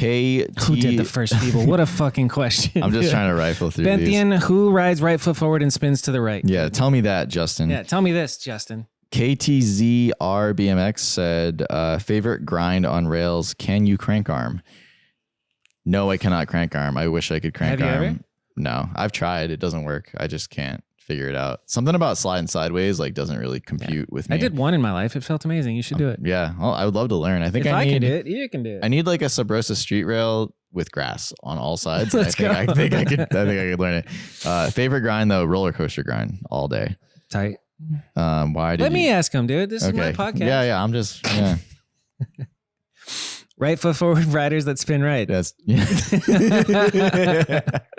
Mount Rushmore for video parts. I love it. Yeah, let's get in. Hold on. I'll find some good ones. We'll get into those. Okay, Andy Dreads BMX says steel versus plastics. Plastic. I'm with you. Polism. What's it like having the nicest mustache in BMX? Damn, what a compliment. I think Garrett's is nicer than mine. For sure. He's pretty nice, dude. I don't know. It's all right. He's fundamentally sound. Thank you. Riley Smith. He's on my up and coming riders too, dog. list. You guys got some mustachioed boys in my house, dude. Radical Jeff, is that Jeff DuPaul? Nah. Okay, Radical Jeff says, what happened to volume after the finer things? Seems like there was a drop after that we era. Covered that, yeah, BMX era BMX in general kind of fizzled out, and having full-time filmers is just not a thing anymore. Unfortunately. Facu Falco, why did you go out of the filming industry? Covered it. Facu. Linus Filsgaard, writer filmer combo that you'd like to see a project from, and why? Maybe like Benthian and like anyone. I don't know. That's a good like I don't know, man. He's he's special. He's got that bug that it's where he's like obsessed with it to the point of being like hypercritical of even his own shit. He'll be like, oh no, it's dog shit. It's dog shit. Yeah. Like he's that's good. Very his fingers on miserable the pulse. While you're in it, but it's good to have. Yeah. That's what this video feels like watching this, to be honest. Like we're watching Brady's part right now and I'm like, wow, this felt miserable to be in it, but I'm happy with the result. Yeah. I'm trying to think. I want to answer that question too. I want to see Casey Starling and Rich Forn. That would be cool. That's just kind of random. You love you. That's your guy, huh? Rich? Yeah. Yeah, I love Rich. Hell yeah. I've just, it's like when you listen to a band when you're 16, you just love them forever. Like I just loved Rich Forn when I was younger, and I still do. Like he's a mysterious, beautiful man. Billy Perry, 631. Craziest encounter while out filming or riding. I'll tell you a crazy story. Hit me. We're coming up on 4 hours, but it'll be quick. This will be 3 and at 3:30. There's breaks. Yeah. So I want to tell this story forever. This is like everybody who is there will understand remember how insane this is. So OSS trip to Texas. We're driving from Long Beach to Austin to film for, I don't even know, just a bunch of web videos, whatever. Mm-hmm. Raban had a sick web video that came out of that.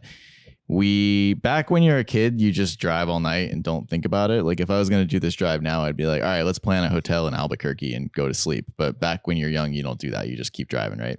So it's like 4 a.m. We're somewhere in deep West Texas, or maybe still in New Mexico. 4 a.m, we're all dead tired. I'm fucking sick of driving. I'm like, all right, we got to pull over, guys. Got to get some sleep. So we pull into a rest stop.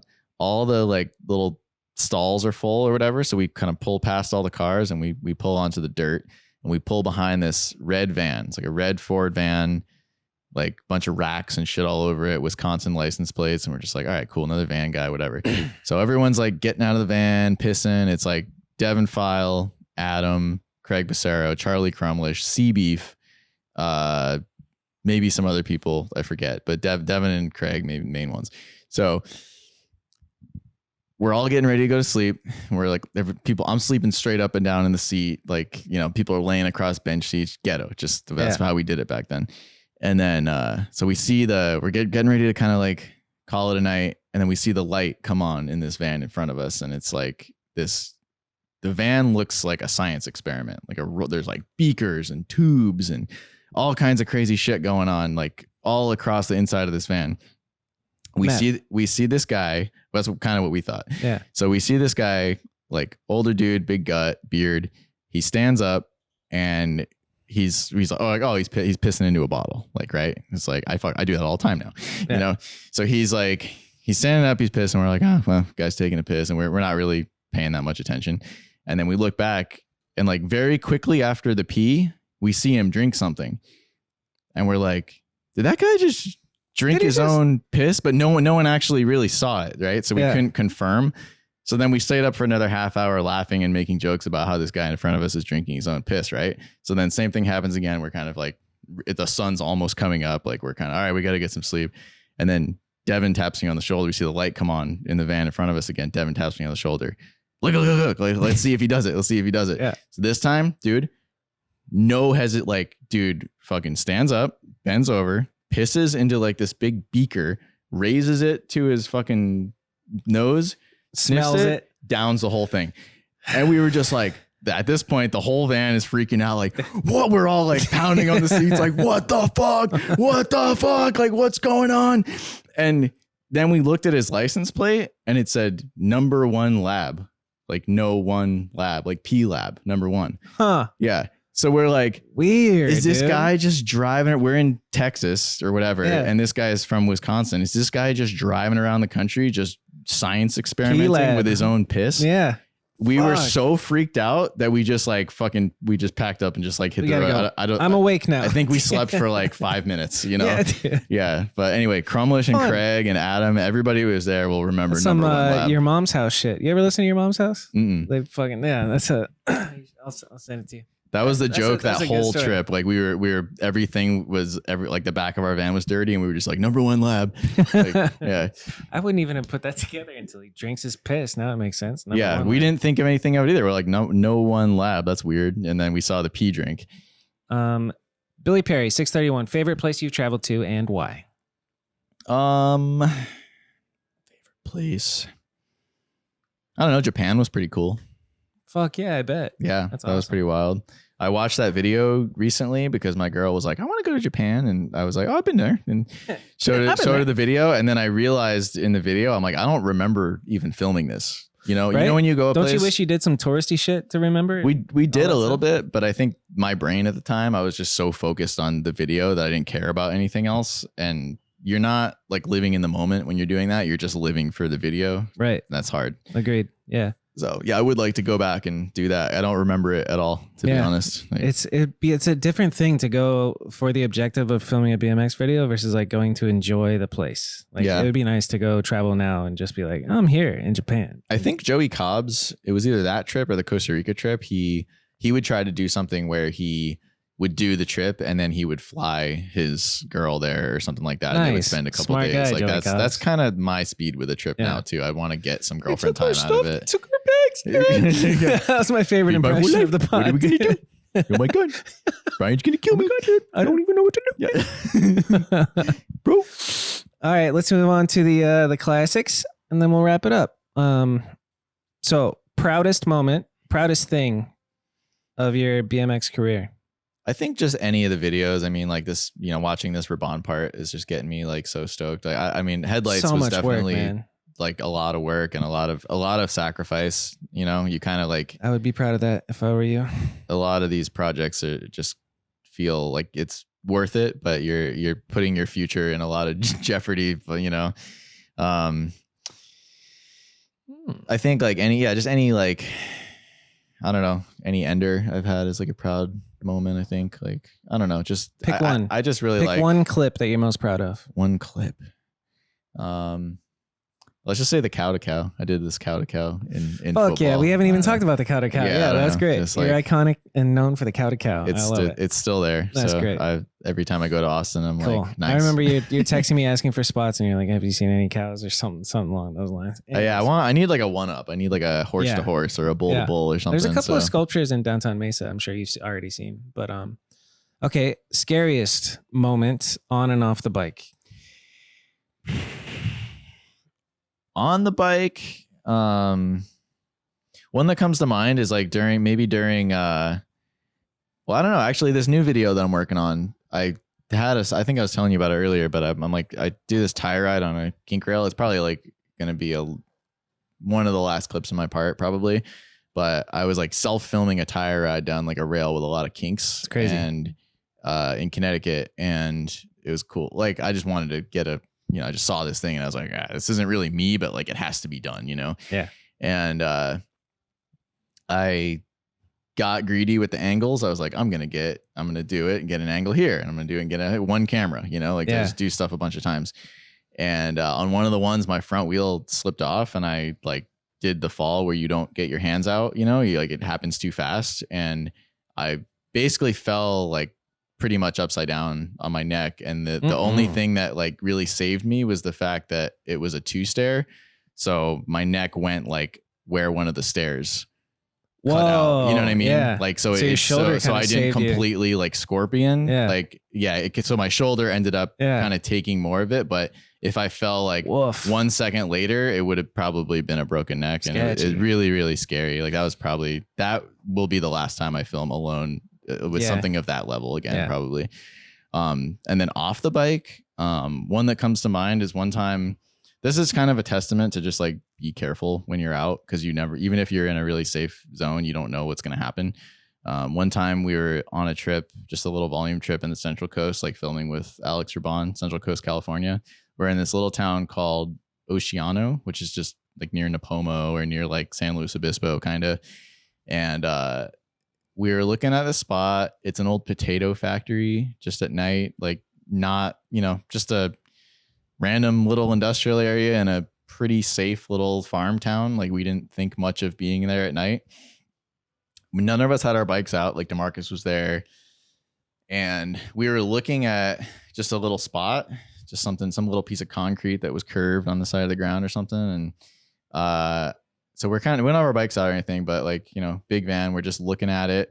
And then all of a sudden this car pulls up and these two scary, like Vato motherfuckers get out, and the one stays back at the car and he's like got his hand on something and head just, covered in tattoos. Like, what I'm talking about. Like one of those like scary dudes that you're like, I don't want to fuck with this guy, And then the other dude comes over to us and he's like, his, pants are like at his ankles and he's like pulling up his pants, cinching his belt, pulls out a knife like pretty quick. And he's just like, so what are you guys doing? What are you guys doing, huh? And like, we're all kind of like in a circle around this spot. And he just like infiltrated our circle. And we're just like, yeah, we're just trying to diffuse, right? We're just kind of like, we're bike ride. Like, we're just looking at the spot. We're about to head out. And he's like, yeah, show me some fucking tricks, man. Like, just like that type of shit. Like we're trying to de-escalate and he's trying to escalate. He's OSS. He's pulling up his pants. He's he's flicking his knife. Yeah. He's doing all, Demarcus kind of like backed off to the van and went and grabbed like he was going to grab a shovel out of the back. And I don't know exactly how we got out of it, but like he was getting ready to just wail on all of us. Like that was pretty much what was going to happen, And then the other guy seemed like he was just at the car to like regulate if shit started to go down kind of thing. Yeah. So I don't really even know how we got out of there, but we kind of like all backed up to the van and just like somehow dipped out. Spooky, and dude. I don't know. Like we all, like somebody was going to get stabbed if we said anything wrong, It's wild to think Humans are the scariest thing that we could possibly have. Just a crazy guy with a fucking knife. And over absolutely nothing in the middle of nowhere. Like I think what it was they were probably just dealing drugs or something on that street, and they were like, we don't want you guys on this street right now. This is our like territory or whatever. And amped up on meth, 100%. Yeah, like, they were. The dude's eyes were like bugging, gone, just out of his head. Yeah, that's not normal, rational, sober behavior. You know, that's like crazy. He was ready to like, dude. If we did have our bikes out, they would have taken bikes. Probably, I don't know. Maybe they wouldn't have even fucked with us. I think they just saw a bunch of guys standing there, and they're like, "You shouldn't. You ain't from around here." Yeah, yeah. What's that type of shit. So maybe one of the scariest moments. Shit like that has happened quite a bit, but that seems to stick out for some reason. All right, proudest, scariest spot we talked about. I guess it's just time for Mount Rushmore. BMX, biking, and filming. Where's my phone, dude? All right, Rushmore of riders. I think so. There's two answers to this. There's the correct answer, which is like, Matt Hoffman, Dave Mira. Yeah. I'm going to do Terrible One as one head. Okay. Joe, Taj, Wes, everybody involved in T1. That's one head. And then probably like, fuck. I wrote this down. I came prepared. Your correct answer you wrote down? I wrote down both of them. Yeah. I'm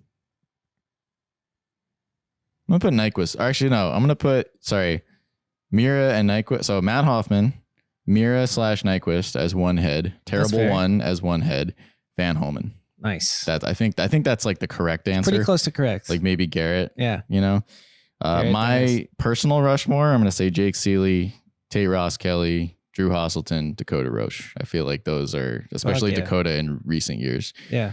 You're not going to like. Dakota's in his LeBron James era right now. Yeah. I think he, goated. Talk about a guy that cares a lot. Like I like anybody that fucking cares a lot, and Dakota cares a lot. Yep.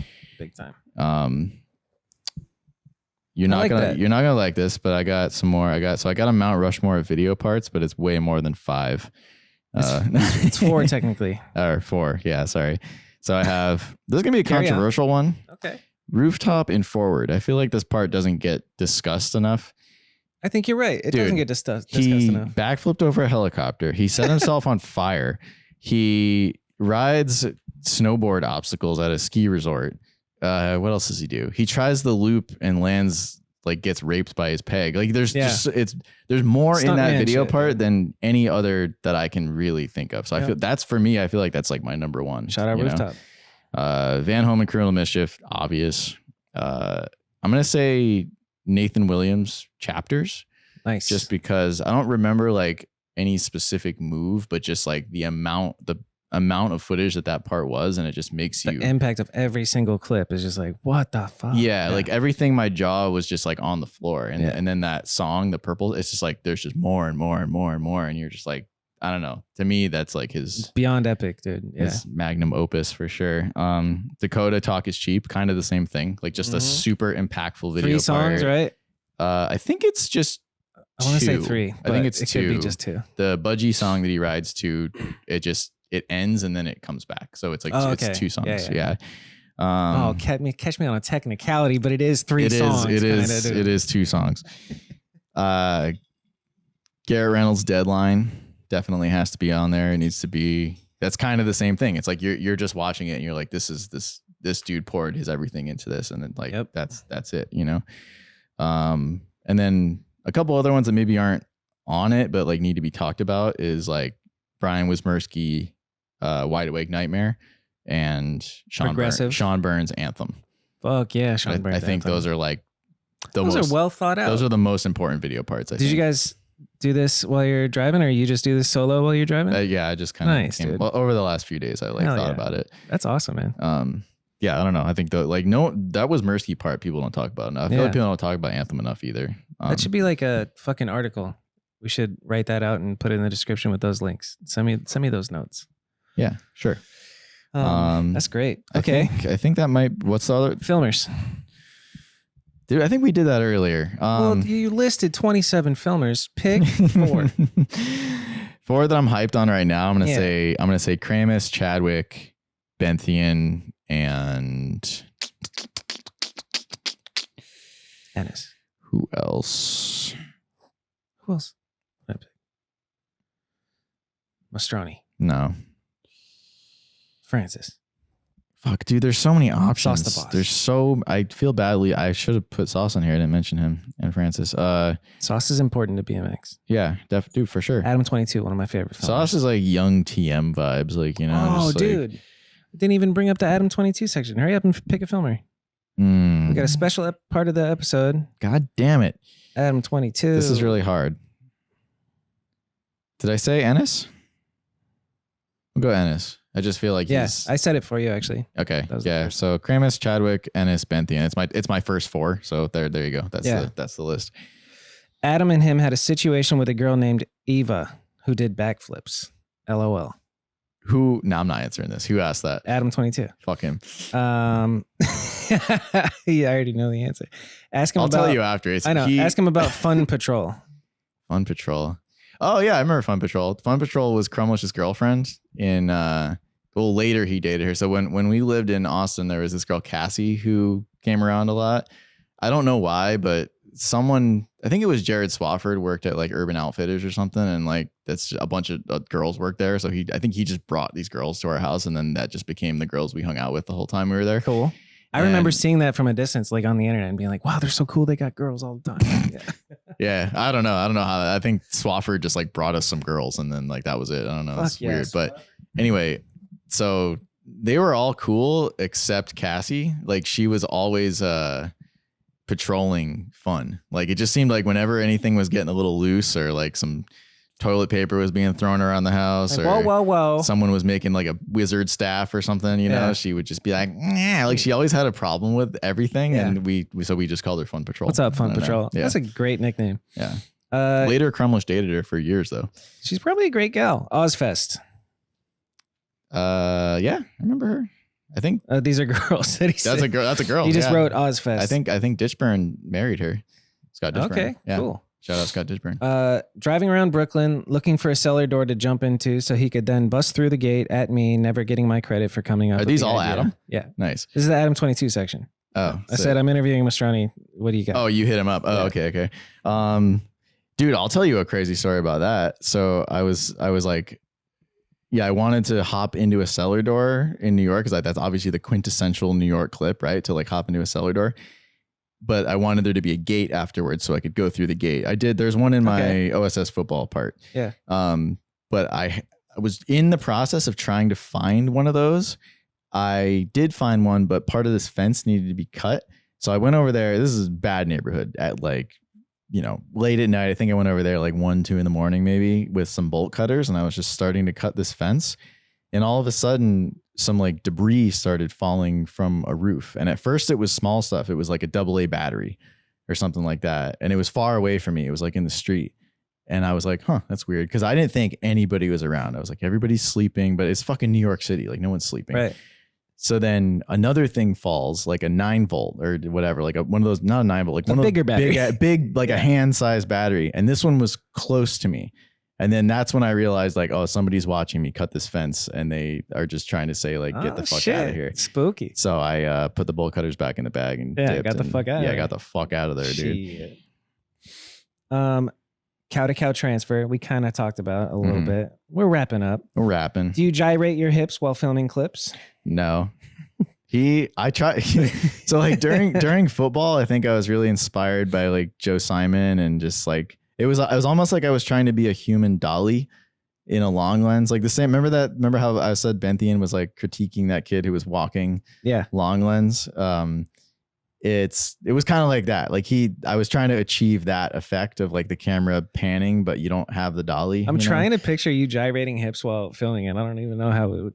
It's like if you're behind a wall and you're trying to have wall in the foreground and then you're trying to have clip in the background and you kind of like pan out from the wall like that is what he's talking about. Smart. It's a good way to film.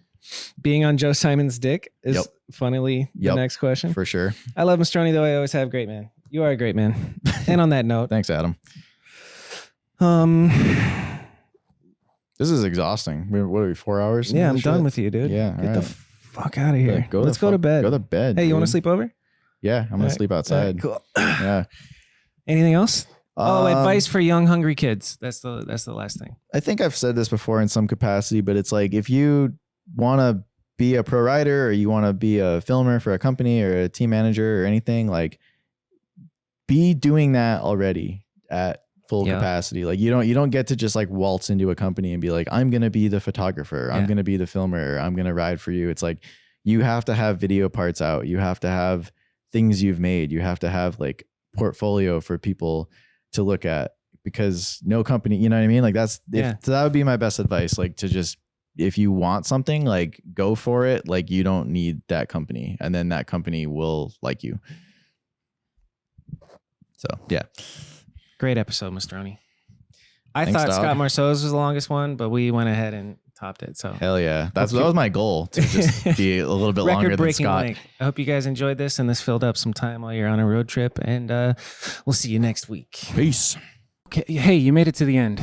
It's been 4 hours since we last spoke, but I appreciate you tuning in, listening, whatever you do. Hopefully this keeps you entertained on a road trip. And shout out to Burn Slow, Dance Comp, Unity Ride Shop, and Spinelli's Pizza. Go get yourself a slice.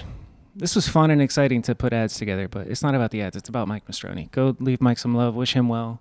And yeah, Mike, thanks again. Appreciate you.